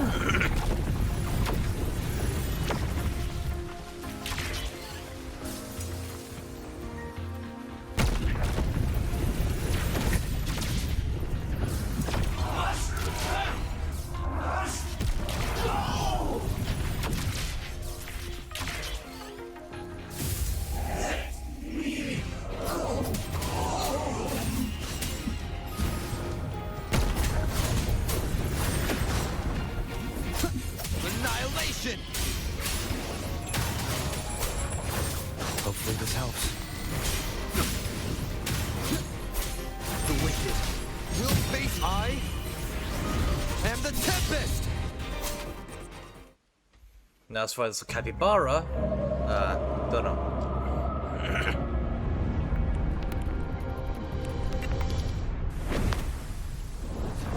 We gotta go!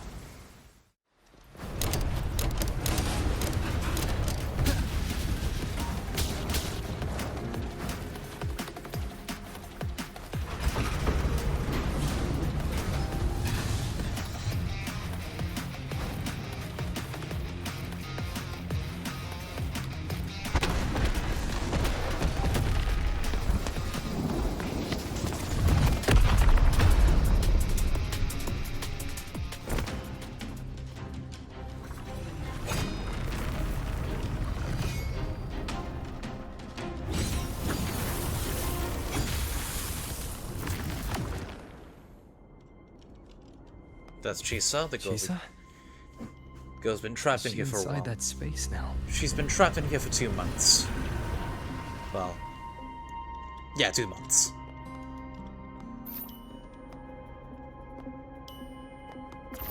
I'll explore some lore things later, by the way, about frequencies and all that. I got presentations. Chisa?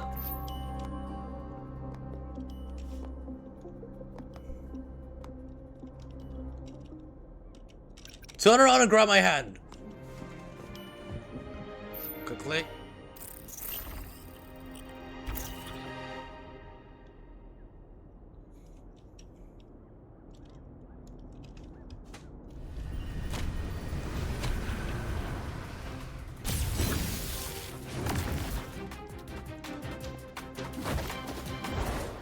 Oh, now he gets a fly.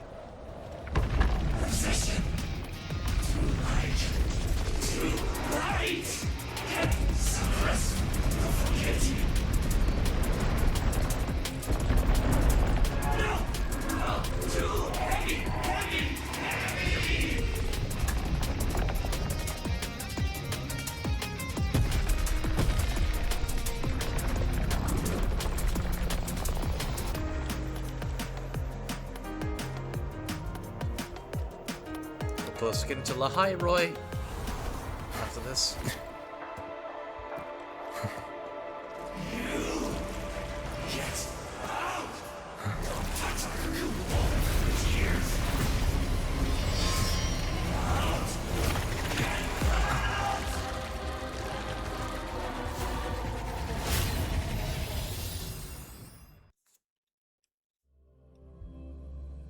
Switching to a new viewpoint. Chisa.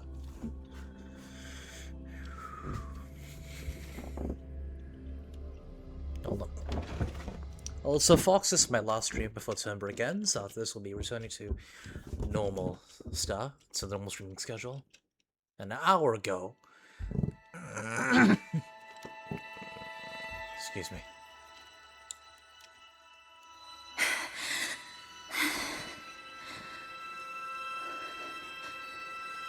Okay, so a bit small recap. Chisa comes from a society where people who are resonators are discriminated against, is seen as dangerous, because if they don't have a full control over their abilities, they could overclock they could accidentally output too much of their power, and they could accidentally kill themselves and everyone around them. So they're seen as ticking time bombs, so she's basically seen as like a freak.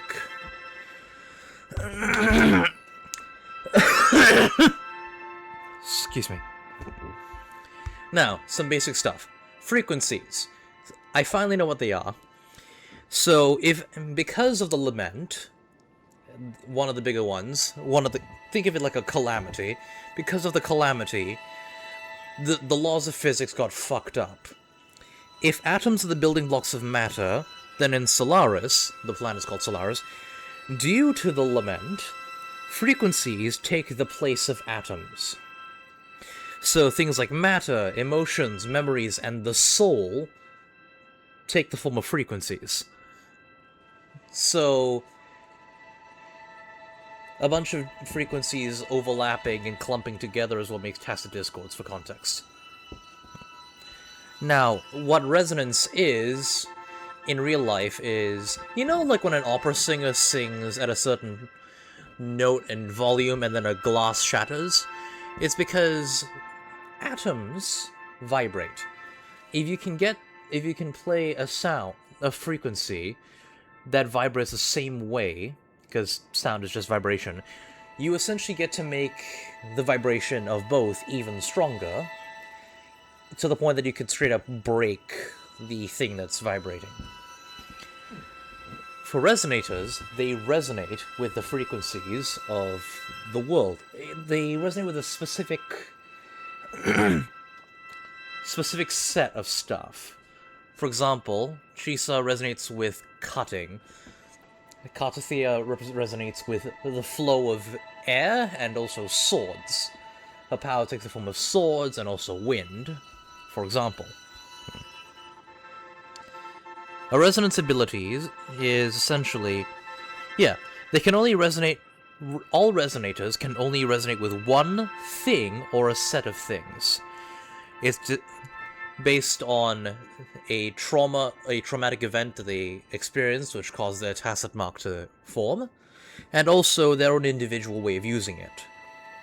This is defined as their resonance spectrum pattern.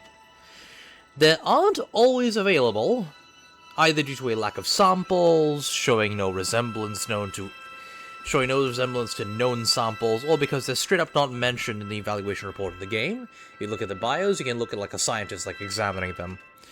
Now, overclocking is what was talked about, where like their ability to go out of control.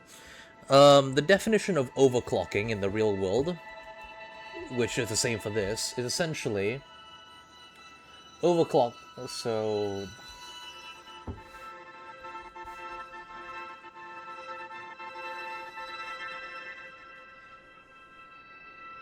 essentially, in computing, overclocking is the process of intentionally increasing the frequency of... Oh, hold on, different thing. Overclocking...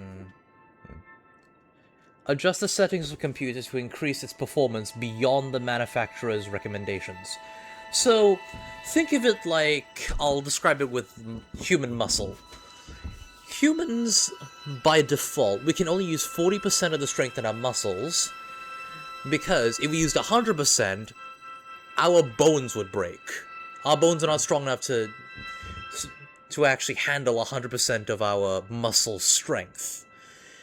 Now, bodybuilders and weightlifters with training, they can reach up to 50% of the muscle strength, but that's with training and also making their bones more durable. Overclocking would be like what happens when someone gets hysteric strength, like when they get a shot of adrenaline, like a parent who sees their kid in danger, being crushed under a car, and they suddenly are able to like lift the freaking car over their heads. They are able to exert that strength, but it's more strength than their body is able to withstand, so they get damaged, like their muscles get torn, their bones get fractured, etc., etc. So, apply that to, instead of muscle power output, you're thinking of that as using your ability. Like, think of it, if someone has a fire ability, and they keep spamming it, they might overheat their body, and they might get a freaking, like, heat stroke, for example. In this case, it's more... Okay, by consulting the wave graph and the time frequency fluctuations, scientists are also able to predict the risk of overclocking resonator, essentially based on their criticality, the criticality of their ability, and the stability of their ability. So, like, how stable is it, and what is the percentage chance that it was going to go out of control? It might determine, like, how much of your power output are you able to do before you go overclocked, basically, before your body is, like, at its upper limit. Now, a final thing is that mutations can occur either from when you awaken your ability, or if you overclock. For example, Zani, she has goat horns and a devil tail, because she awakened her ability. I'll show you more examples later. Is this all kind of... like Darby from My Hero Academia, bro went so hot he got full 3rd-degree burns. The second time he did that, he could only live by life support. Exactly, that's a perfect example. Now, remember the example where I said an opera singer shattering a glass by resonating with the frequency, with the natural frequency of the glass? Every solid object has a natural frequency. They have a... Frequency is literally just vibration. And solid atoms in a solid formation, in a lattice frame, they don't move around like a liquid or a gas. They vibrate, because that is the most they can move. Now, remember that whenever a resonator uses their abilities, they are tapping into the frequency of whatever they are able to do so with that. So instead of it being purely sound, it's also the frequency of certain kinds of matter. For example, Carlotta's one is ice, stained glass, and guns. The stained glass is because when she was an orphan, she was raised by the Order of the Deep, and she used to see those paintings everywhere. Crystals, because her will crystallized in order to be able to actually she held steadfast. She essentially strengthened her heart and went against dogma for her own survival. For context, the incident was, like, you know, so for context, in some Asiatic religions, like Shintoism, certain kinds of Buddhism, and certain kinds of Taoism, if I recall, they would put like a platter of food and then put that on the altar, like on a shrine or an altar for a specific deity, which is meant to be like an offering. Think of it like the ancient Greeks, where to sacrifice an animal to, say, Zeus or Hera or Athena or Ares or Aphrodite, they would like take the bones of the animal, wrap it in skin, and then burn that for them. Imagine that instead of that, it was just like actual food that they just lay out on plates and then put it on the table. Carlotta, who was a starving fucking orphan, out of desperation because she was starving to death, she took the orange from the actual altar and was about to eat it, but then when the other kids were like, say, oh, how sacrilegious, and stuff like that, her ability awakened because she chose her self-preservation and survival over dogma. You know, the logical thing to do. Then she was adopted by the Padrino, the Don of the Montelli Mafia family. And now, well, she is next in line to actually be the next Don of the... Well, actually, wait, no, his name's not Padrino. Padrino is the name of his rank. But, like, her adopted grandfather is the head of the Montellis. And once he's stepped down, or dead, yeah. Oh yeah, you see in the free update, all platformers getting from the Time Stranger, which release. Yes, we get a Professor Terriamon, who can carry us above the head! Like a taxi! Right, so, with all that said and done... Oh wait, I went to the Carlotta thing as a tangent. Okay, TLDR. Basically, if they output too much resonance energy... Yeah, I think it's resonance energy. If they output their ability too much, their body could freaking break. Like, for example, Jinsa, she was the dragon girl. Her body started getting, like, actual freaking cracks with light glowing from there. And, of course, by overclocking, you could technically get a second awakening. So, like, you get an evolution in your power, but that's not usually recommended. Because, you know, you could fucking die. Jinsa is special because she is the resonator specifically for the Sentinel Jue, who is a god, basically, with the Chinese dragon, the Zord dragon specifically. So, she's special. She can do that. The second one would be Katathea. She did overclock, and her one showed up in the form of, like, grapevines that were, like, the blue grapevines on her back, for example, where it's, like, snaking up from her neck around her face. Like, imagine, like, Holly Joestar in Part 3, when, like, her stand is first manifesting and it's fucking killing her. Just imagine that as the actual thing that's happening. Now, Camellia, ally in the Black Shores, who is fucking crazy, overclocks on the regular, and we have no idea how the fuck she's still alive. I'll show you her later. But yeah, whenever her hair turns red, that's her overclocking. I don't know how in the fuck she's alive, but she's always on constant life support. She's practically Darby, but with plant deletion, plant powers which have the power to delete shit instead of flames. She's put on constant life support when she's out of battles, and she's also a freaking amnesiac.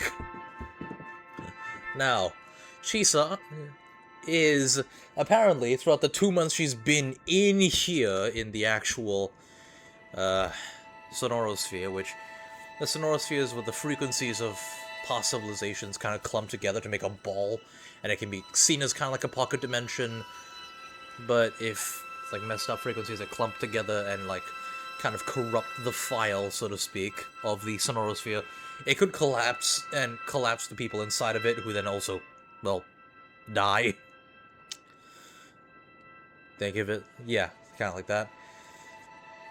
So, she's been in here for 2 months, and she's been in a constant state of overclocking, but because of the weird flow of time in here, her actual overclocking is being slowed, but she's on the verge of dying.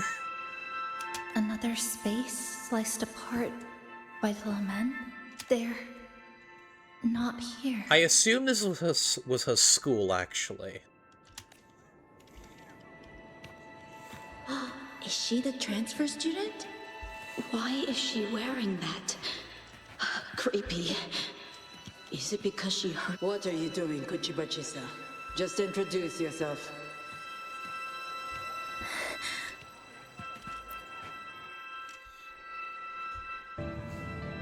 My name is Kuchibachi-san. My homeland is a solitary island, walled in on all sides, much like myself. Dear passengers, a minor tacit field detected has caused the train to be delayed by approximately 30 minutes. We apologize for any inconvenience. Give me a break, I'll be late for Tacit works take over. They turn into tacit fields. Again, these voices.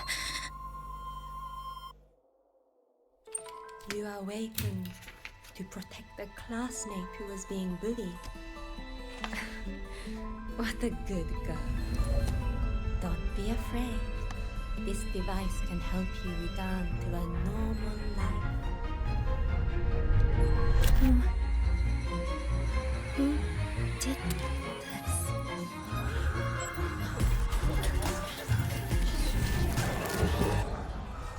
Why? You know something off about her. Stop it. Don't provoke her. She's taking the train at that state. I guess some people don't care about putting others in jeopardy.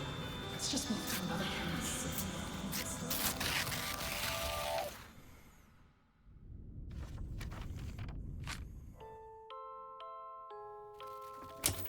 In conclusion, strict oversight of resonators is essential to ensuring societal stability.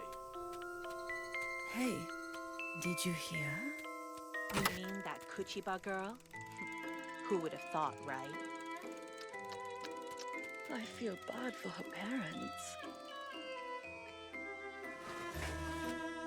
Clients have been canceling orders lately because of Chisa. Are you blaming this on our daughter? No, I didn't mean it like that. I'm sorry, Chisa. Mom and Dad should have done better. Enough. I have enough.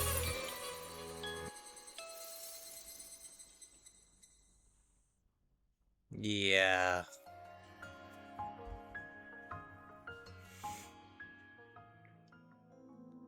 She's practically Japanese. This is Shasho Cafe. She lives in an island nation which is walled off from all sides. Yeah, that's practically Japan. So, yeah. As you can see, treated like a freak. You can kind of understand. So, that collar thing. In her country, you know like how in X-Men 97 the mutants are treated like abominations or like dangerous things? Yeah. For context of a tacit fields, which is like where the tacit discords spawn, that's usually a cause of hold on.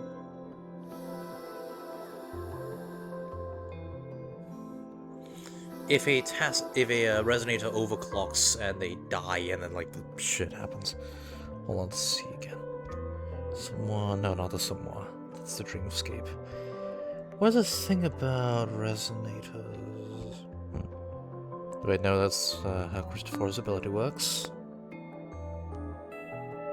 I didn't screenshot that one. But yeah, basically, if they overclock and hold on, let me actually get to the tacit field definition.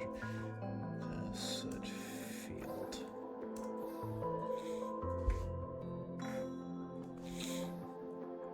Tacit fields are a form of the wave-worn phenomena, aka shit that happens because the lament happened. Widely believed where all tacit discords originate, reverberations, which are basically leftover vibrations / frequencies which kind of clump together. Okay, so reverberations. The wave-worn phenomena is believed to alter matter, information, and energy by converting them into vibrating frequencies. the frequency energy form that remains and continues to decay afterwards is referred to as reverberation. So think of it like how in space, like radio frequencies get shot out, but over time they degrade and just turn into like weird buzzing noise. That's reverberations, but as it said, matter, information, and energy are now frequencies. So when those things decay, they become reverberations.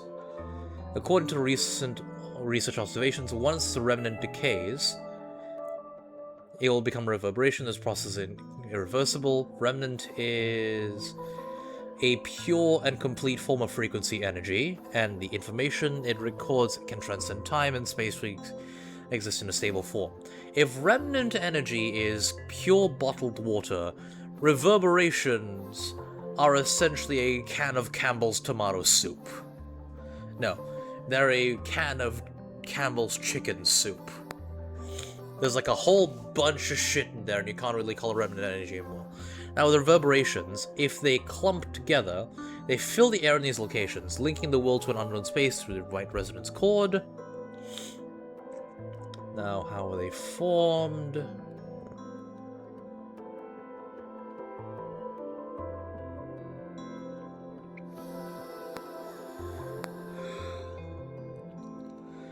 Okay, it's not really said how they form, but usually, like, they kind of clump together and then happen to be like that, make that.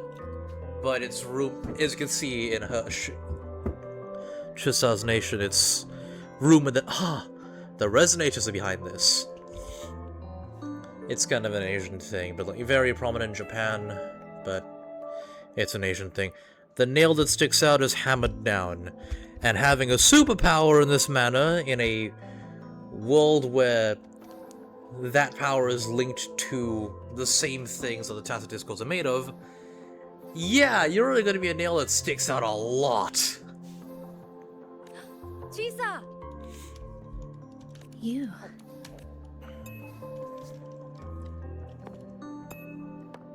You gotta feel bad for the girl.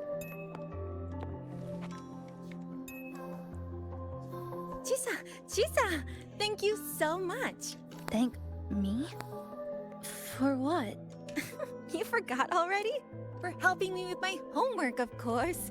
You're a genius. No one else in the class could have solved that tough equation but you. I was so wrong about you before. Oh, please don't be mad at me, okay? Can we still be friends, Chisa? I'm not trusting of it. I just knew you'd forgive me. You're always so kind, Chisa. So sweet, so bright. Honestly, you're like the bestest ever.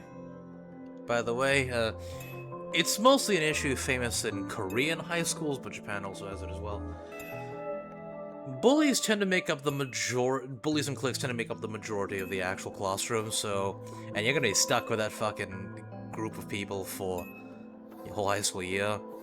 So, yeah, she's gonna be stuck with those bullies who fucking hate her guts and want to make her life miserable for the kicks, for the rest of it. And, something tells me this girl is part of the clique.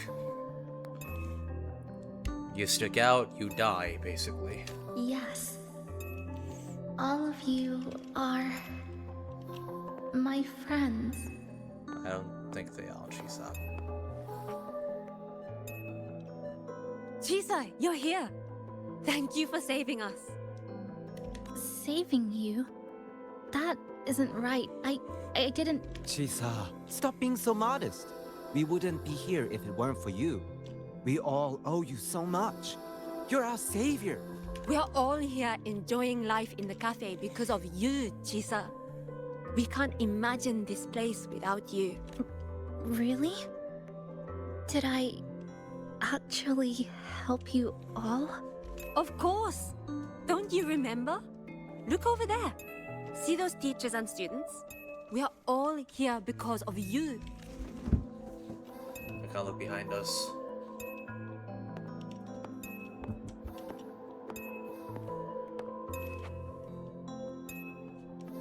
Look at everyone's smiles. It's all because of you. Without you, this place would be cold and empty again, right? Come to see everyone, Chisa. We all like you so much. It sounds really fake. Everyone needs you. Please, we want you to stay with us. A life like this feels great, doesn't it? To be loved, to be needed. Could you really give that up? Yeah, this is an illusion. Why won't you come over, Chisa? Why won't you come over, Chisa? It's an illusion.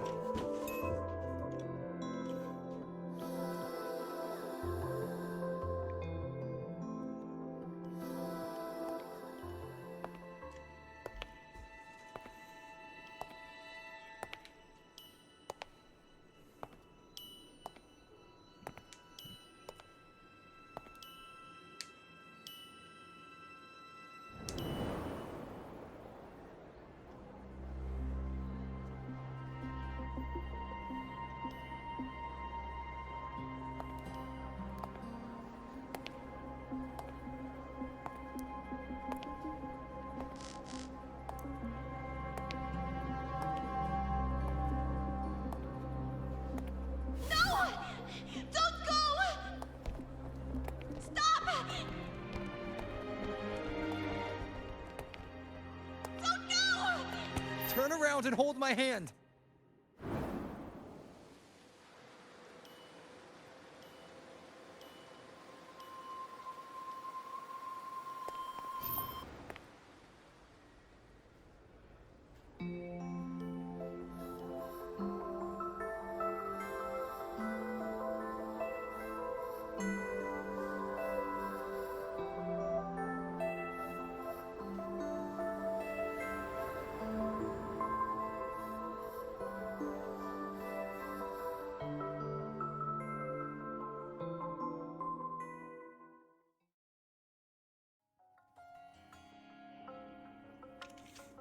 Star Torch Academy. Are you alright, Chisa? Do you feel better now? Don't worry. I've installed an If you start overclocking feeling detector in your overclocking collar. symptoms, If you anything should goes tell me. wrong, we'll know immediately. There's nothing to be afraid of. Someone we can really count on. Just you believe enjoy in yourself more every too. moment of your student life here. Since we ended up here together, that makes us partners, even friends. Didn't we? Oh, who's downstairs?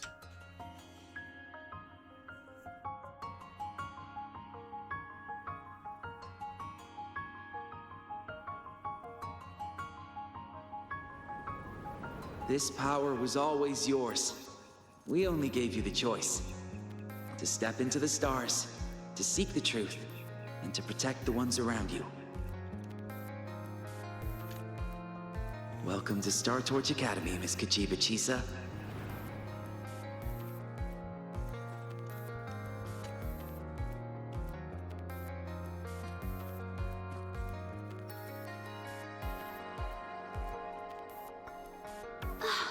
There you are!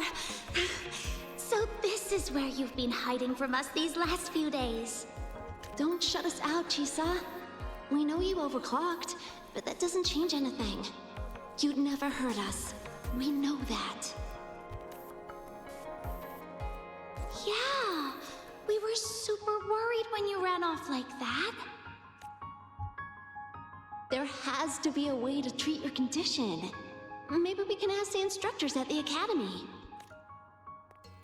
I'll go with you.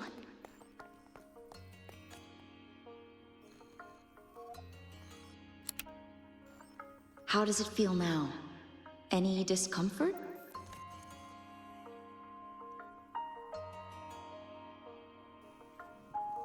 You see, Chisa? You can take it off whenever you want. It won't bind you anymore. And it never should have. You're a bright, remarkable child. I believe you'll reach the farthest stars together with your companions. Why would you trust me? Because we're partners.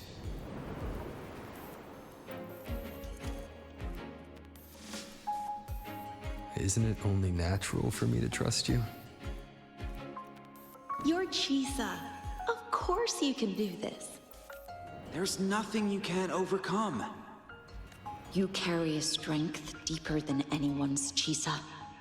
Even if you fall 10,000 times, you'll still find the courage to rise again. You just haven't realized it yet. We're gonna go so far together. Just wait and see.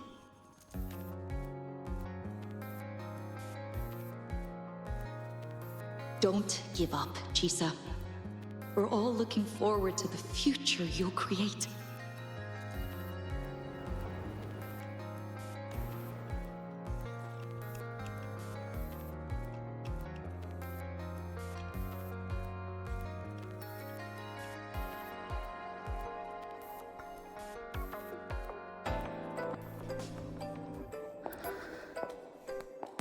Lisa, long time no see.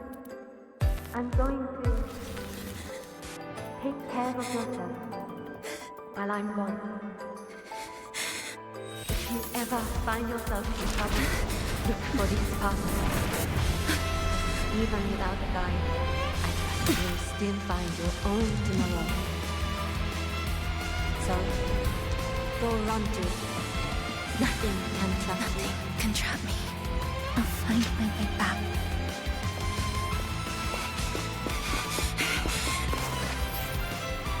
Even if I have to shatter myself 1,000 times!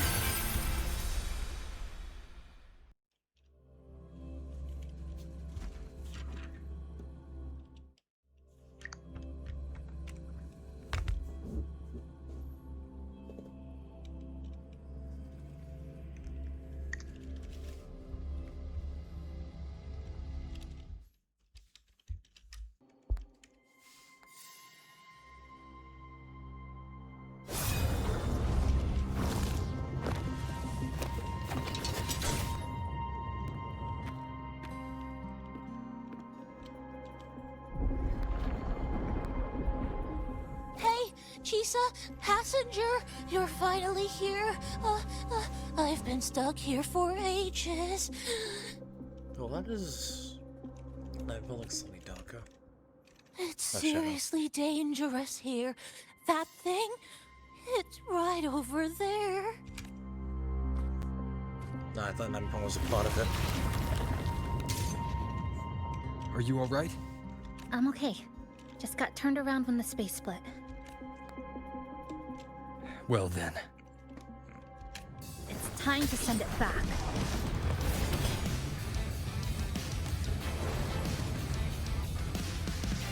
Structure marked.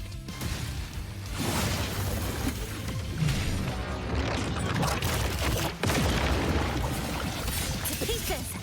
Flicker into force.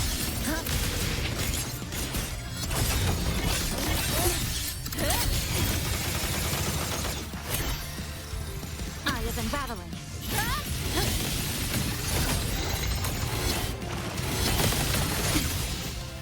Cutting through the structural integrity intact. Wind calls, waves follow.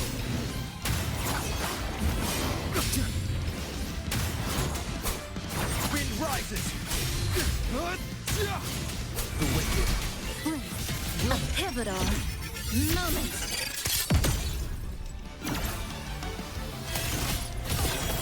Flicker into force. Structural collapse.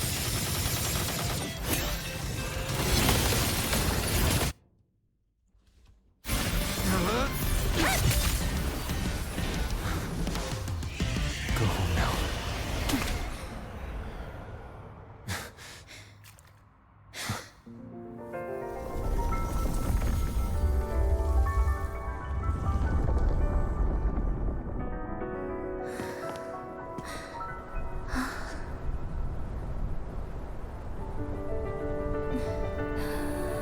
I'm finally back. Welcome back. I missed the last bus. Time to clock out. I need a proper rest. Mommy, what's that? Look at this. I managed to buy the newest bread special. This is the end of this story. An ending that gently mirrors its beginning.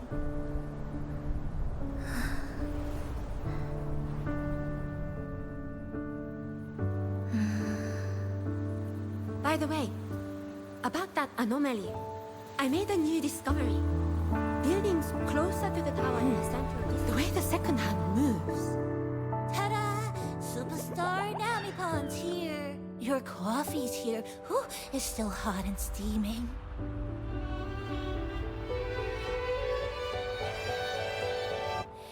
If I could climb the endless Come on over and try your father's new dish. Oh, you know what, Mom? I clicked today. Just glad you're back. Just glad you're back, Chisa.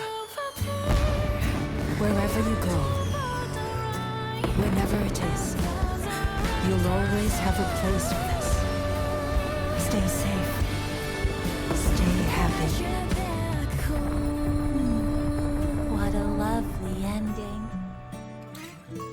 Lantern lights glow warm, curtains sway in tea sigh, and the boat hums home. Dear passengers, this is as far as I go. We'll...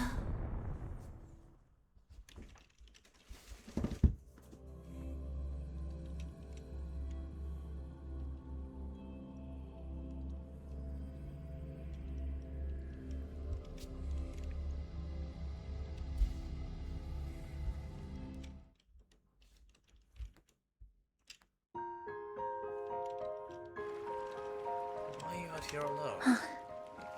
It's just... I still can't quite accept it. I know they died a long time ago, and they were only human reverberations that the Sonoro created. But now, they're all gone. You need time to accept that they're gone. And Nami-bon. Even though we were only together for 2 months, every time I came back to the cafe, it was always there, waiting for me.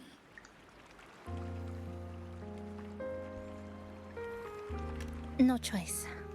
I have to face it. Let's go.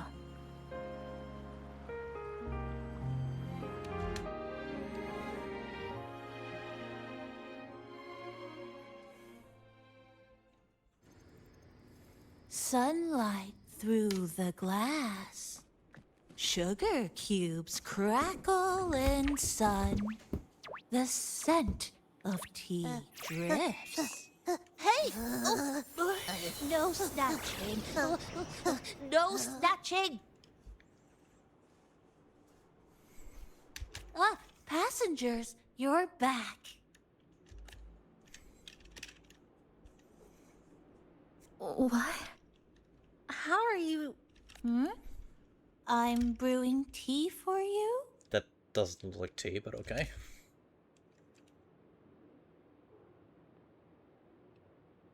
But you said this is as far as I go. Yes. It was as far as I could go because I had to go back to the cafe first. You made it sound like you were going to die.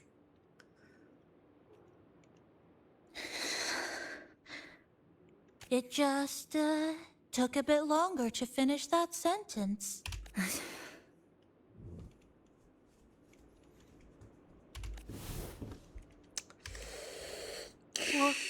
What's wrong? We thought you were fucking dead.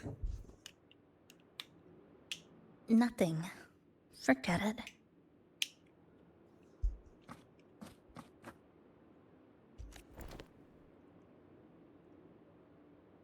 I'm just glad you're back. No, I think this is the patch with the implanted micro expressions. We're gonna have to notice those a bit better.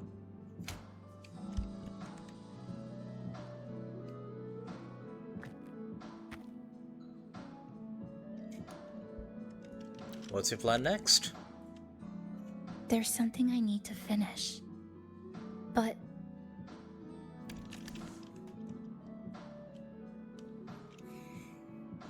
Before that, you need to handle something personal?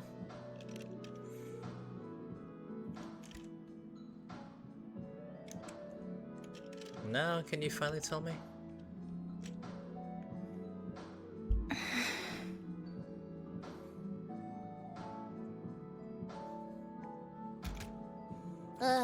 Always so reserved, Chisa. I'll say it for you then. My overclocking symptoms are...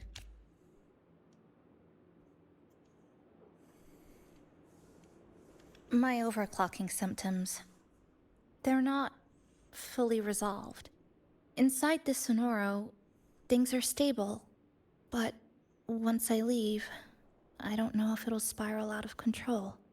Still, even if I do overclock, I wouldn't just attack someone. Sumika once mentioned she had some friends, researchers, who might be able to treat me. But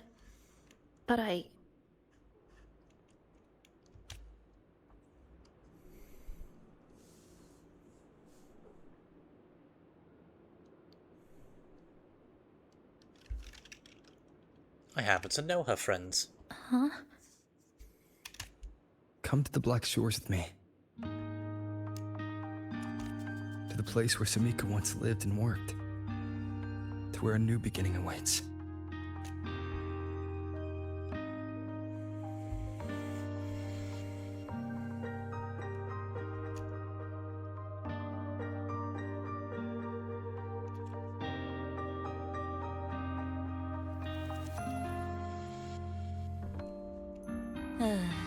What I said earlier wasn't quite right.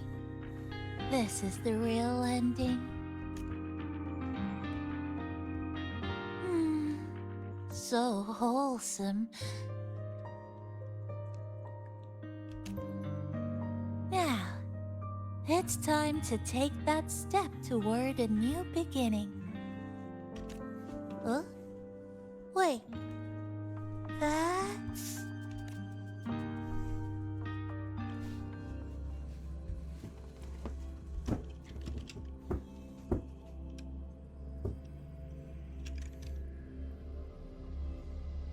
Hey, Fox, you still there?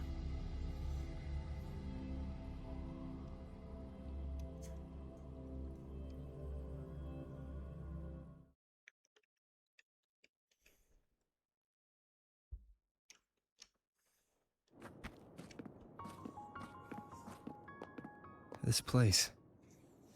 It's where I first arrived in Honami. Back then, Neon Tower was engulfed by the lament.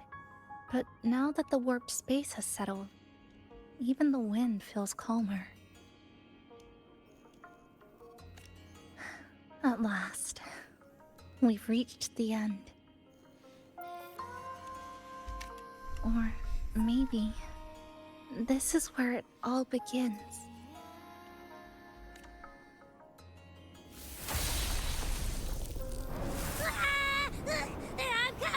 I'm coming! Don't move! Don't move! Don't move! Abby? Why didn't you answer me? I waited outside forever. I had to force my way in to find you. Seriously, I thought you were... This Sonora was sealed off from the outside world. But it looks like it's reopened now. Yep, all thanks to our pals at the Black Shores. They've been working non-stop to install all kinds of devices. And with the connection getting stronger, I finally managed to slip through when the rift popped back up. And... Huh? Wait. Huh? Hello. A new face. Hiya. Is she coming with us? Of course. We're just about to leave. Someone's still waiting for us.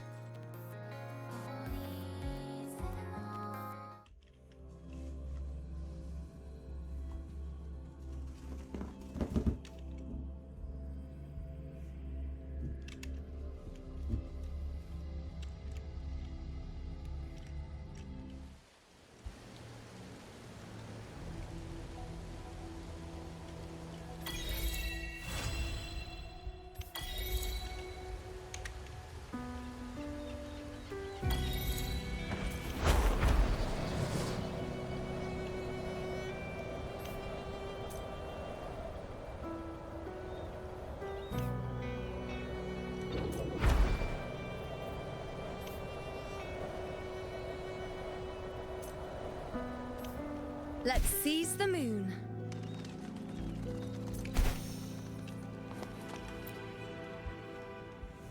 Waiting for a little while.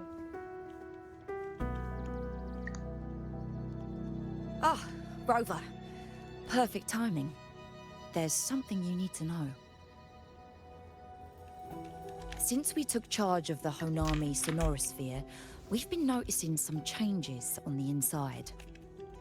The link between Honami and the real world is stabilizing, and the city's time flow is almost in sync. But scans from Tethys indicate that much of the recent frequency exchanges weren't passing through this rift. Meaning? Meaning it could either just be a misreading due to overlapping data, or there's another access point to the Honami sonorosphere. On top of that, the city's buzzing with unidentified phenomena and unconfirmed hazard zones. We'll continue to monitor them closely and run further analysis. By the way, how's Teresa doing? She's just completed her treatment. Everything seems to be all right. Her rebel's curve is within normal parameters, and there are no significant lingering overclocking symptoms. That said, I don't recommend repeating what happened in Honami. That level of resonance strain is unsustainable. Oh, excuse me. Yes? Got it. He's with me right now. I just got a call that Chisa submitted an itinerary not long ago and left for Honami alone. Why would she go back? She didn't specify. All she wrote was, I want to go back. You can find her guide, Kuroro, in the Haven of Sprouts. It may know something. I'll go check it out. Knowing Chisa, she usually doesn't act without purpose.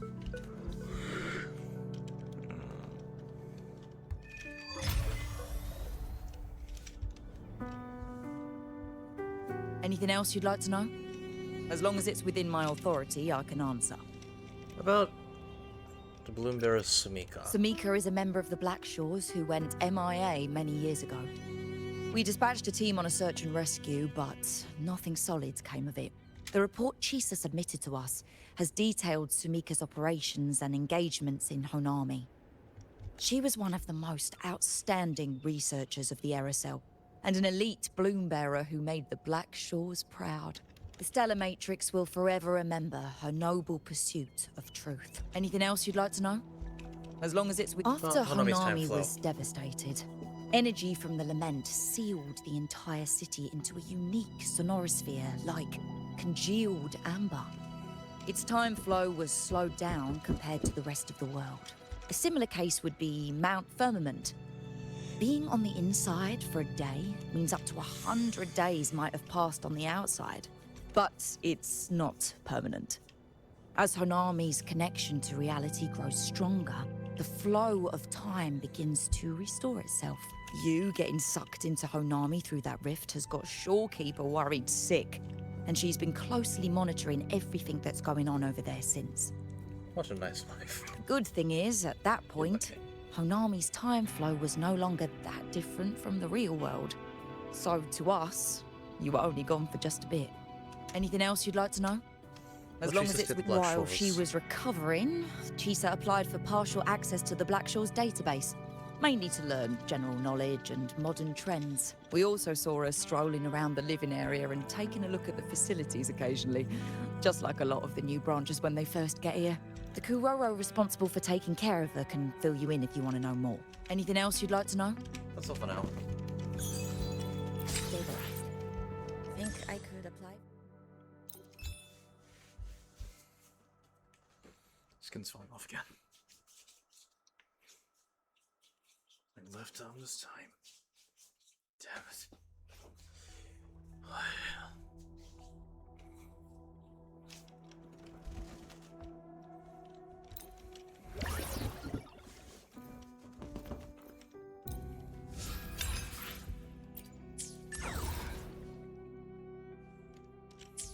The situation.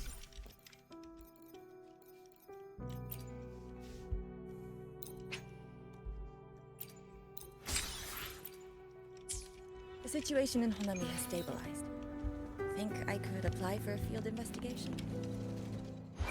The power to split and merge matter.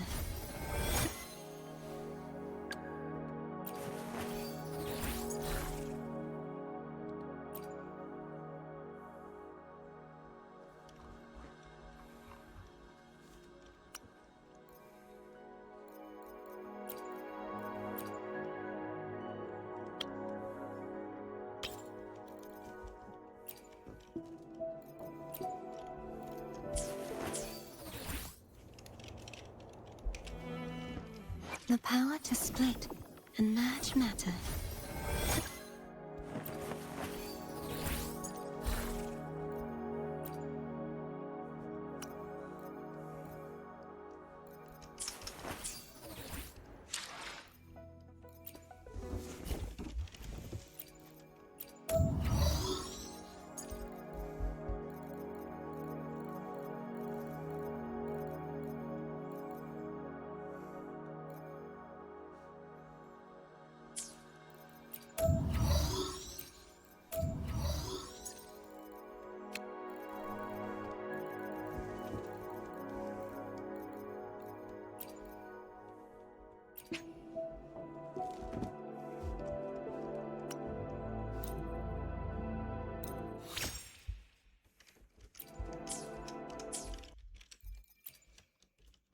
The power to split and merge matter.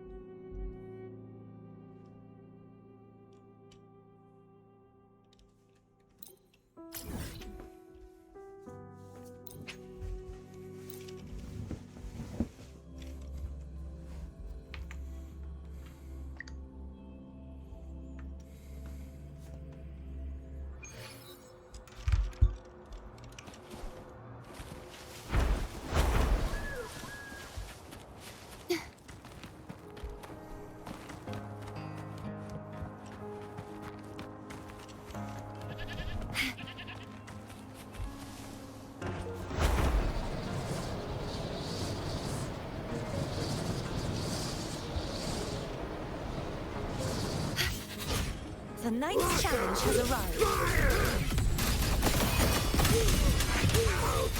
True form revealed at last. Sounding the death knell.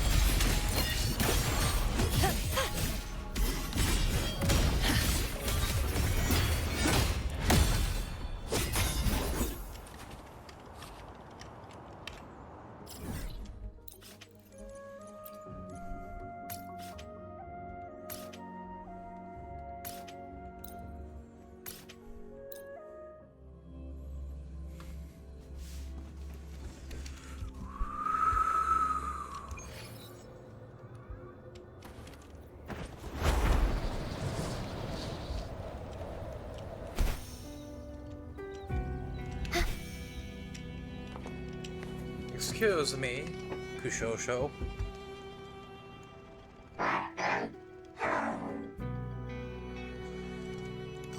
Why did she leave in such a hurry? Should I clean this up? Bluebear, Miss Chisa has been gone for quite some time now. Did you notice anything strange when she left? She was only visiting the nearby facilities like she normally does, but I noticed her emotional readings had been low for a while. She used to enjoy reading the archives, but in previous days, I saw her staring off into space or performing kirigami. Kirigami? Ah yes, making small art crafts by cutting paper.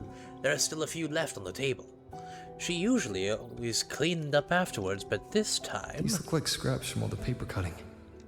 And this one here is a half-finished tower. It looks kind of familiar. After submitting her leave, I even asked her if she would like someone to accompany her for her travels, to which she refused. I'll go find her. Please, I leave Miss Chisa in your care. Alright.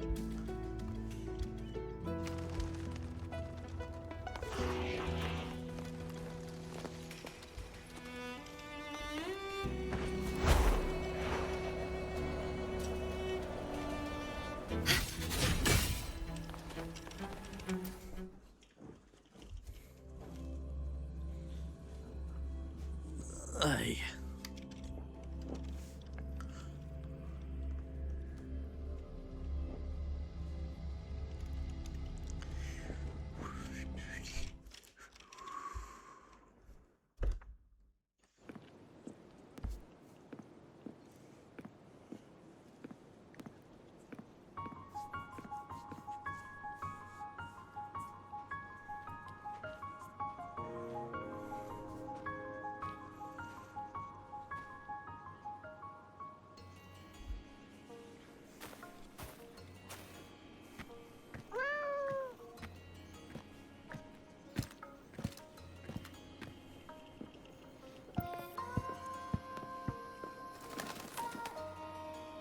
Hatsune Miku.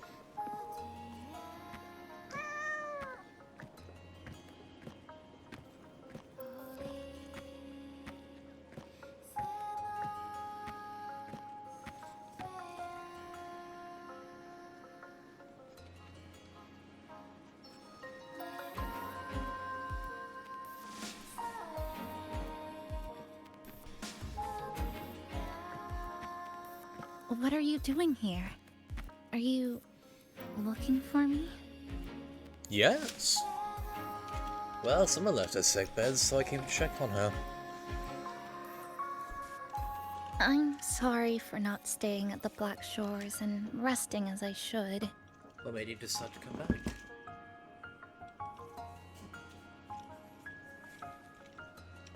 I'm in stable shape, and the Black Shores approved my temporary travel.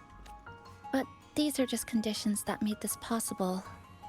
As for the true reason, I wanted to see what's become of Honami. Since the loop ended, strolling through the streets, I realized that this is my first time seeing the city as a tourist. Despite being trapped here for months, no more worrying when the next lament will come. No more desperate reach for Neon Tower. Now, I can simply wander around. No burdens. The lament left scars. They won't fade. But what was once frozen in time seems to be moving again. This is the new future that we and everyone who once lived here forged together.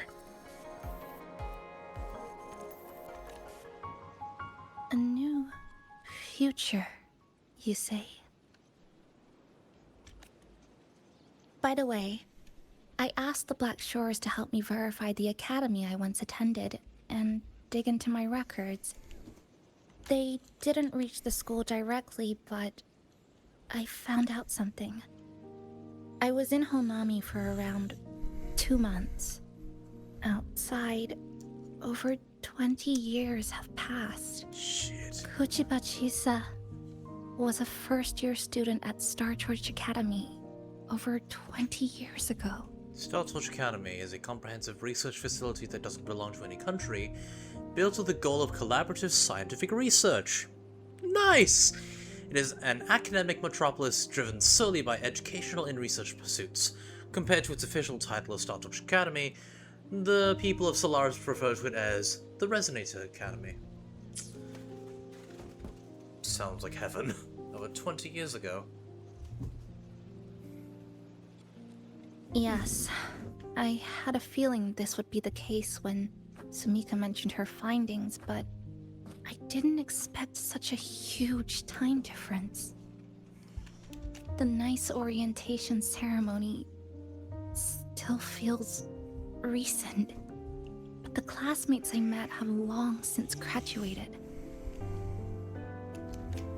When I tried to contact my parents back home, I realized there was no way for me to reach them at all. Where are they? What have they been doing? How will they react if they find out that their daughter is still alive? I have no way of knowing.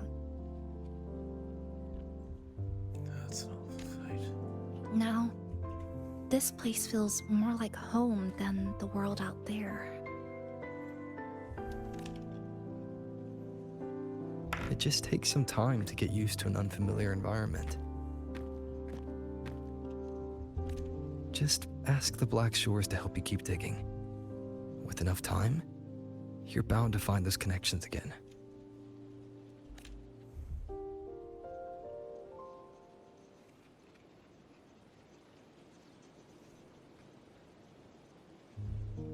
Since you're here, would you walk with me? I'd like to see what Honami looks like now. Together. Any particular places you have in mind? I haven't come up with an exact plan yet. Specific routes, time of travel, rest locations, none. So, like, looking at, like, Star Trek Academy from the screenshots I've seen, it looks like an actual, like, a university, essentially. She was in her first year university and then this bullshit happened. Oh, that's gotta be so weird. Like for Inori. In Time Stranger, at least it was only 8 years, her best friend was still alive, and well, I mean, obviously she graduated from high school, graduated from university, and then became a citizen journalist. But then, she's been gone for 20 fucking years. That's a quarter of the average person's life. A fifth if they're lucky.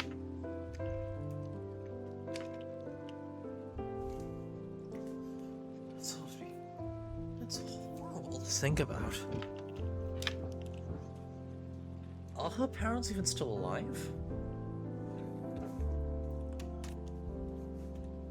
Just as I thought. I'm not my usual self today.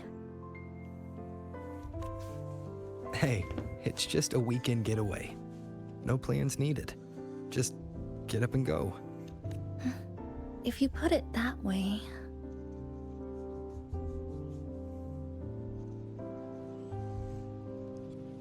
Can she re-enroll for her courses? How about that lake surrounded by cherry blossoms? Nice choice. I've never mentioned it before, but the buildings and infrastructure here, they remind me of the neighborhood I grew up in. Brings back old memories? Yes. Even just walking around here brings back memories.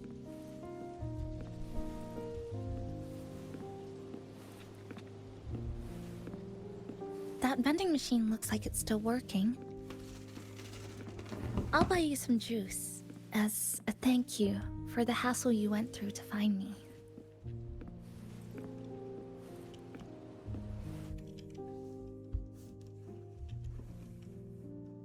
I think it got stuck inside. I've seen this before. Just whack it a few times. Yep. You've read my mind. It's the logical solution to do.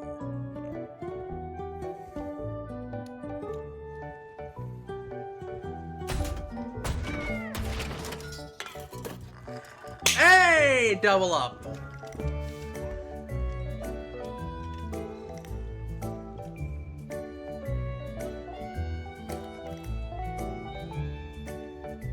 Here you go. Simplicity works best. Occam's razor. And you have a razor. A giant one. Is something wrong? Didn't have time for this kind of thing before.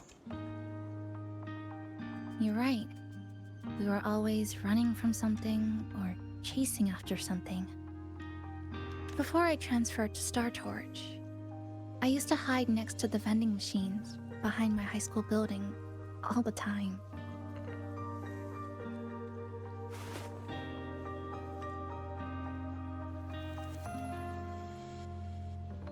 No one else really went there.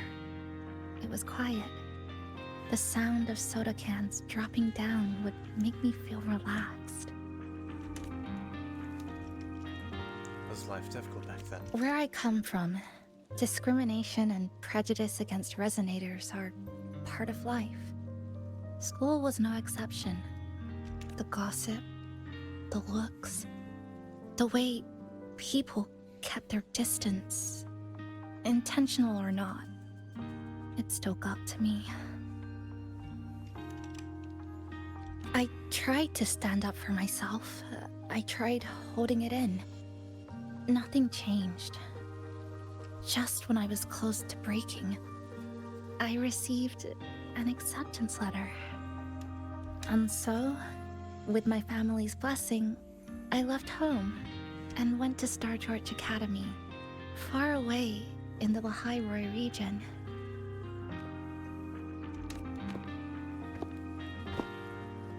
Star Torch Academy. What was it like? So it's true. You... No, it's nothing. It is a multinational school, built specifically for resonators, a metropolis of science and research. Sounds like a wonderful college campus.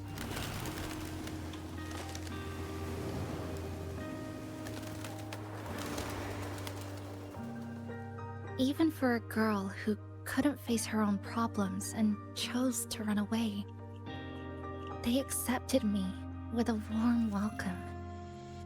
I met people who dreamed of reaching the stars. This swing, it's just like the one back home. Would you join me? There is room for one more. Sure.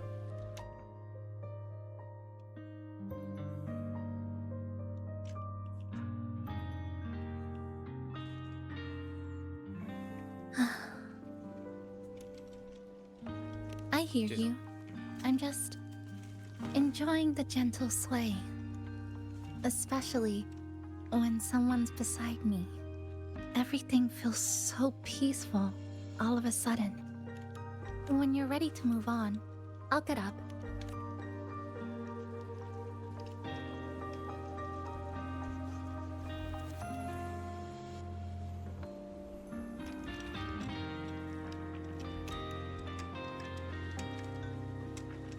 You don't have to wait for me. I think I've been on the swing long enough.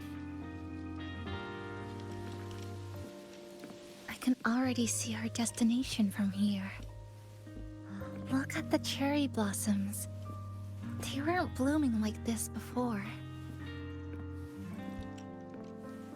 They're really Like beautiful. clouds floating above the water. Or like cotton poking through a torn couch.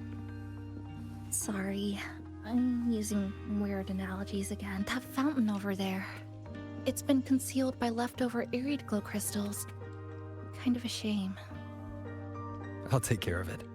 Just like back in Neon Tower.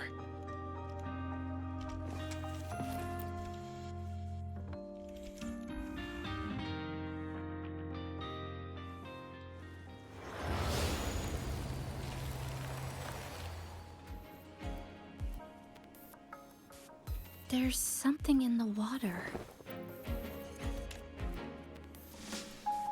Let's fish it out and see what it is. This looks like a cassette tape.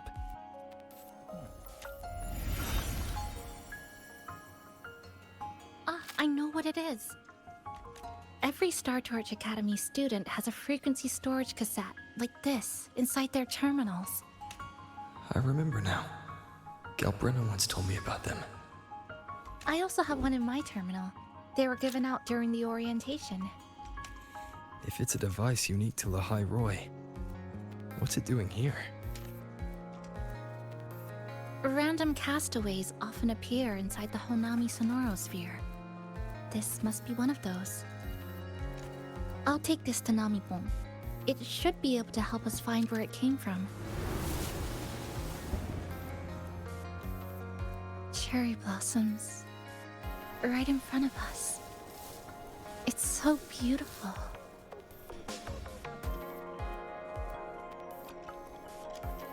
This right here is a photo moment. Sure. You and I, together.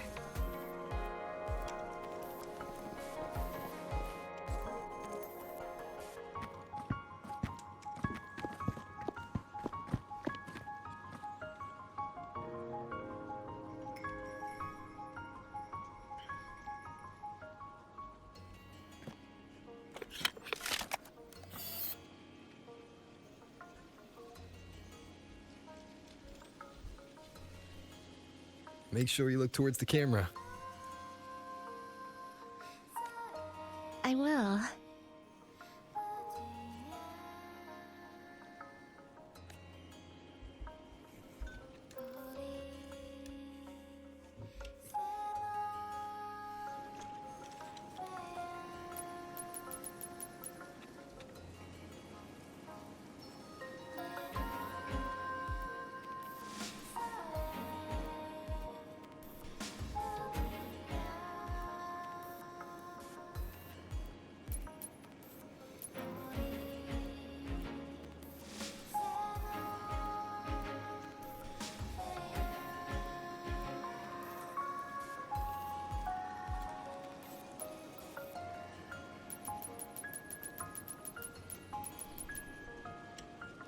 320.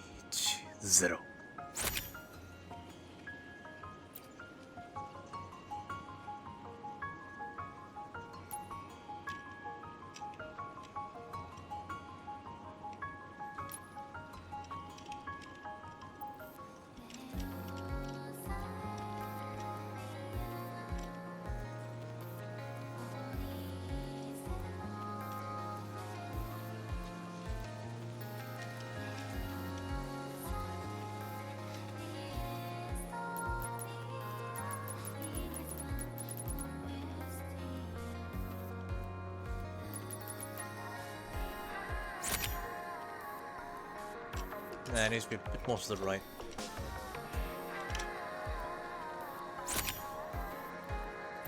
There we are.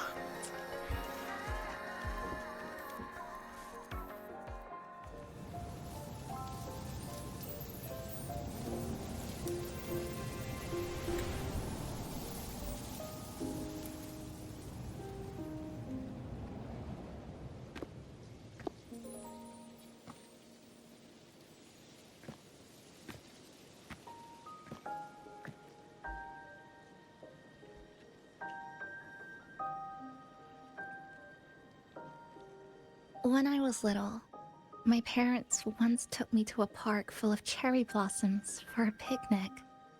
I made kirigami in all kinds of shapes and had them guess what they were.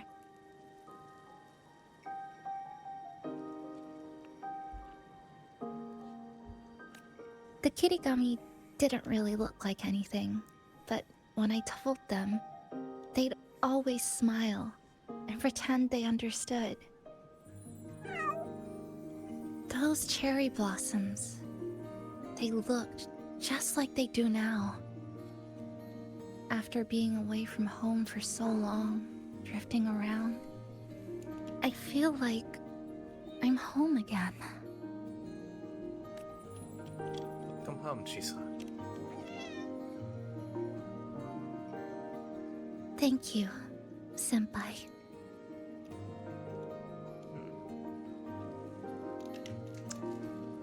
Well, we are going to be enrolling in Lahai-Roi, the Star Search Academy later. You enroll before us. We will be your kohai. I guess we are older. They told me about you at the Black Shores, that you've lost some memories. This student ID card came into my possession by chance. It was in that tower that I found. No, that I recognized who it belonged to. I never found the right moment to return this to you. Hey. Here. This belongs to you. I was a student at Star Search Academy? What? Huh? What? We never met in person at school, but I did read the course selection guide you wrote. I don't remember anything. Okay, I guess we are her senpai. Well, what? When did we enroll? When? Honami is where we first met each other. When did we enroll? How many millennia ago? But I've been talking about myself this whole time. Why don't you tell me about your story so far? I'd like to know more about you.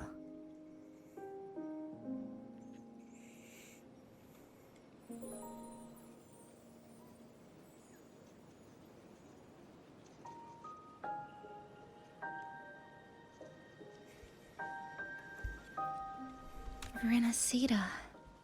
Sounds like quite an adventure. Only someone like you, Senpai, could accomplish so much. Hold on, that title takes a little getting used to. Alright. You always seem to find your way forward, no matter how uncertain things are, like you did in Honami. But I...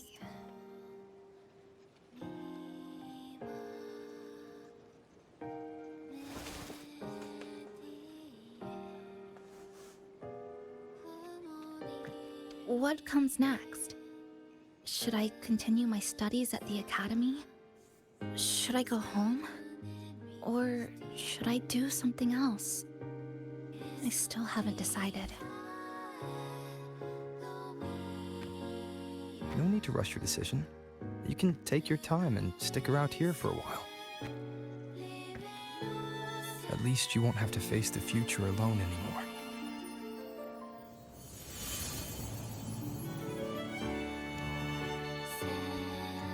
Oh. You're right. We're partners.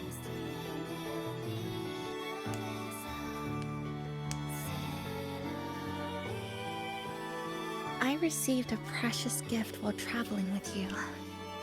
The courage to face reality and move on. There's something else I want to give you besides the ID card.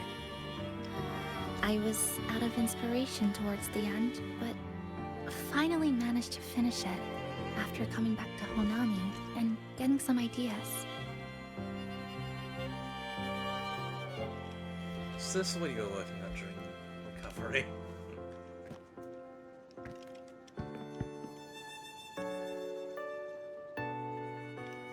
Yes, it's a pretty tricky piece, so I ended up using a lot of paper.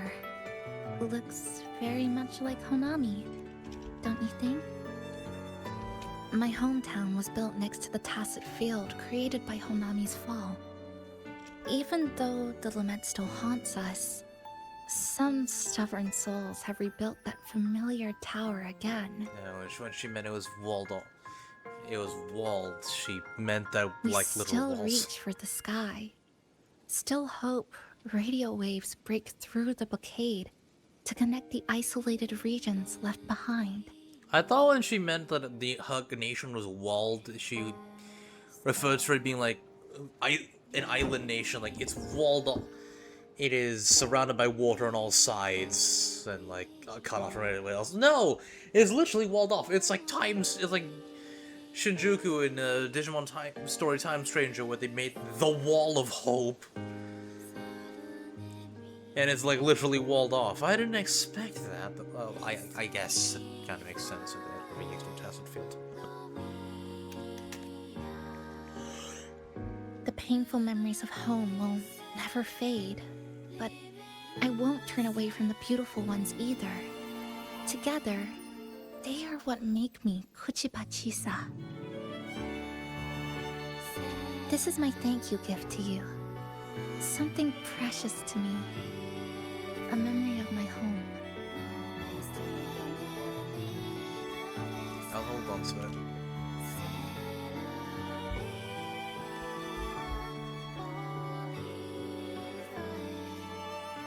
I just remembered.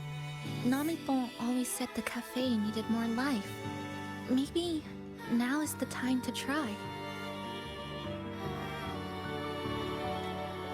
Like you said, I have time to stick around for a while, so would it be alright if I invite your friends from the Black Shores here for a party?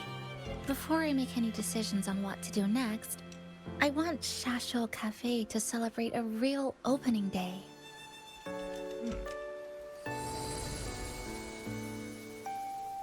Pink petals swirl on the wind. Huh? Why is it auto? Pink petals swirl upon the wind, like drifting thoughts, gently filling the space between our hearts. Why not stay a little longer this long season, along the streets we once walked, here in Honami?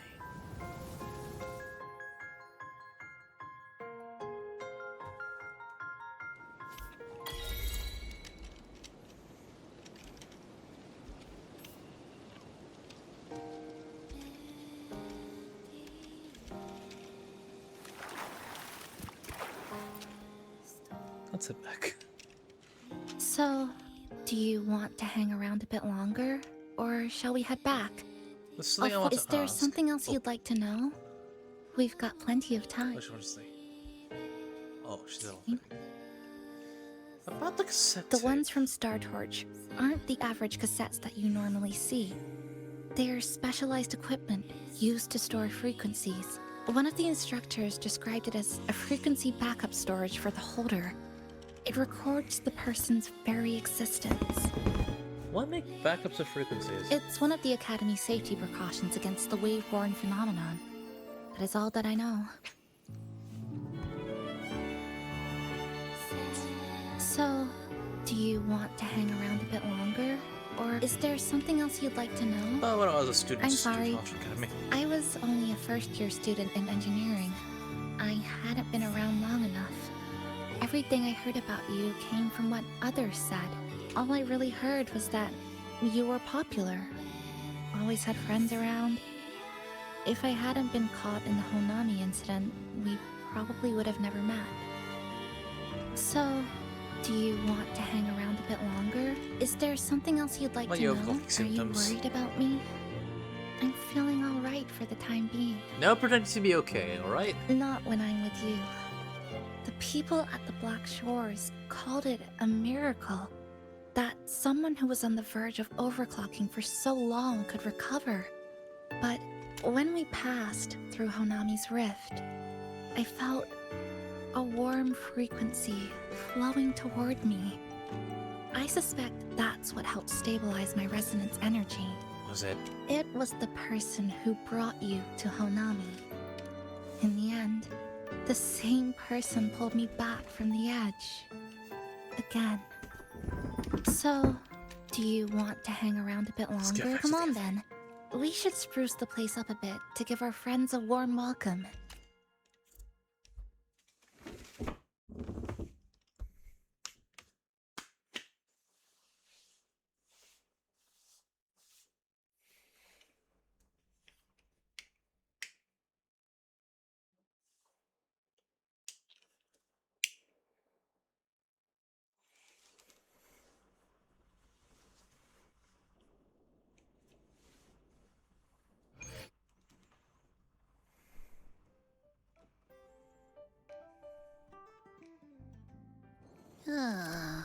Come to think of it, this is the first time I'm here at this cafe while wide awake.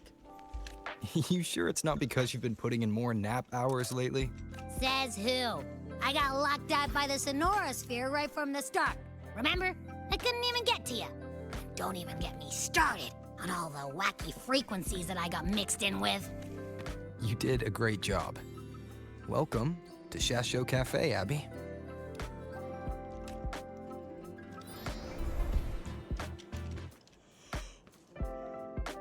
Whoa, why the formality all of a sudden?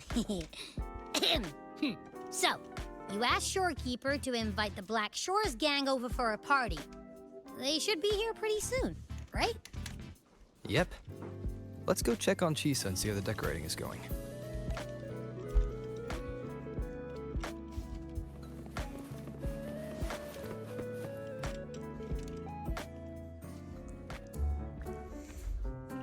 Oh, hey! Damn, it looks pretty good nice, actually. There's still a bunch of couches floating in the background, though, but that's fine. Gotta hand it to you. I love what you guys did with the place. Feels like a mini festival in here. Oh, you're here. Namiko and I are just making finishing touches to the party.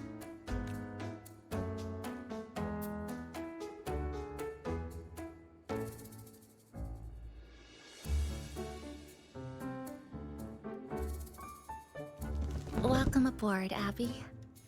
A wonderful open air coffee shop. Well, hello there, Chisa. It's nice to see you again. You're all so kind, you know? Say, what you got on the menu? That face. In the cozy cafe, vibrant lights dance on the walls. Soft chimes whisper. Glad to have you aboard again, passenger. Chisa's the acting manager today, and she'll be our host for the opening party. Actually, thinking about it, she could probably be a barista if she ever goes back to Star Wars Academy. She could run a little coffee shop, actually. Part-time job. Wait a minute. Something smells funny about this guy.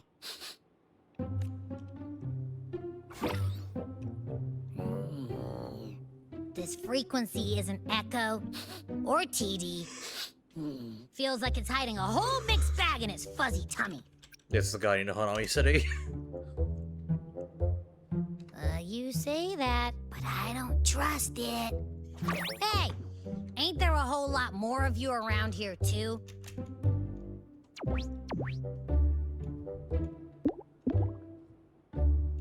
Would you like to join us in putting up the decorations, passenger? Love to help. And is completely ignoring me. Now it even chats up Rover like they're old buddies or something. Hey, we have anime gags! Perfect. The place is starting to turn into a party now. Yeah.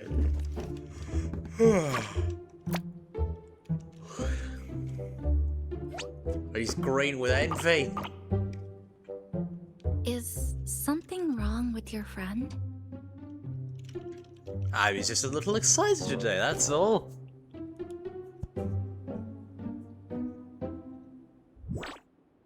After being an emergency shelter for so long, it's finally starting to become what it was supposed to be. I'll let you finish these last few decorations.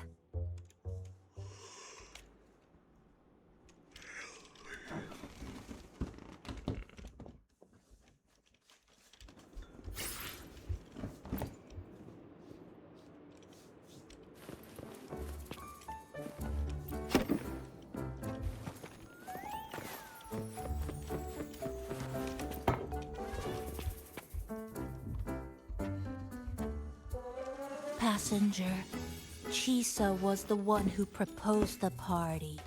She has put lots of efforts into preparations. For this, I'd like to prepare a surprise. A special ornament just for her. Any recommendations? Maybe something related to her. Agreed. It must be something that would let all the passengers know Chisa is the manager of the day at first glance. I really think that's definitely here. There's some cuts there. Nami hands you an ornament. This is finished. Hey, a standee! Which is an actual real thing you can buy, by the way. Legend has it she is the mysterious scissor woman hunting down Tessa Discourse on Honami. How long can you meet her gaze? Quite long, actually. Wait, on the floor?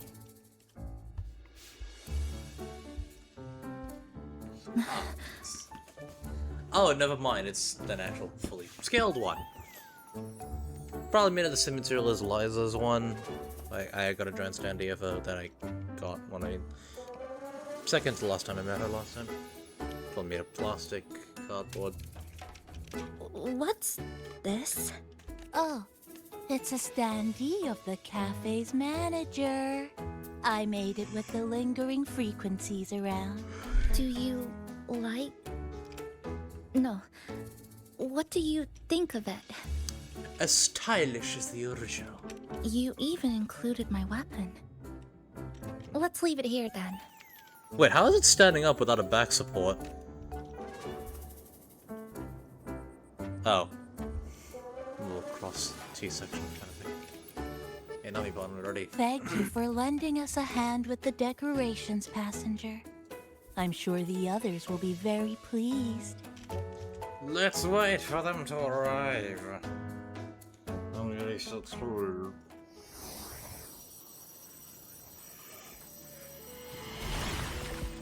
Hey!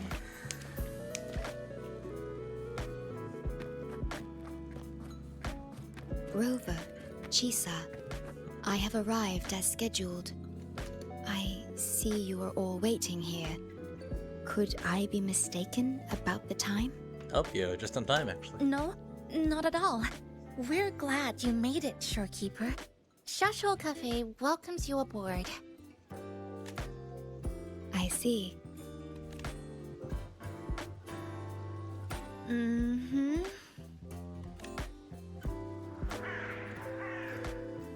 Same height. Oh, say something, passenger. This awkward silence is killing me.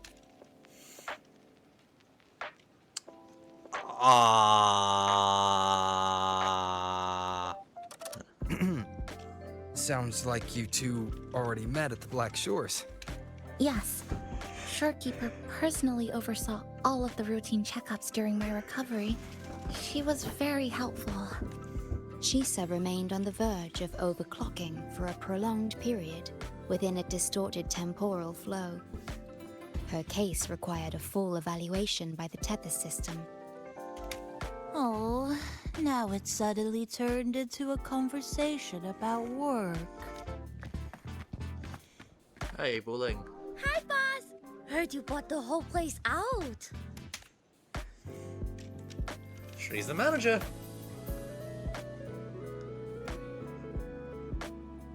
Very good, La! My reading for you said visitors from all around. Wealth coming in thick and fast. Super lucky day for an opening. So, Bowling is apparently meant to be Singaporean? I haven't really met anyone when I lived until someone who had like an accent that thick. And the few times they did, they were uncles and aunties who threw a shit ton of slang around.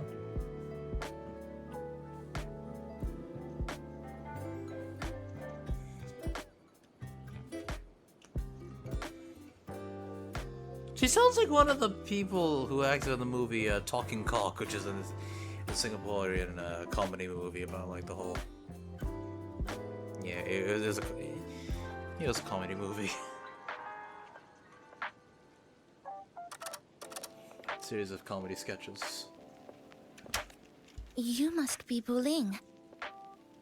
I must say, she's very formal. Well, not really. Semi-formal, I guess? I've heard about you from Rover. You're the one who helped pinpoint Honami's rift. Thank you. It's no biggie. Me and boss, we go way back. Just treat me to a good meal and we're even. Good to meet you, Chisa. And this floating one here... Yeah. I'm the cafe's mascot. Call me Nami-pon. Hello, Nami-pon. You show the way? Been walking until my legs go jelly. Need to sit and rest a while.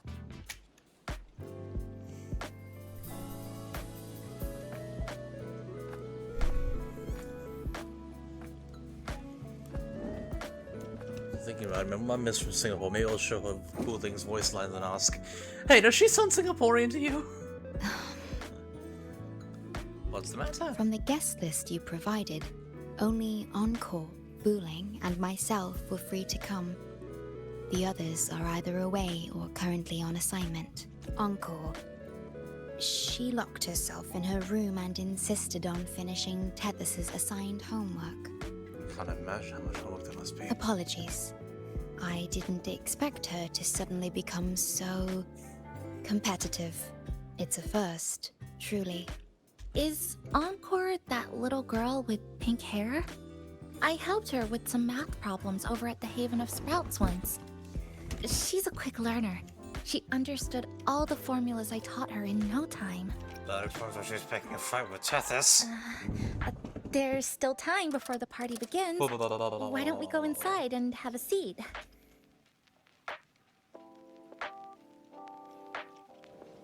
Would you like to start off with something to drink? Anything would be fine. Thank you.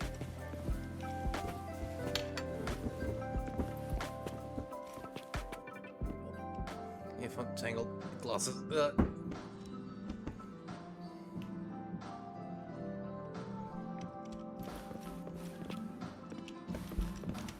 Hi, Bowling.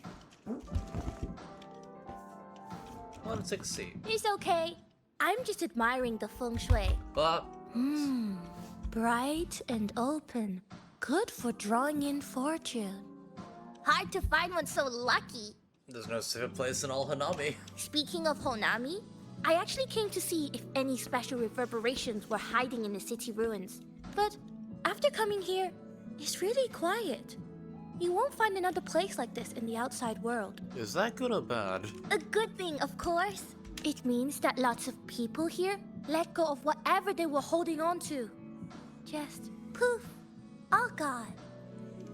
Oh yeah, the coffee beans haven't been changed in ages, right? Next time, I'll bring some of my favorite blends for you to try.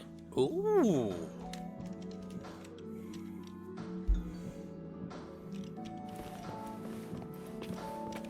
Hi, Abby. You know, it must be really rough for you, having your frequency get split into pieces like that. And then clearing your head of all the clicking and buzzing. That's all in the past now. How's the rice dango? Dango is made with rice flour. That's like saying wheat bread. So that's like saying wheat white bread. Oh, not bad actually. Soft and chewy. Well, I guess I shouldn't have judged a Nami palm by its smell. Plus, you've been a big help to my buddy these past few days. I'll come give you a hand after I'm done with this dango. Oh, that's lovely. We'll take all the help we can get. Yay.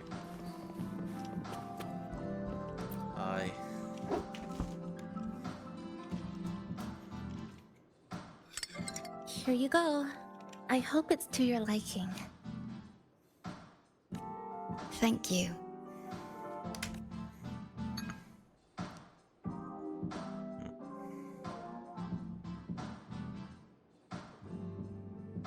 It's a bit bitter, but nothing I can't bear.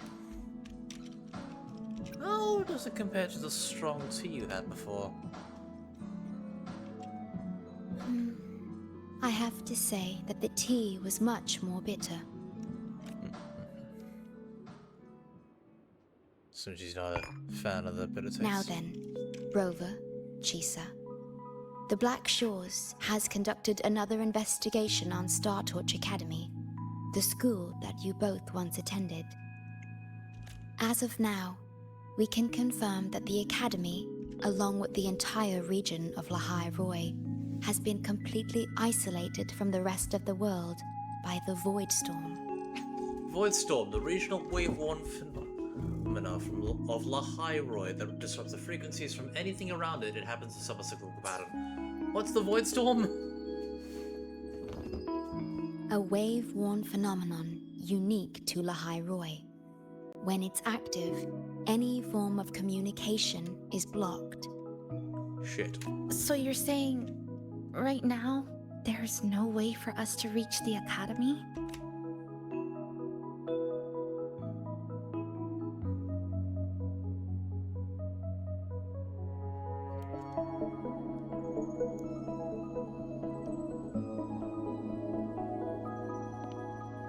Oh, you're all here. How come I wasn't invited to the party? And the freaking instruments come in! I thought you couldn't make it.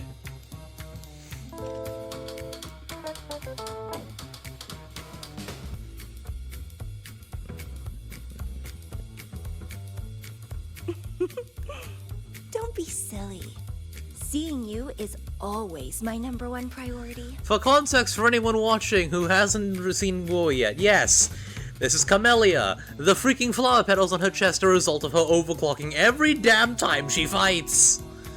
It's a surprise that she's not plump at this point. Camellia, shouldn't you be on a mission? Oh no, lag. Ah, slacking off at work, are we? Got it done early. And I would have finished it even sooner if someone had told me a city popped up off the coast of the Black Shores. Oh. So, you must be Chisa. Hello.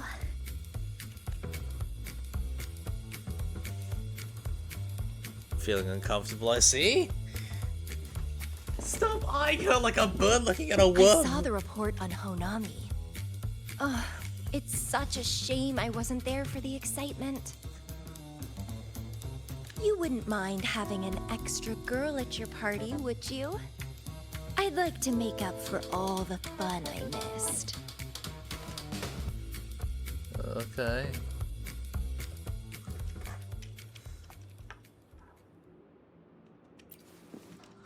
She's just drinking lychee soda. A city doomed to be destroyed again and again. Arid glow that triggers overclocking, and TDs tearing through the streets. But never mind that. You're here, I'm here. The two of us can dance. Doesn't that sound a lot more fun? Oh, Rover, if I got pulled in too, how much more fun would that have been? Don't get ahead of yourself, the crisis is over. Fine, if you say so. I'll take those extra performances off the table then. Anyway, pushing through the pain of overclocking and mastering the shiver of death clawing at your spine, I spy with my little eye a promising seed. Interested in trying a little germination test, Chisa? A little eval I host, just for the brave. Don't do it! Eval, as in defeat me, or be defeated. Don't do it! Is this some kind of tradition in the Black Shores? No. Relax, dearie. Don't get worked up just yet. You can show me your dance moves once you're fully recovered.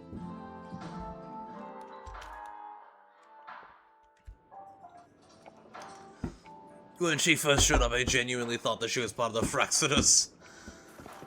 Seriously, she's a fucking psycho. She's crazy.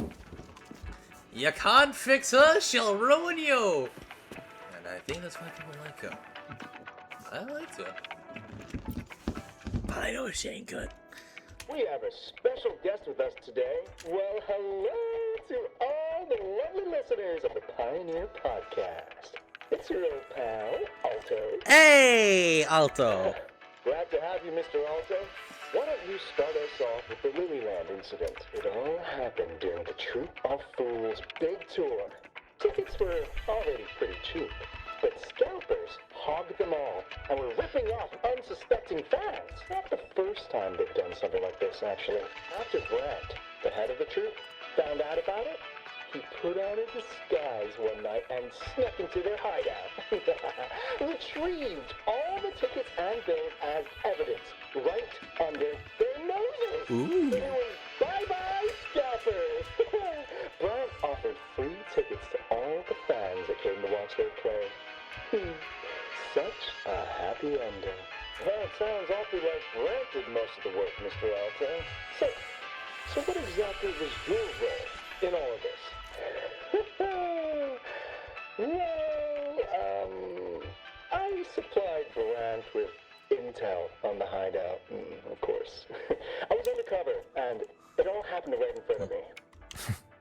So this radio can receive signals from outside of Honami now. Maybe.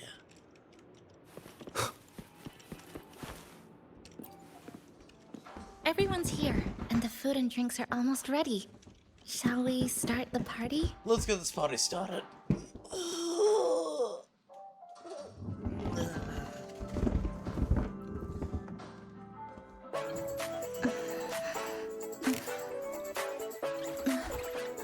Coffee!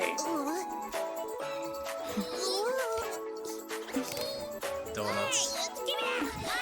Careful.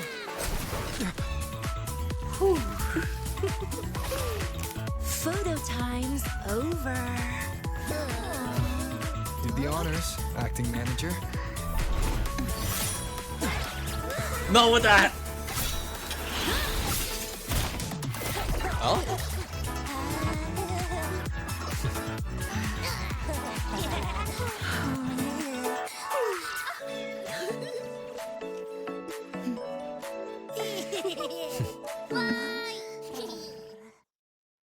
What a wonderful little party.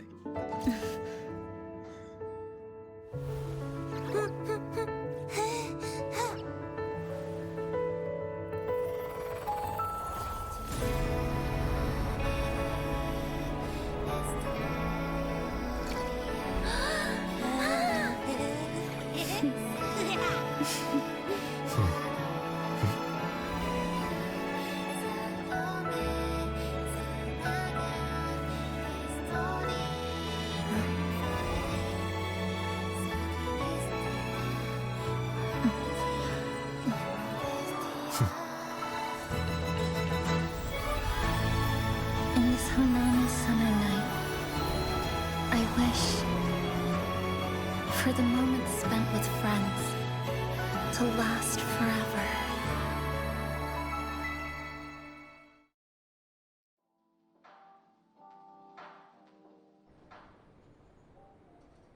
How wonderful.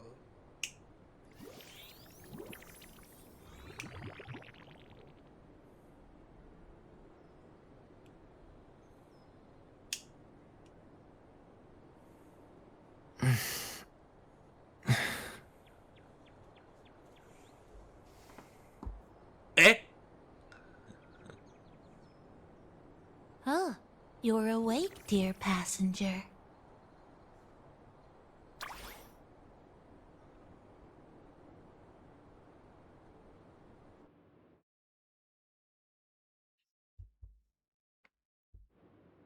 Did I fall asleep? Yes, you did. Everyone had a fantastic time last night. After saying goodbye to your friends, you got tired and decided to take a rest in the cafe. I did? The only thing I remember is what happened right before watching the meteor shower. What's the matter? Did you not sleep well? What's Chisa? Chisa. Chisa woke up before you. She tiptoed out for some fresh air. Said she didn't want to bother you.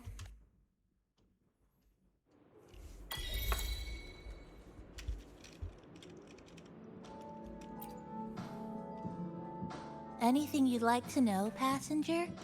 I'm here to help anytime. Well, since you... It was the surprise we prepared. And Honami's way of answering everyone's wishes. The city is free from its sorrows. Time isn't stuck anymore.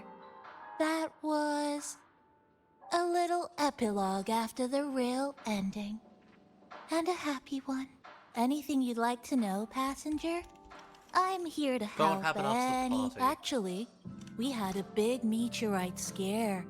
Their original trajectory would have wiped out the whole crossing. But you and Chisa gathered everyone's strength and turned that big scary rock into a sky full of stardust. Then you curled up here in the cafe and took a nice long nap. Chisa woke up first and watched you sleeping for a while. Are you making this up? Oops, guess you got me there. But that last part is true, though. Anything you'd like to know, passenger? Suspect.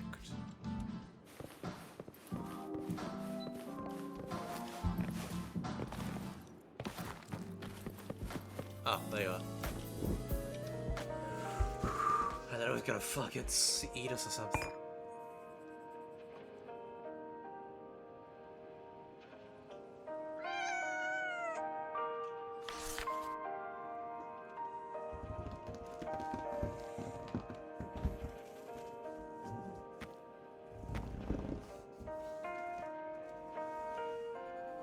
Good morning, Rover. Can I get you something to drink, passenger? I already had a cup of coffee this morning. And please stop trying to be Nami-pon.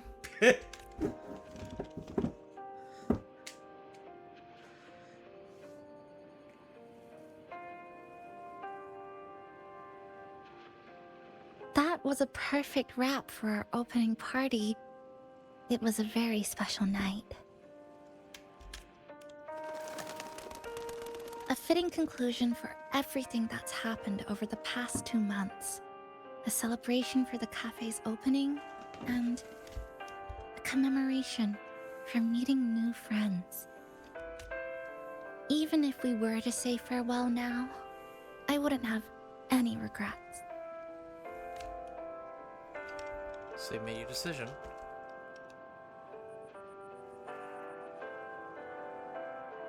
Yes, I have decided what I'll do next.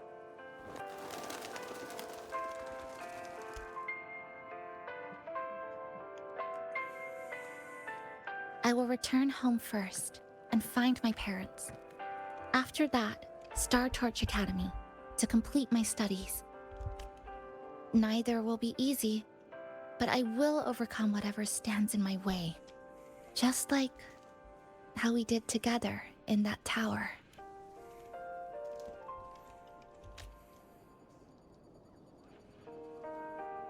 Nothing can trap me. I'll find my way back. That's right. Nothing can stop you. We'll be going our separate ways for a while, but I'm sure when this is all over, you and I will see each other again. No. When the time comes, I promise I'll come looking for you.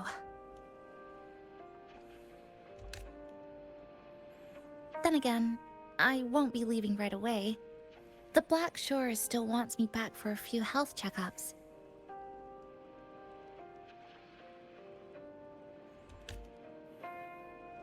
What do you say I joined the Black Shores during this time, just like Camellia suggested? That one was a joke. Now comes the real part.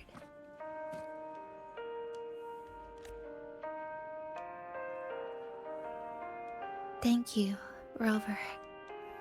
Thank you for everything you've done for me.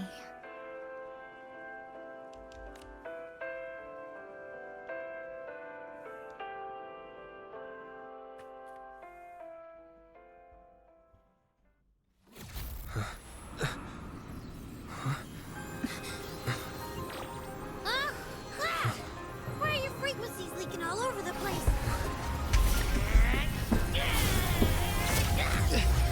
It's like something's pulling them out. Is that... Star Torch Academy? We just made a fucking portal to a Star Touch Academy.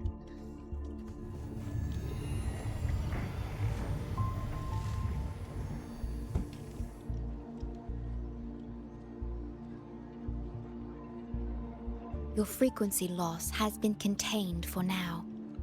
How are you feeling? I was out cold. I think I'm next. How can that be? The readings tell me your vitals are within normal parameters now. Hey, I'm still wide awake, you know. Just a little beat. And this part of you feels completely empty. The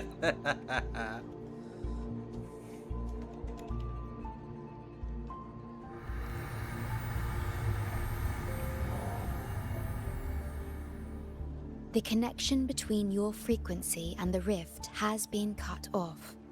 You are out of immediate danger. Well, I was trying to siphon my frequency. We are unable to confirm at this time. But frequency signatures identical to the Void Storm were detected in the rift's proximity. The most likely scenario is that this rift is acting as a conduit between here and the Lahai-Roi region, which is also where your frequency was drawn to. Lahai-Roi is where it all started. Guess we'll need to pay the place a visit to find out the actual cause. The Void Storm at Star Torch was what brought me to Honami in the first place. Now it's the other way around. Do you suppose this rift can take us straight to Lahai-Roi?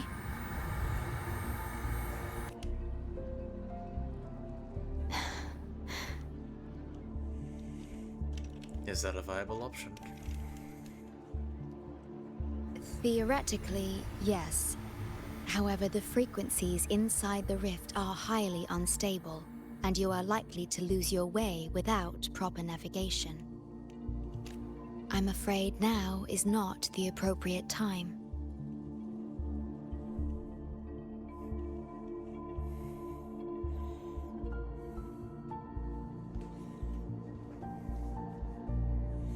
Well, we're gonna rift to Lahai-Roi, and we'll be here next time. Now, I'm going to go raid someone who I promised to raid. Let's see if she's live, actually.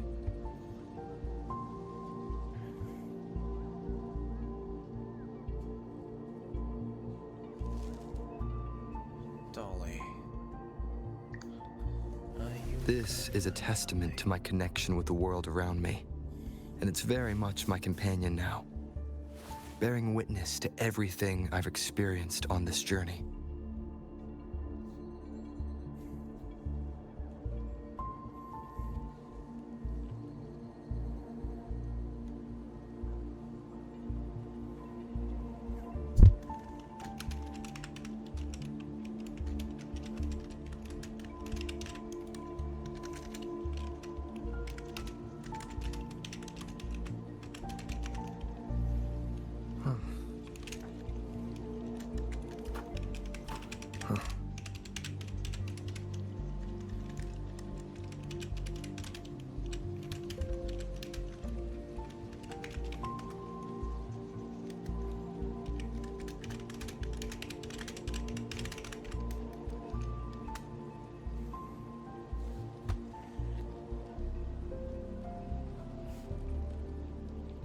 Alright, turns out, Dolly's going to be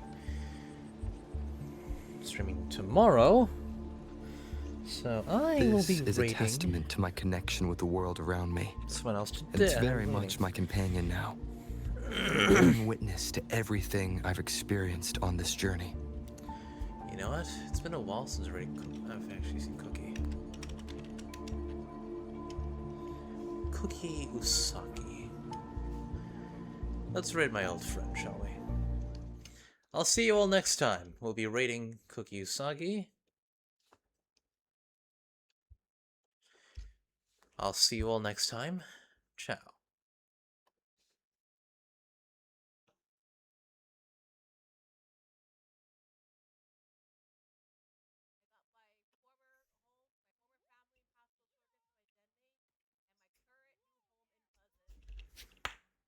Thank you for the follow.